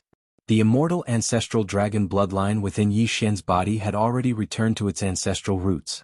In addition to the mutated demon dragon bloodline, The innate pressure of this bloodline was already at the level of an existence like the void tortoise, and even faintly surpassed it. Facing these ordinary desolate ancient beasts, even though he was currently weak, the heavenly might of his bloodline was enough to crush everything. As the furious roars of the dozen or so desolate ancient beasts sounded out, Yi Xian's figure flashed and went forward to welcome them. In the end, without any suspense, the dozen or so desolate ancient beasts that were bluffing immediately turned around and scattered. They didn't even have the courage to fight him head-on. However, they still had the guts to flee at such a distance. Just this alone was enough to show that they were much, much stronger than those cowards from the third floor. Ding. Congratulations to the host for leveling up. Current realm, 9th order planet perfection. As the dozen or so primordial beasts dispersed, the green misty energy in the surroundings once again surged into Yi Xian's body. Very soon he broke through the bottleneck of his cultivation. Yi Xian heard the familiar sound of the system prompt in his mind. In the next moment, the green light appeared again and wrapped around Yi Xian's body. He disappeared from the 4th floor and went to the 5th floor of the immortal ancestral dragon pagoda. The environment of the 5th floor was roughly the same as that of the 4th floor. The sky was green and misty, and below it was land and rolling mountains that exuded a strong primordial aura. It seemed that the environment of every 3rd floor of this immortal ancestral dragon pagoda was similar. Of course, compared to the 4th floor, the primordial beasts on the 5th floor were obviously much stronger, but they still did not dare to fight Yi Xian head-on. With the previous experience on the 4th floor, Yi Xian soon encountered a group of primordial beasts after searching for a while. This time they even roared and cautiously surrounded Yi Xian. However, in the end, Yi Xian activated the black gold dragon scale that was suspended above his sea of consciousness, causing the demonic dragon phantom behind him to erupt with power. It even let out a roar that shook the heavens. These beasts could not withstand it and finally turned and ran away. The result was no surprise. Yi Xian passed the 5th floor with ease, taking only 2 to 3 minutes from start to finish. When the green light wrapped around him and arrived at the 6th floor of the immortal ancestral dragon pagoda, Yi Xian's cultivation had already broken through the planet realm and entered the 1st order star realm. From this moment on, he was a starry sky powerhouse of the 5th major realm. The 6th floor was the last floor of the 2nd stage. Even in the entire history of the immortal royal family, only a few hundred people had successfully passed this floor. There were probably less than 100 people who were still alive today, including those old freaks in the Elder Pavilion. From this point alone, it could be inferred that although the 6th floor was the 2nd stage of the pagoda's 9 floors, like the 4th and 5th floors, it was the last hurdle of the 2nd stage. After passing it, not only would one obtain the opportunity to choose to leave, but they would also obtain a special bloodline ability. Therefore, the difficulty of this floor was incomparable to that of the 4th and 5th floors. Yi Xian had already sensed this as soon as he entered the 6th floor. Although the environment was still the same, the number of desolate ancient beasts on the 6th floor had increased by several times. Moreover, the individual strength of each of the desolate ancient beasts was far from what it used to be. At the very least, when facing the demonic dragon behind Yi Xian, none of the desolate ancient beasts were afraid. Instead, they revealed their ferocious appearances. In a few short breaths, dozens of desolate ancient beasts pounced towards Yi Xian with surging auras. There were a total of 37 primordial beasts, all of whom were at the mystic light realm. At this moment they were all charging toward Yi Xian together. It was no wonder that so few members of the immortal royal family could pass this floor. Even if the condition to pass was to kill one of the beasts, it was easy to imagine how difficult it would be to successfully kill one of the beasts when facing dozens of equally powerful beasts. Not only were these 37 primordial beasts powerful, but they were also extremely large. They were all hundreds of meters tall. Even if there was only one beast, it would not be so easy to kill it with ordinary means. Seeing that these primordial beasts did not fear the demonic dragon behind him at all, Yi Xian's heart skipped a beat. His expression became unprecedentedly serious. He couldn't let these guys get close. Otherwise, any one of them would be able to crush him like an ant on the spot with a stretch of their fingers. Right now, his only choice was to kill one of the beasts as soon as possible and complete the condition to pass this floor. At that time, the azure light would immediately appear and wrap around Yi Xian and immediately leave this place. At that time, no matter how unwilling the remaining 36 primordial beasts were, they could only roar and give up helplessly. However, these 37 primordial beasts were all at the mystic light realm. If he wanted to quickly kill one of them, Yi Xian would have to ask the headless infant corpse for help and obtain the right to use the weeping soul blood horn again. It would be very difficult for him to quickly kill one of them. Unfortunately, when he tried to communicate with the headless infant corpse, it was like a stone sinking into the ocean. There was no response at all.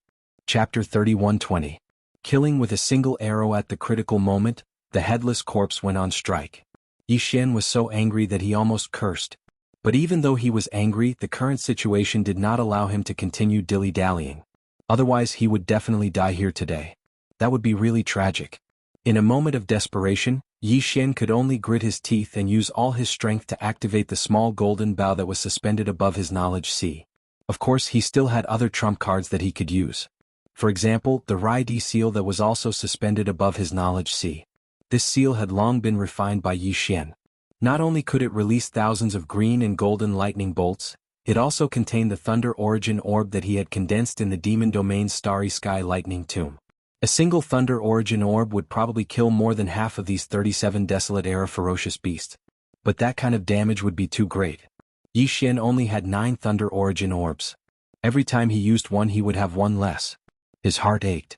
It was the same for the thousands of green lightning bolts in the Thunder Emperor seal. Back then he had filled his stomach in the Thunder Tomb and stored them inside. However, he had only used a little bit of them. If it was only used in this kind of situation, Yi Xian wouldn't be willing to do the same. Of course, this was also because he was absolutely certain that he could guarantee his own safety. Once a true calamity descended, the headless infant corpse would definitely not sit back and do nothing. With this kind of certainty, Yi Xian hesitated for a moment before quickly coming to a decision. Now that he had stepped into the 5th Great Realm, the Starry Sky Realm, his cultivation was much stronger than before when he used the Fallen Sky Bow. With his current cultivation base, the power that he could display when using the Fallen Sky Bow would definitely be different from before. It might not be impossible to kill a Desolate Era ferocious beast at the Mystic Light Realm. At the very least he should give it a try. This way he could estimate the maximum power that he could display when using the Fallen Sky Bow. In the future, when facing a crisis, he could instantly decide whether to use this ability or not. With a flash of light in his eyes, Yi Xian immediately raised his left hand. At the same time, the small golden bow that was suspended in his knowledge sea suddenly disappeared. In Yi Xian's left hand there was originally nothing, but at this moment, a giant golden energy bow silently appeared. At the same time, the power of his cultivation and the power of his flesh and blood quickly converged towards Yi Xian's left hand as if it didn't cost money. In the blink of an eye, the bowstring of the golden bow in his left hand had already condensed. At the same time, a golden energy arrow appeared in the center of the bow, becoming more and more solid, dazzling to the eye. 1. Before the arrow was released, a buzzing sound with an extremely fast frequency sounded. The sound was low and weak, but it instantly spread thousands of miles. It seemed that the entire 6th floor space was alarmed. In the distance, the roars of countless ferocious beasts sounded one after another at this moment. All of them revealed an extremely uneasy feeling. As for the 37 Desolate Era ferocious beasts that were roaring and whistling over, their bodies suddenly paused. There was fear in their eyes. Obviously they all realized the monstrous danger of this arrow. The primordial beast at the front was an earth dragon. It had a single horn and was fiery red in color. Its body was around 500 to 600 meters long, like a small mountain. One look and one could tell that it was an extremely ruthless existence. In fact, this was indeed the case. The 37 Desolate Era ferocious beasts all paused, and the other existences all remained silent. Only the one-horned earth dragon in the lead was extremely arrogant. Although its body paused, the ferocious flames around its body did not weaken at all. It even roared at Yi Xian provocatively. "You still dare to roar? Then, it's you." The corners of Yi Xian's lips slowly raised, outlining a ferocious arc. While muttering softly, the 3 fingers of his right hand that had been pulled to the maximum suddenly loosened. Shio! An ear-piercing sound rang out in an instant. The golden arrow whistled out in an instant. As soon as it left the bow, it disappeared in an instant. When it reappeared, it was already in front of the one-horned earth dragon. Before it could react, it had already shot into the head of the one-horned earth dragon and exploded with a bang. At the same time, the golden energy bow in Yi Xian's left hand also disappeared in an instant. It once again turned into a small finger-sized golden bow, appearing above Yi Xian's sea of consciousness, slowly rotating. To Yi Xian's surprise this time, when the golden arrow left the bow and shot out, although the familiar feeling of weakness still appeared in his body, compared to every time before, it was clearly much weaker. Although his consciousness was still weak, it was far from the extent where his limbs would go soft after shooting the arrow. As for fainting on the spot, that was even more impossible. With the improvement of his own cultivation, when he used the fallen sky bow again, not only did the power displayed by the arrow become more terrifying, but the side effects on Yi Xian's body were also getting weaker and weaker. This was a great thing to be happy and even surprised, but just as the smile on Yi Xian's face appeared, it immediately froze in the next moment. Instead, it was replaced by a touch of grief and indignation and anger. In his line of sight, the moment the one-horned earth dragon's head exploded, the pupils of the other 36 desolate fierce beasts instantly dilated, as if they were shrouded by a great sense of fear.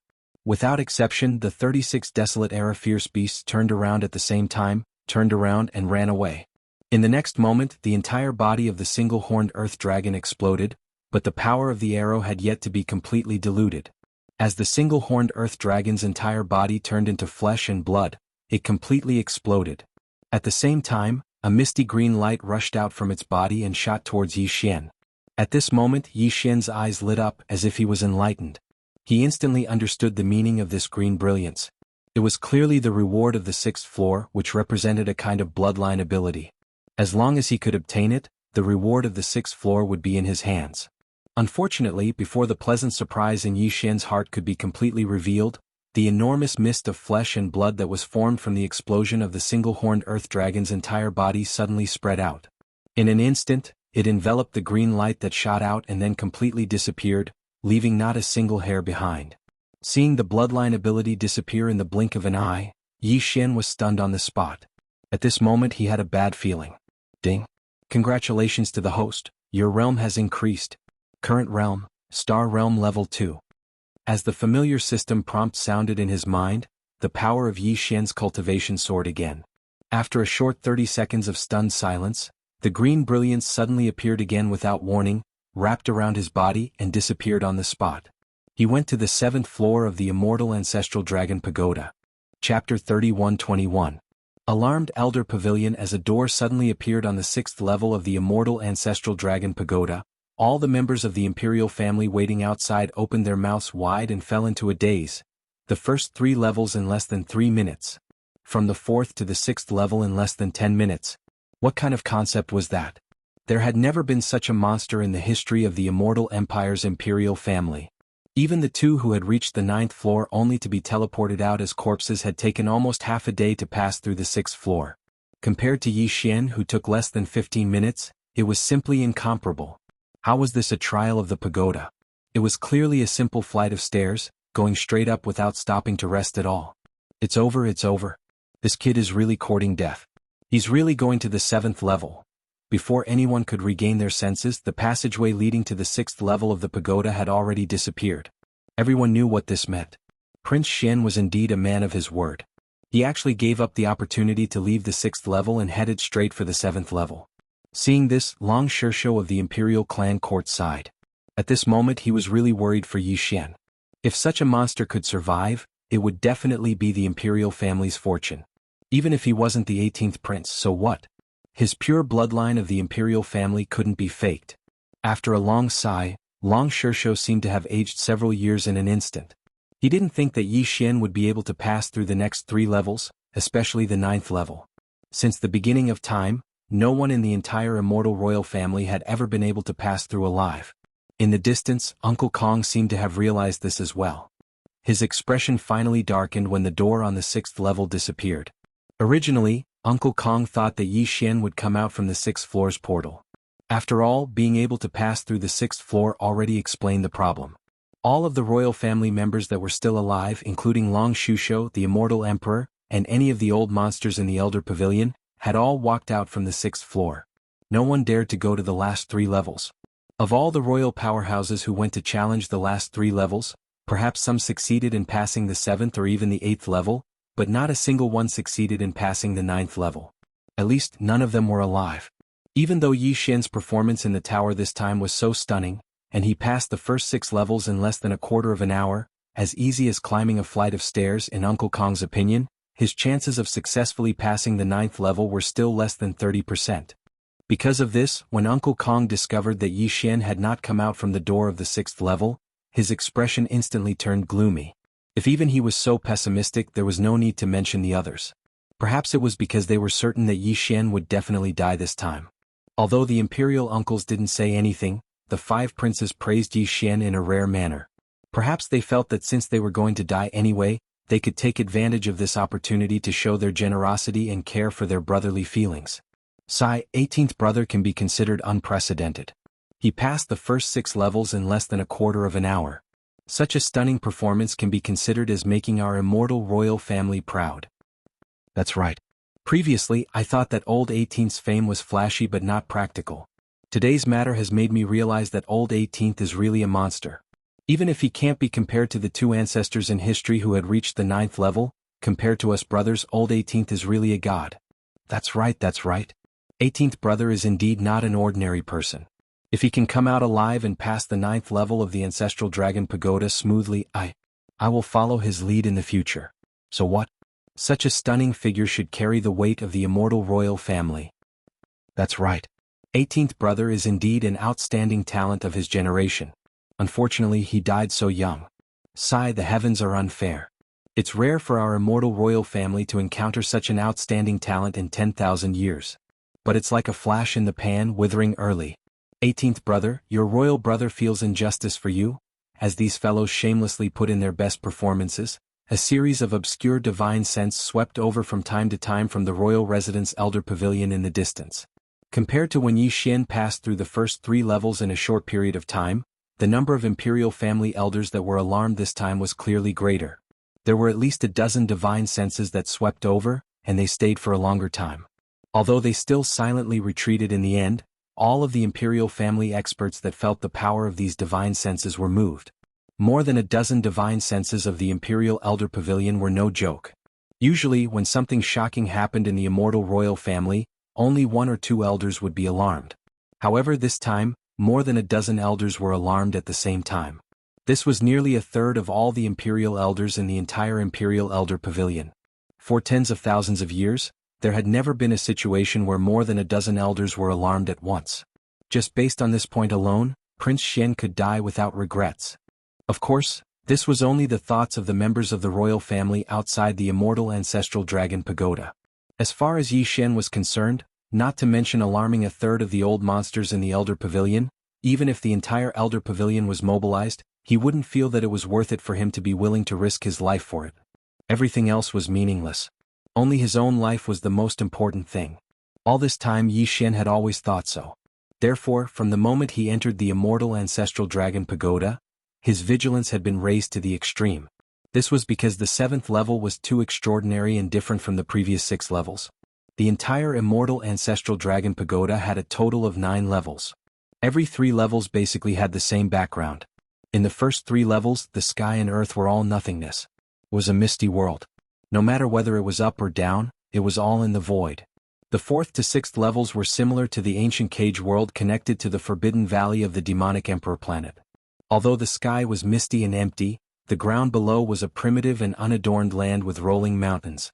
As for the 7th level, the 8th level, and the 9th level after the 7th level, it was obviously a different background environment. Yi Xian wasn't unfamiliar with this background environment. In fact, he was extremely familiar with it. It was the desolate ancient starry sky.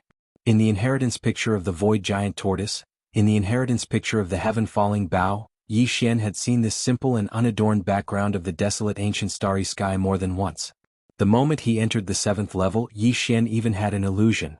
He thought that he had entered the inheritance picture of the heaven-falling bow again and arrived at the battlefield of the incomparable battle that took place in the desolate ancient times.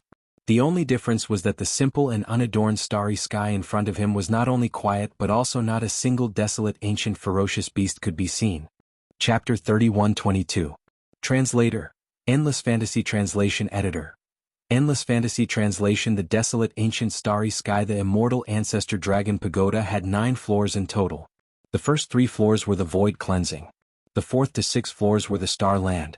The 7th to 9th floors were the desolate ancient starry sky. The 3 floors were of different levels, so the desolate ancient ferocious beasts that appeared in them were naturally different. The ferocious beasts that appeared in the 7th to 9th floors were all the ones that Yi Xian had seen in the picture of the sky-fallen bow. They were the ones that were qualified to participate in the battle of the desolate ancient starry sky. Because of that, the demonic dragon's silhouette behind him did not have much of a deterrent effect in this place. Indeed, the desolate ancient demon dragon was one of the most outstanding beings among the desolate ancient creatures that had the qualifications to participate in the desolate ancient era's war. However, what appeared behind Yi Xian was only the phantom of a demon dragon. Just this phantom of a demon dragon alone wouldn't be able to suppress these peak desolate ancient creatures. It was far from enough. When Yi Xian appeared, there was nothing but stars in the desolate ancient starry sky on the 7th floor of the immortal ancestor dragon pagoda. He did not see a single creature of the desolate ancient starry sky. However, a heaven-shaking roar suddenly rang out, and a boundless ferocious aura spread out. In the surrounding void of the galaxy, gigantic primordial creatures the size of small planets appeared one after another, one after the other. The desolate ancient ferocious beasts on the 6th floor were only a few thousand feet in size. But here, as far as the eye could see, every creature of the desolate ancient starry sky was at least 1,000 feet in size. Among them, there were even some that were several thousand feet in size. It was no longer appropriate to call them desolate ancient ferocious beasts. For the time being, Yi Xian could only call them creatures of the desolate ancient starry sky to distinguish them from the desolate ancient starry sky. A look of horror appeared on his face at once. He had seen such creatures of the desolate ancient starry sky before, but only in some pictures of the inheritance. Even in the desolate ancient cage connected to the forbidden valley of the demon emperor star, the largest desolate ancient starry sky fierce beast that Yi Xian had seen was only a few thousand feet in size. Yi Xian only saw a large number of such creatures in the battle of the desolate ancient starry sky in the picture of the inheritance of the sky-fallen bow. But now it was different. In the picture of the immortal ancestor dragon sky, it had nothing to do with him. Everything in the picture had nothing to do with him. And it could not affect him. Desolate ancient starry sky. Starry sky. Ancient starry sky. Yi was desolate. Ancient starry sky was sky. Sky. Ancient starry sky was sky. Sky was sky. Ancient starry sky. Ancient starry sky was sky. Sky starry sky was sky. Countless members of the immortal imperial family had entered the immortal ancestor dragon sky pagoda and died there. This was a bloody fact. Therefore, although Yi Xian had seen many pictures of the immortal ancestor dragon sky pagoda, he had never felt such a great sense of crisis before. All the hairs on his body stood on end. Roar. Roar. Screech. Numerous roars that were powerful enough to shake the void of the universe rang out. Every single one of them caused the river of stars to move. Even though they were separated by the distant starry sky, that power still caused Yi Xian to tremble in fear. This had nothing to do with fear. It was a natural reaction. After all, they were all powerful and mysterious creatures of the desolate ancient starry sky. They were at different levels of life. In their nature there was a suppressive deterrent effect. Even though Yi Xian was not afraid, he could not avoid the feeling of fear in his heart. This was not the most important thing. The most important thing was that the powerful creatures of the desolate ancient starry sky pagoda were all locking their auras on Yi Xian without exception. Although there was no enmity between them, the immortal ancestor dragon pagoda had its own rules of operation. As a treasure of the desolate ancient starry sky pagoda was left in the depths of the immortal imperial city. Its purpose was to carry out some sort of scale selection for the members of the immortal imperial family. Therefore, from a certain point of view, no matter which level, the fierce beasts and creatures of the desolate ancient starry sky pagoda would subconsciously view the human experts who entered the pagoda as their mortal enemies. For example, Yi Xian was clearly in such a situation. Every powerful creature of the desolate ancient starry sky pagoda that appeared in the distant starry sky pagoda were all glaring at him with huge red eyes. Their hatred was locked on him, and they rumbled toward him without moving an inch. At this moment, a strong sense of crisis enveloped Yi Xian's entire body and mind. He finally understood why there had never been a single monstrous genius in the immortal royal family who had successfully passed the 9th level's trial for tens of thousands of years. The 7th to 9th levels were all set in the desolate ancient starry sky pagoda, so it was easy to imagine how grand and powerful they were. Just on the 7th level, the creatures of the desolate ancient starry sky pagoda were already at least 10,000 feet in size. What more on the 9th level? Yi Xian had no doubt that on the 9th level, he might even encounter supreme existences like the void giant tortoise, the divine golden dragon, or the desolate ancient yaksha. It might even be the grand battle of the desolate ancient starry sky pagoda that he had seen in the Heavens Fallen Bow's ability. If that was the case, who could successfully pass? From this perspective, the two freaks of the immortal imperial family who had reached the 9th level and died a violent death, only to be teleported out with their corpses, were truly amazing. At the very least, with Yi Xian's current strength, if he didn't rely on the headless infant's corpse and the weeping soul bloodhorn, he might not be able to charge into the 9th level. At this moment, there were countless creatures of the desolate ancient starry sky pagoda that flashed swiftly over from all directions, and every single one of them was extremely formidable. The highest realm Yi Xian knew was the 12th Great Realm, the Void Realm, and Long Huai of the Overwatch Council of the Myriad Luo Federation possessed a cultivation at this realm. But at this moment, as far as the eye could see, the aura of every single creature of the desolate ancient starry sky pagoda far surpassed Long Huai's Void Realm cultivation. Even though they weren't as formidable as the Void Giant Tortoise and Divine Golden Dragon, they were far from being something Yi Xian could go against now. He even had a feeling, a very clear feeling, that even if he utilized the Heaven's Fallen Bow once more, he would probably return empty-handed.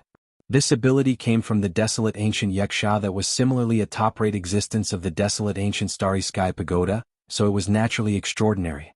However, Yi Xian's current cultivation was limited, so even if he used his full strength and disregarded the losses, he was unable to display the true might of the Heaven's Fallen Bow. Even though based on his experience from the 6th level, even though there were numerous creatures of the desolate ancient starry sky pagoda that flashed over from all directions, he only had to kill one of them in order to smoothly pass the 7th level. However, the current Yi Xian wouldn't be able to deal with even a single one of these creatures of the desolate ancient starry sky pagoda that had all surpassed the 12th Great Realm, the Void Realm. Chapter 31-23.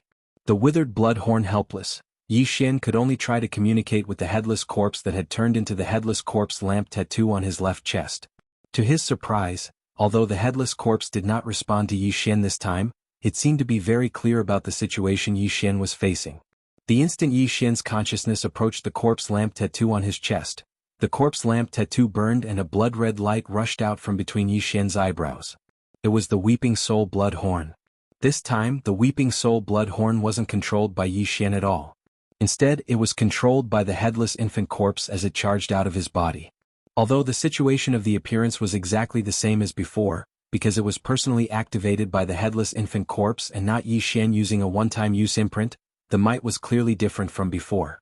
As soon as it appeared, a monstrous pressure burst out, and it wasn't the slightest bit weaker than the desolate era creatures that were shooting over from the void of the galaxy in the distance. Although these primordial creatures were complete, they were still energy forms simulated by the Greenstone Tower, so there was a certain gap between them and their original bodies. Moreover, even though they had descended with their true forms, they were still far inferior to the primordial beings like the Spatial Tortoise, the Divine Golden Dragon, and the Weeping Soul Weeping Bloodhorn. As a result, even though the Weeping Soul Weeping Blood Ape only had a single horn left, the might of the soul fragment in the horn was still enough to contend against the primordial beings. Of course, it was only able to contend with them. It was impossible to completely crush them like Yi Xian did every time he used the Weeping Soul Bloodhorn. Screech. The Weeping Soul Bloodhorn expanded in the wind, and in the blink of an eye, it had already reached a size of 300 meters, far surpassing the size of 3 meters in Yi Xian's hand. Such a huge blood-red horn was like a pillar that could pierce through the heavens. After it appeared, it didn't hesitate in the slightest and immediately shot towards the closest ancient creature. It was a powerful creature that looked like a starry sky raging bear. It was over 10,000 meters tall, and although it was not the strongest among these primordial creatures and was even a little smaller, its aura was extremely fierce. At a glance, it gave people the impression that it was tough to deal with.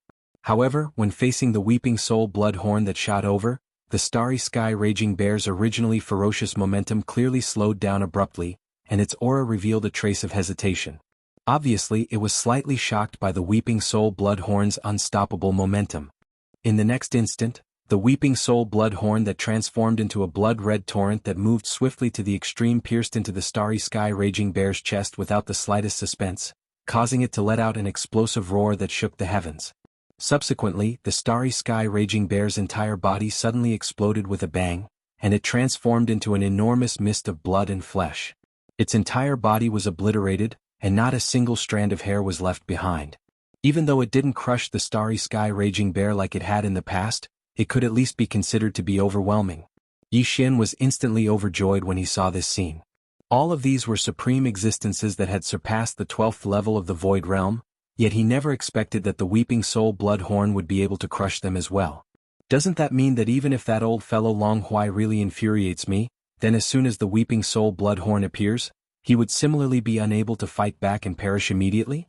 After all, even though he knew that these primordial creatures had surpassed the 12th level of the Void Realm, he didn't know exactly how much they'd surpassed it.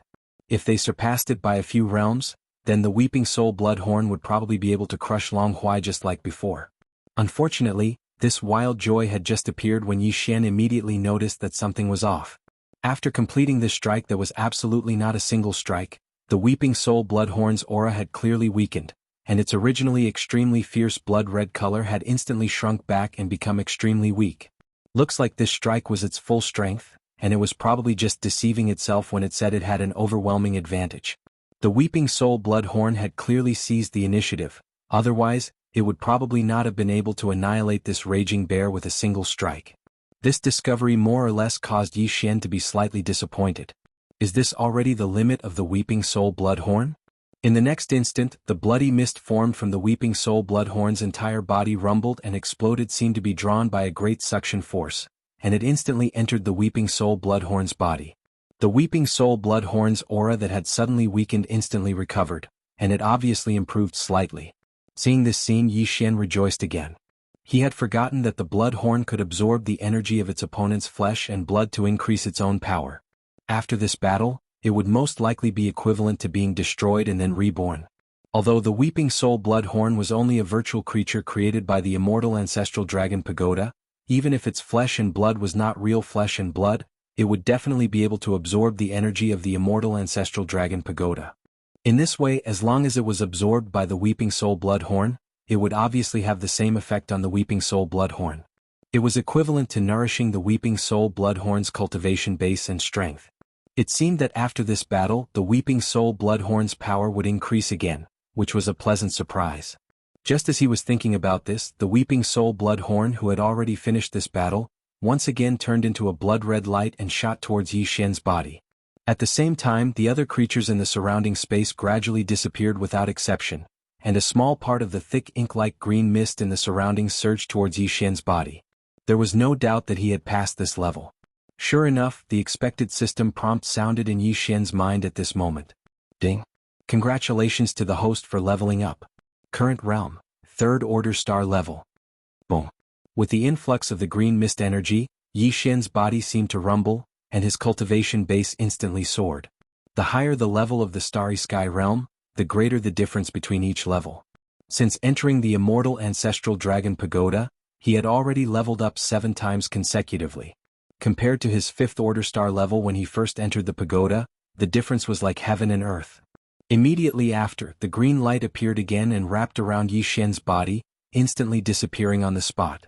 He had finally passed the 7th level of the Great Back of the Starry Sky realm successfully. Throughout the entire 7th level, Yi Xian's time was about the same as that of the 4th to 6th levels, only about 2 or 3 minutes. It was a pity that the experts outside the pagoda did not know this, otherwise, their eyes would have popped out of their sockets on the spot. No one dared to believe this. Whoosh! After a short moment, the green light appeared again. He had reached the 8th level. Screech! Roar! Chapter 31-24. Starry Sky Stew. The entire 8th level was just like the 7th level from before. It was still an expanse of space like a river of stars, and it was filled with a thick and desolate aura. However, on this floor Yi Xian did not see many creatures of the Desolation era. After counting them several times, he was finally sure that there were only 2 of them. On the left was a celestial dragon. It wasn't a golden divine dragon, nor was it a mutated demon dragon like the candle dragon. It was just a grayish-yellow horned dragon, but its aura was still far stronger than the ordinary primordial creatures on the 7th floor. It wasn't as strong as the golden divine dragon, the void tortoise, or the desolate yaksha, but it wasn't too far away. As for the desolate ancient creature on the right, Yi Xian's eyelids twitched when he saw it. His eyes revealed astonishment, but of course, it was even more shock. It was actually a void weapon ladle. However, this void ladle soldier was clearly different from the ones he had seen in the black hole of life in the first universe. Even the ruler of that group of soldiers, the 9-star ladle emperor, was only an ant compared to it.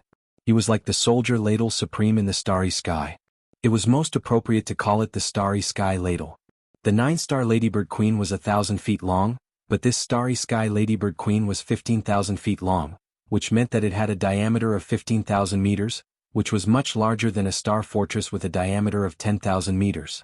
Other than that, the 9-star Ladybird Emperor had a 9-star ghost face on its back, but this revered starry sky ladybird had 9 huge golden horns on its back.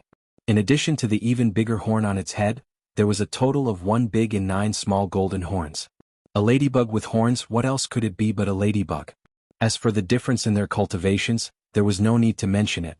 The 9-star Ladybird Emperor was only at the 10th realm, the Grotto Heaven realm, while this exalted starry sky ladybird was clearly in battle with the enormous horned dragon as soon as Yi Xian arrived here.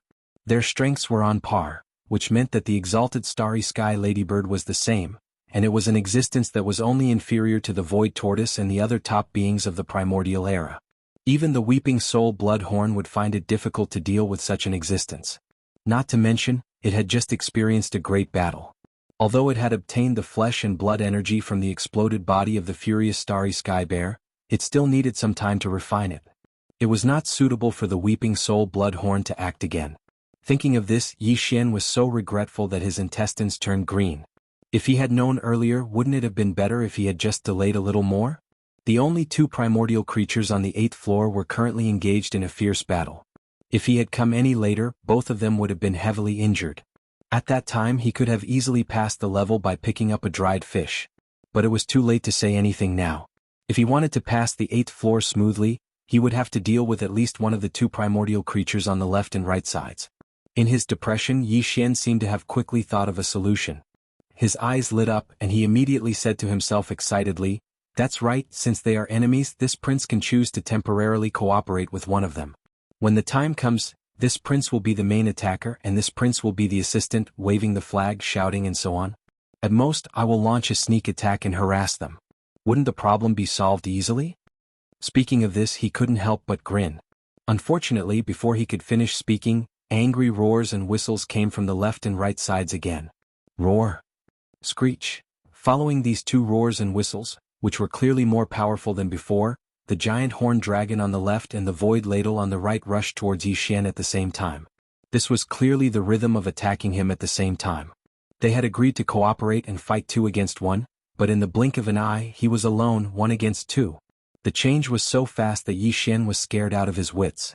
His eyes almost popped out of their sockets and without hesitation he turned around and fled. There was no other way. He couldn't deal with existences of this level at all. Although he had consecutively advanced 7 small stages in less than 2 hours, even so, he was still only at the 5th major stage, the Star Realm. In front of these 2 he was not even an ant. F***ck. Just a moment ago you were fighting to the death, but in the blink of an eye, you are ganging up to bully this prince alone. Where is your heart of a powerhouse? Where is your moral integrity? As supreme beings who aren't much weaker than the supreme beings of the primordial era, aren't you ashamed to do this? Hey, stop chasing me. This prince surrenders. As he turned around and fled, Yi Xian continued to shout. Unfortunately, whether it was the giant horned dragon or the starry sky sovereign, who was charging over from the other direction, they didn't have the slightest intention of paying attention to him. If it wasn't for the fact that the 2 of them were extremely far away from him, even if Yi Xian used all his strength to turn around and run, he would have been caught up long ago. As he ran, Yi Xian tried to save himself. He kept trying to contact the corpse lantern tattoo on his left chest. Unfortunately, it was like a stone sinking into the sea and there was no response. At this moment, the giant horned dragon and the starry sky sovereign were already closing in. Compared to them, Yi Xian's speed was basically negligible. It was just that he was originally too far away, so it took him a bit of time to catch up. Judging from the current situation, Yi Xian would be caught in a dozen seconds at most. At that time, he would either die in the mouth of the giant horned dragon or fall into the stomach of the starry sky ladle sovereign. Although this was a suspense, it didn't make any difference to Yi Xian. Just as he was in despair, a gray light suddenly rushed out of his mind without any warning. Without the slightest delay, it directly shot towards the starry sky venerate beast. It was the void marrow crystal that was suspended above its knowledge sea. It was also the core of the giant void marrow essence that he obtained from the black hole of life. Now, the void marrow essence had been thrown into his undying world by the devouring system. It was fusing with his undying world, but this void marrow crystal had remained in Yi Xian's knowledge sea. It had not played any significant role until now. Other than emitting a mysterious and obscure aura that made all the Void Ladle soldiers feel close to it and treat it as a mother, it had not shown any other power. Yi Xian did not expect that this Void Marrow crystal would fly out on its own at this critical moment after sensing the aura of the Void Ladle. What made Yi Xian even more taken aback was that such a powerful Starry Sky Venerate was actually unable to resist at all when facing this small Void Essence crystal. After roaring towards the sky, the Void Essence crystal suddenly flashed and shot out a gray light that landed on the huge golden pillar above its head. The huge Void Ladle shrank at a speed visible to the naked eye. In the end, it turned into a little ladybug the size of a fingernail. It was absorbed into the Void Marrow crystal and disappeared. Damn. This is clearly a robbery. It's even more powerful than the Weeping Soul Blood Horn. This time it actually caught one alive. Chapter 31-25. The tower is exhausted. After entering the pagoda, Yi Xian finally realized how extraordinary this immortal ancestral dragon pagoda was. It was definitely a supreme treasure of the starry sky level. After all, its interior was capable of evolving the desolate starry sky and a large number of desolate creatures, including existences close to the level of desolate supremacy. How could it be ordinary? Regardless of whether it was the bloody mist of the starry sky raging bear that was blown up by the Weeping Soul Blood Horn or the starry sky venerated ladybird that was captured alive by the Void Marrow crystal, although they were illusions created by the immortal ancestral dragon pagoda, judging from the power they displayed, they were definitely not simple illusions. At the very least, the terrifying amount of energy the immortal ancestral dragon pagoda consumed in order to materialize them was absolutely obvious. Under such circumstances, the mist of blood and flesh of the starry sky raging bear that had already exploded was not a big deal. No matter what, it was still a spoil of war from the Weeping Soul Bloodhorn, so it was more or less reasonable to collect it. However, this revered starry sky ladle was different. This was clearly a blatant robbery. It had come to someone else's territory to play the game of capturing them alive. Yi Xian watched with trepidation. He was afraid that the immortal ancestral dragon pagoda would summon another dozen existences of the same level to besiege them in a fit of rage. If that really happened, unless the headless infant corpse made a move, everything would be over. The mysterious power of the Void Essence Crystal was probably only useful against existences like the Void Soldier Ladle. Even if it was at the level of the venerable Starry Sky Ladle, its natural suppression was still there, so it was useless against it. However, against other existences of the same level, the Void Essence Crystal definitely didn't have this ability. Furthermore, with the headless infant's cold and arrogant personality, he might not be able to give up his pride and come out to save the situation. Fortunately, his worry did not come true. After capturing a starry sky ladle that was close to the level of Supreme Primordial, the Void Marrow Crystal immediately turned into a gray streak of light and flew into the spiritual altar in front of Yi Xian's forehead, returning to his spiritual ocean. However, Yi Xian peeked around cautiously but did not see any powerful ancient creatures. Even the giant horned dragon, which was already close to him, became fainter and fainter after the starry sky ladle was sucked away by the Void Marrow Crystal. In the blink of an eye, it disappeared. This meant that Yi Xian had inexplicably passed the test of the 8th level without a hitch. Furthermore, the time taken was still very short, around 2 to 3 minutes. With unexpected joy, a small portion of the green energy mist that was as thick as ink surged towards Yi Xian. Immediately after, a loud boom sounded from his body as his cultivation and strength suddenly increased explosively.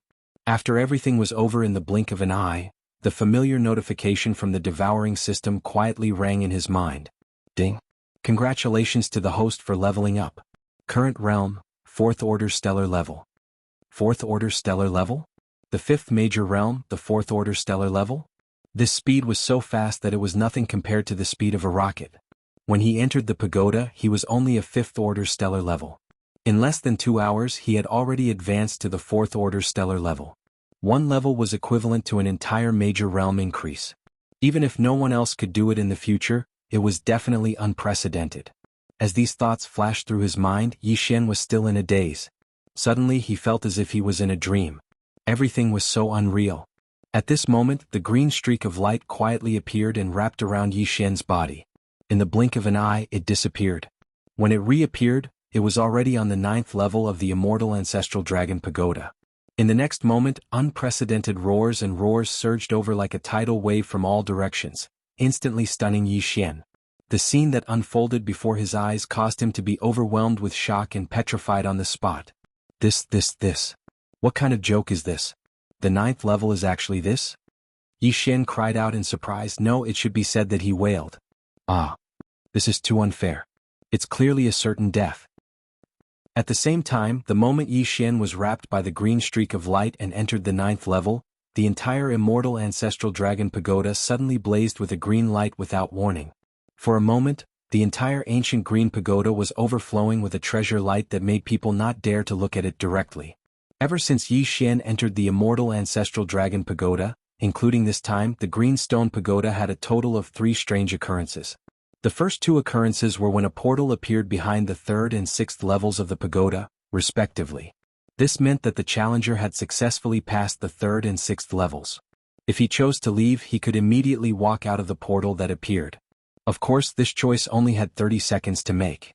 Before 30 seconds passed, the portal would disappear.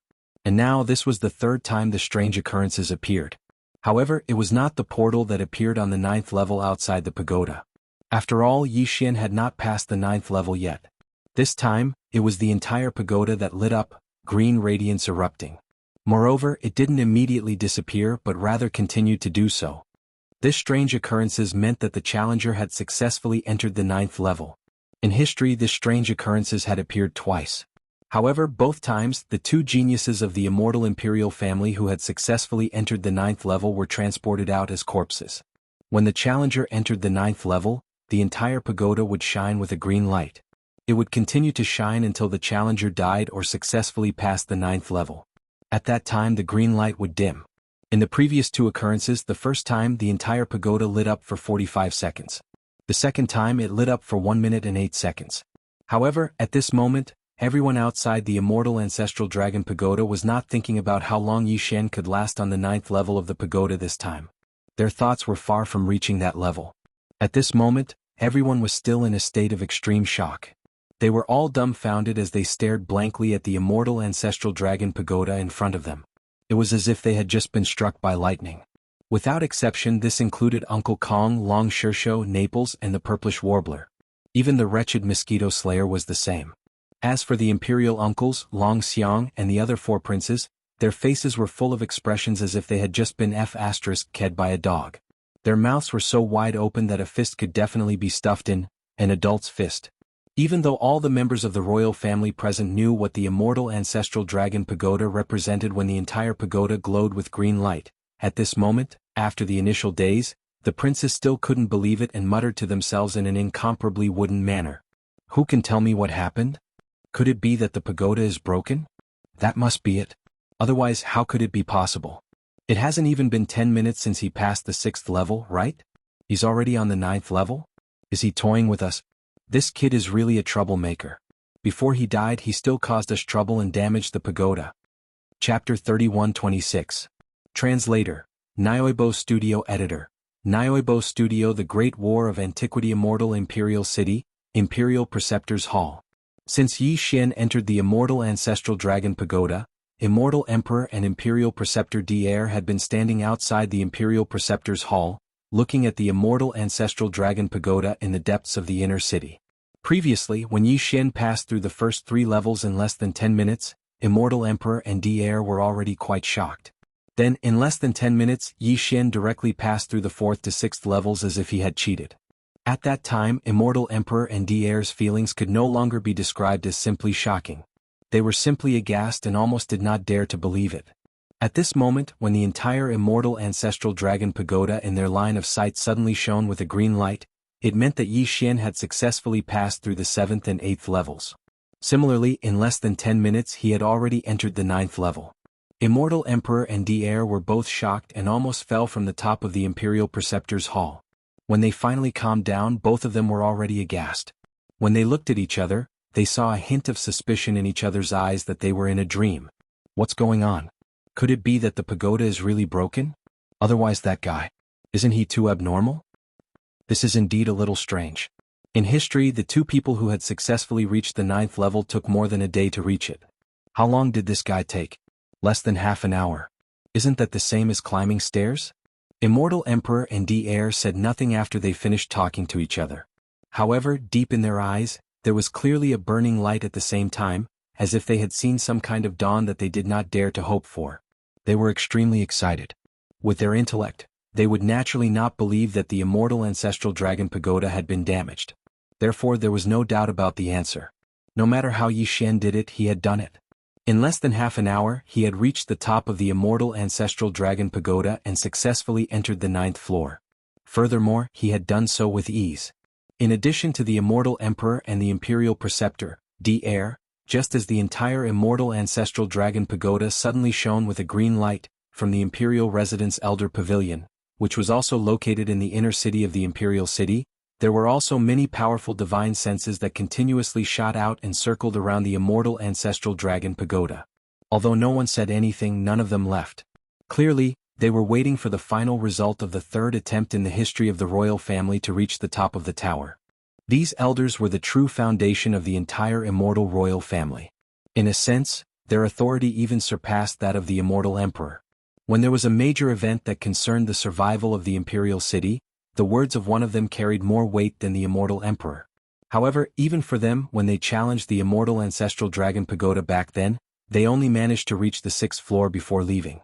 It was not that no one had attempted to challenge the 7th floor, but as mentioned before, all the members of the imperial clan that attempted to challenge the 7th floor had died. There were only 2 people who had made it the furthest and reached the 9th floor, and only 2 corpses were teleported out. As for the rest, they stopped at the 7th and 8th floor. Even their corpses were qualified to be teleported out and turned into nutrients for the immortal ancestral dragon pagoda. Therefore, from a certain point of view, the current Yi Xian was actually something that even these old fellows had to look up to. Perhaps Yi Xian's current strength was not comparable to theirs, but when their cultivation strength was only at Yi Xian's level back then, compared to the current Yi Xian, it was probably more than just a little bit of difference. At the very least, they would be left in the dust by several streets. No matter what, even if Yi Xian failed to pass the pagoda today and was ultimately teleported out as a corpse, Prince Xian's name would definitely be recorded in the immortal royal family's genealogy and shine brilliantly. He was in the top 3 of the royal family's potential throughout history. Even if he died, he would still be honored with incomparable glory. In fact, among the elders of the royal family who were circling around the immortal ancestral dragon pagoda with the power of their divine senses, there were more or less a few who already had hoped that Yi Xian would be able to come out of the 9th floor alive this time. They also wanted to know what the 7th and 8th floors after the 9th and 6th floors would be like. They also wanted to know what kind of rewards would be obtained after someone successfully passed all 9 floors, and what kind of surprises would there be. All the royal family members who knew about this were, without exception, all dead. Not a single one of them had made it out alive from the 9th floor.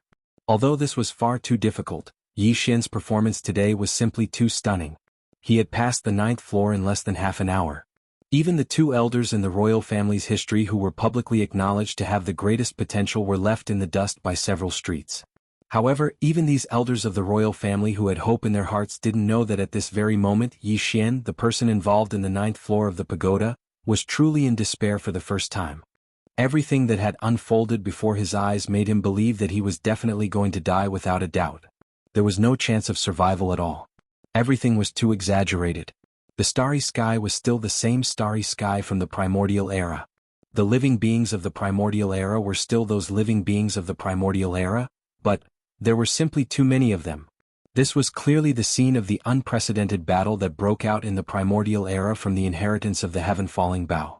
It was suspected to have destroyed the entire primordial era and cut off the path to the primordial era. This wasn't the first time Yi Xian had seen such a scene, so he shouldn't have been so flustered. However, the difference was that he had seen it from the inheritance of the inheritance, so he had seen it from an outsider's point of view. But now he clearly knew that he had entered the real battle. Because the moment Yi Xian's figure appeared, the countless living beings of the primordial era who were fighting in the primordial era all turned their heads to look at him at the same time. Even the living beings of the primordial era who were fighting in the endless battlefield did the same thing. It was as if a woman with big breasts and big buttocks had suddenly appeared out of thin air in a bustling men's bathhouse. Even a blind man would be able to smell the different fragrance of meat at the first moment. Right now Yi Xian was such a delicious piece of cake. There was probably no one in history who could attract the attention of so many powerful living beings of the primordial era at the same time. Among them, even the supreme beings of the primordial era such as the primordial Yakshas and the golden divine dragon were very familiar with him. Unfortunately, although Yi Xian was familiar with them, they clearly didn't know who he was. At this moment, even the primordial Yakshas and the golden divine dragon were looking at him with murderous intent, What was even worse was that Yi Xian clearly had an incomparably clear intuition. This time, if he wanted to successfully pass the 9th level's test, even though he only needed to kill a single ancient creature, but it had to be a primordial sovereign at the level of the Golden Divine Dragon. Chapter 3127. Translator. Endless Fantasy Translation Editor.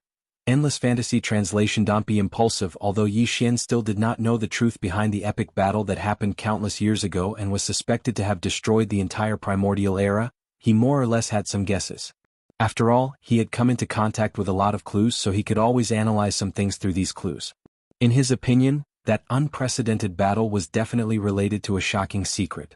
Furthermore, the headless corpse of the infant was the core of this shocking secret. In addition, that battle affected the entire primordial era's boundless void, and all the creatures of the primordial era, regardless of whether they were primordial supremes or ordinary primordial ferocious beasts, were involved in it. Regardless of whether they were active or passive, they were divided into 2 camps. Perhaps there were some who were neutral, but they were not the main camp. The main camp was the 2 camps that were hostile to each other. The divine golden dragon, the void giant tortoise, and the primordial Wuxia clearly belonged to the same camp. Moreover, not only were they among the 108 primordial supremes in this camp, but this camp should also be on the side of the headless infant corpse. This could be seen from the fact that these guys had left behind a trace of their obsessions in the inheritance item and were fighting for territory in Yi Xian's body.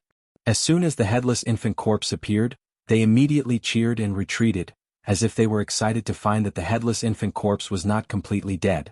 As for the Weeping Soul Blood Ape that left behind the Weeping Soul Bloodhorn, although its strength should also be on the same level as the primordial supremes, it was definitely not on the same side as the headless infant corpse. This could be seen from the fact that the headless infant corpse directly refined the Bloodhorn without hesitation. At the same time, Yi Xian saw in the inheritance image that the Weeping Soul Blood Ape stood alone outside the battle, watching the entire battle from the back of a huge star.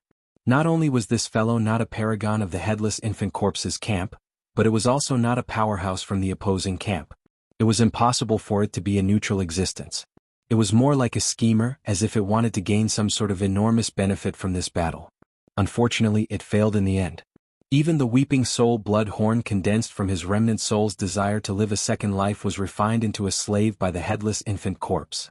No matter how shocking its scheme was, even if it had existed for countless years, but now, everything had turned into an illusion and ceased to exist. Although there were countless ancient creatures participating in this unparalleled battle, Yi Xian was able to tell which one of them was a supreme expert from the primordial era just by looking at their auras. As for the faction, there was no need to mention it. It was obvious at a glance. In his line of sight, Yi Xian had seen the headless infant corpse's faction in the inheritance of the Skyfall Bow's ability. There were still 107 of them, including the Golden Divine Dragon and the Primordial Wuxia, but he did not see the Void Giant Tortoise. There were about the same number of Primordial Supremes on the opposing side, about 100 of them. However, Yi Xian was extremely unfamiliar with these Primordial Supremes of the opposing side. He did not recognize any of them, and due to their strange shapes, Yi Xian could not even name them accurately. There was only one Primordial Demon Dragon that was as large as the Golden Divine Dragon, but its body was covered in black dragon scales. Yi Xian recognized it at a glance. It was the legendary Demon Dragon Candle Dragon. He did not expect it to be the primordial supremes of the opposing side of the headless infant corpse. Legend had it that the Candle Dragon had a dragon's body and a human's head, but that was not the case. Its appearance was exactly the same as the Golden Divine Dragon's, but the only difference was that its body was covered in black scales, and its huge dragon eyes were clearly closed. The so-called human head and human face was completely false. It must have been a rumor. Legend had it that when the Candle Dragon opened its eyes, it was day, and when its eyes were closed, it was night. The change of day and night in the universe happened when its huge dragon eyes opened. That was definitely an exaggeration, but it at least proved that the Candle Demon Dragon's most powerful ability should be in its huge eyes. This was originally just Yi Xian's guess.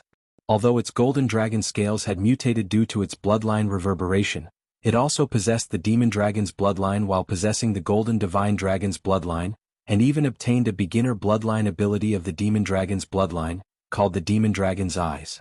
However, it was only a beginner bloodline ability after all, whether it was this ability or his Demon Dragon's bloodline. Hence, Yi Xian did not know what the Demon Dragon Candle Dragon's most powerful ability was.